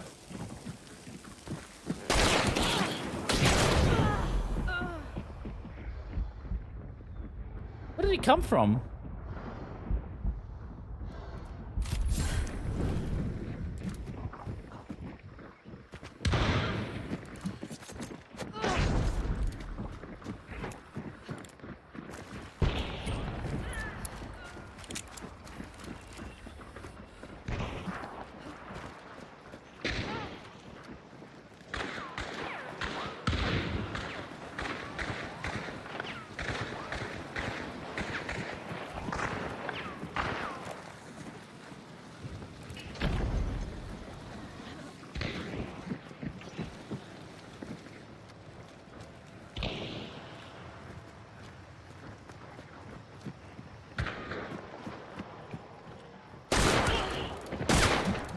Oh no, this is...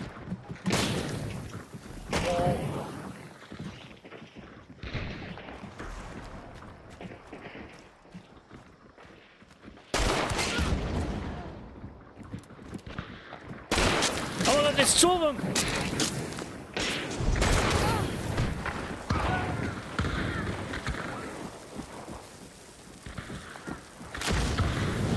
Oh my god. That sucks.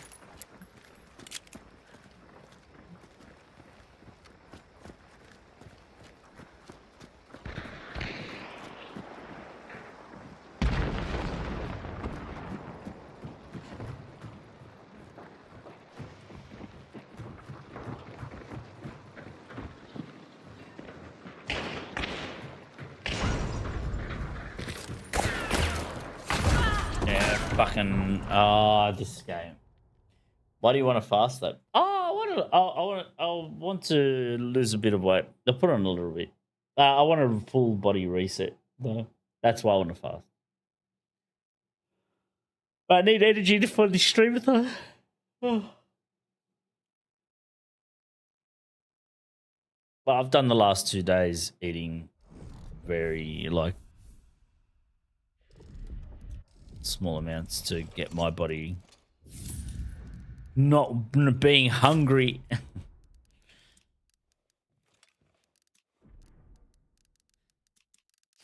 Oh no. I'm not a doctor, so I do not recommend what I'm doing.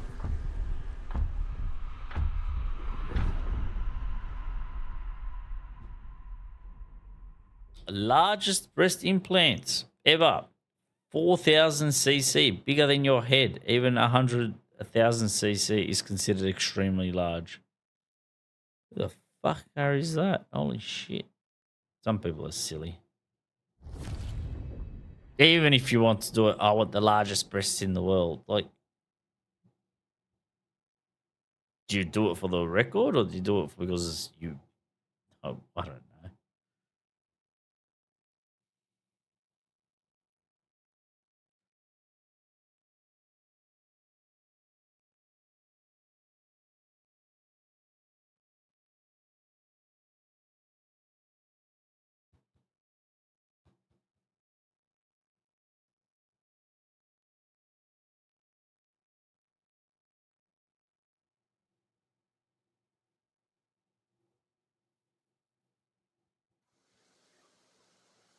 Body dysmorphia? Oh, I don't think I have that. I don't think. Oh no.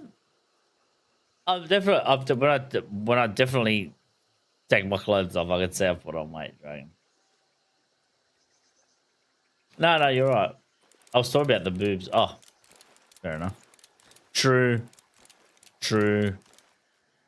I wonder how common that is.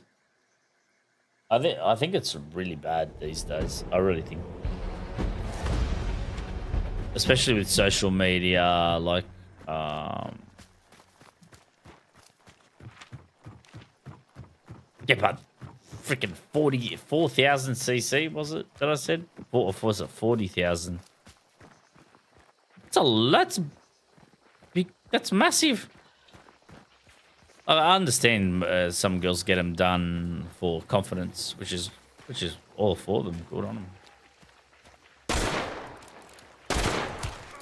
Oh my god.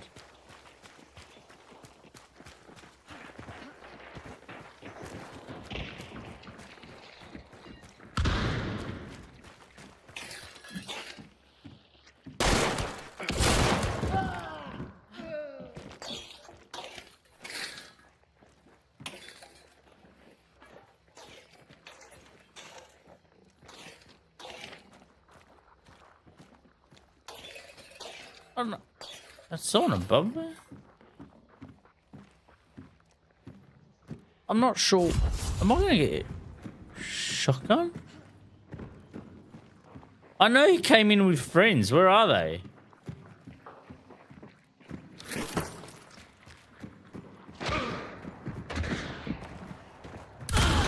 Oh, there he is. There he is, camping the bounty. And that's I'm not judging. That's what I'm saying. That's crazy. Like, and it comes to a point. How it doesn't the article? I didn't read the full article, but how big is she as a person? Is she 159 centimeter? Size 6? Because that's silly.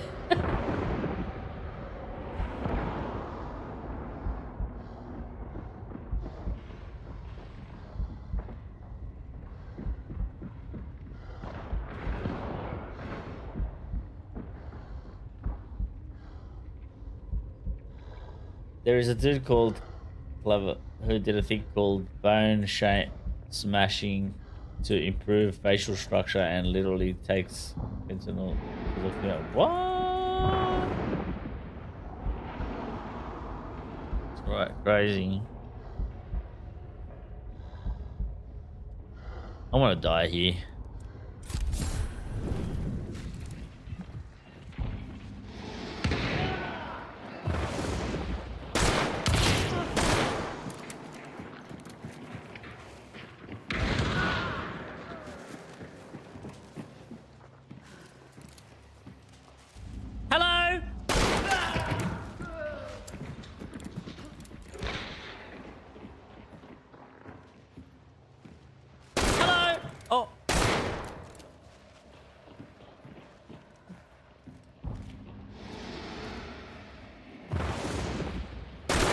Oh, he ducked. But these people crouching, man. Oh my god, I clicked.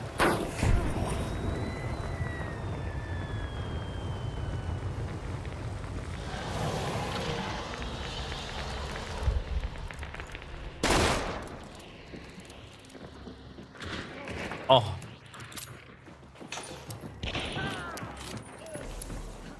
No.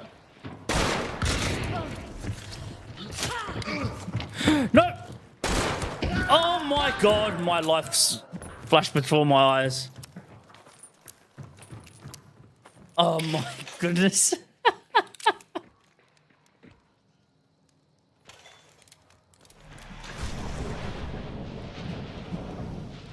Yeah, there's only those two people left.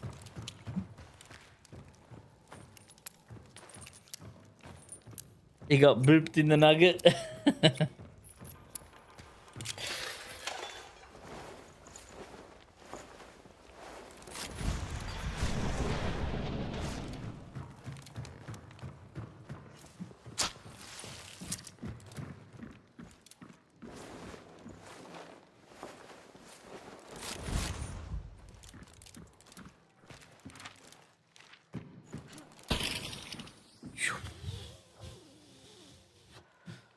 Side.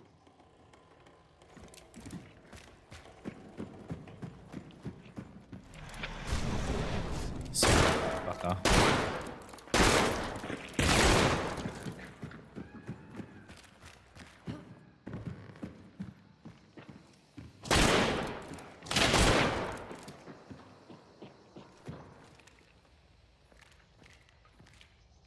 I shouldn't hold this angle. He can one-tap me from here. Oh no, he's on the other side.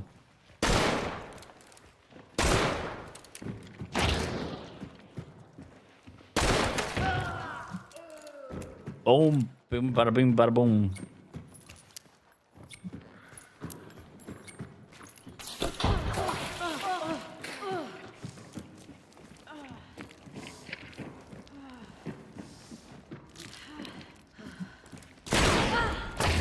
Oh, damn it.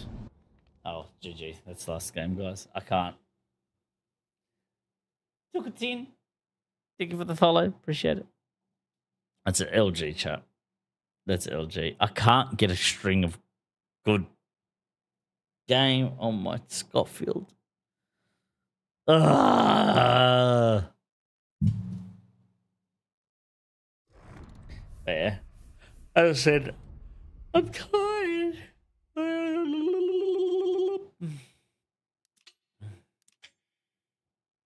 Nah, but we did good. We had some good kills today. We had some good kills. Watch the developer live stream,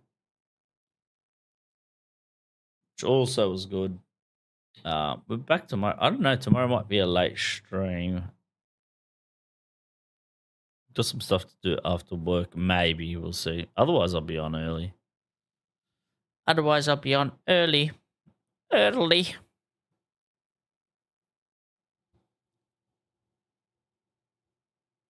I'm going to send you to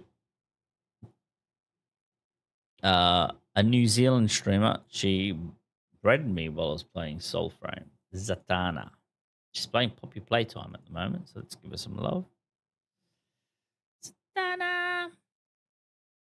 Yoink. All right, chat. Thank you so much for always being here.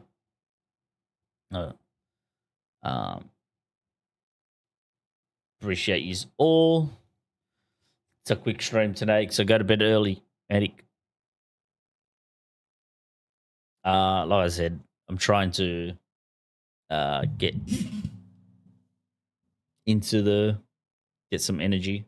So for letting me, no worries, anytime. But yeah, guys, there's the Discord. There's the YouTube, and there's the Patreon if you want to support me in a different way. Get coupons weekly during the streamathon rather than monthly, and also be part of the Patreon games if you play Hunt Showdown every weekend. Not every weekend. There are professional games every weekend, but yeah. Thanks for the bits, the subs, the support, the company, the banter. It's always great. Thank you for the lurkers as well. Appreciate you all.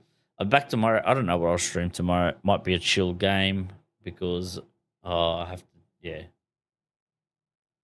we'll see. We'll see. We'll see what happens. Otherwise, chat. See you guys tomorrow. Bye.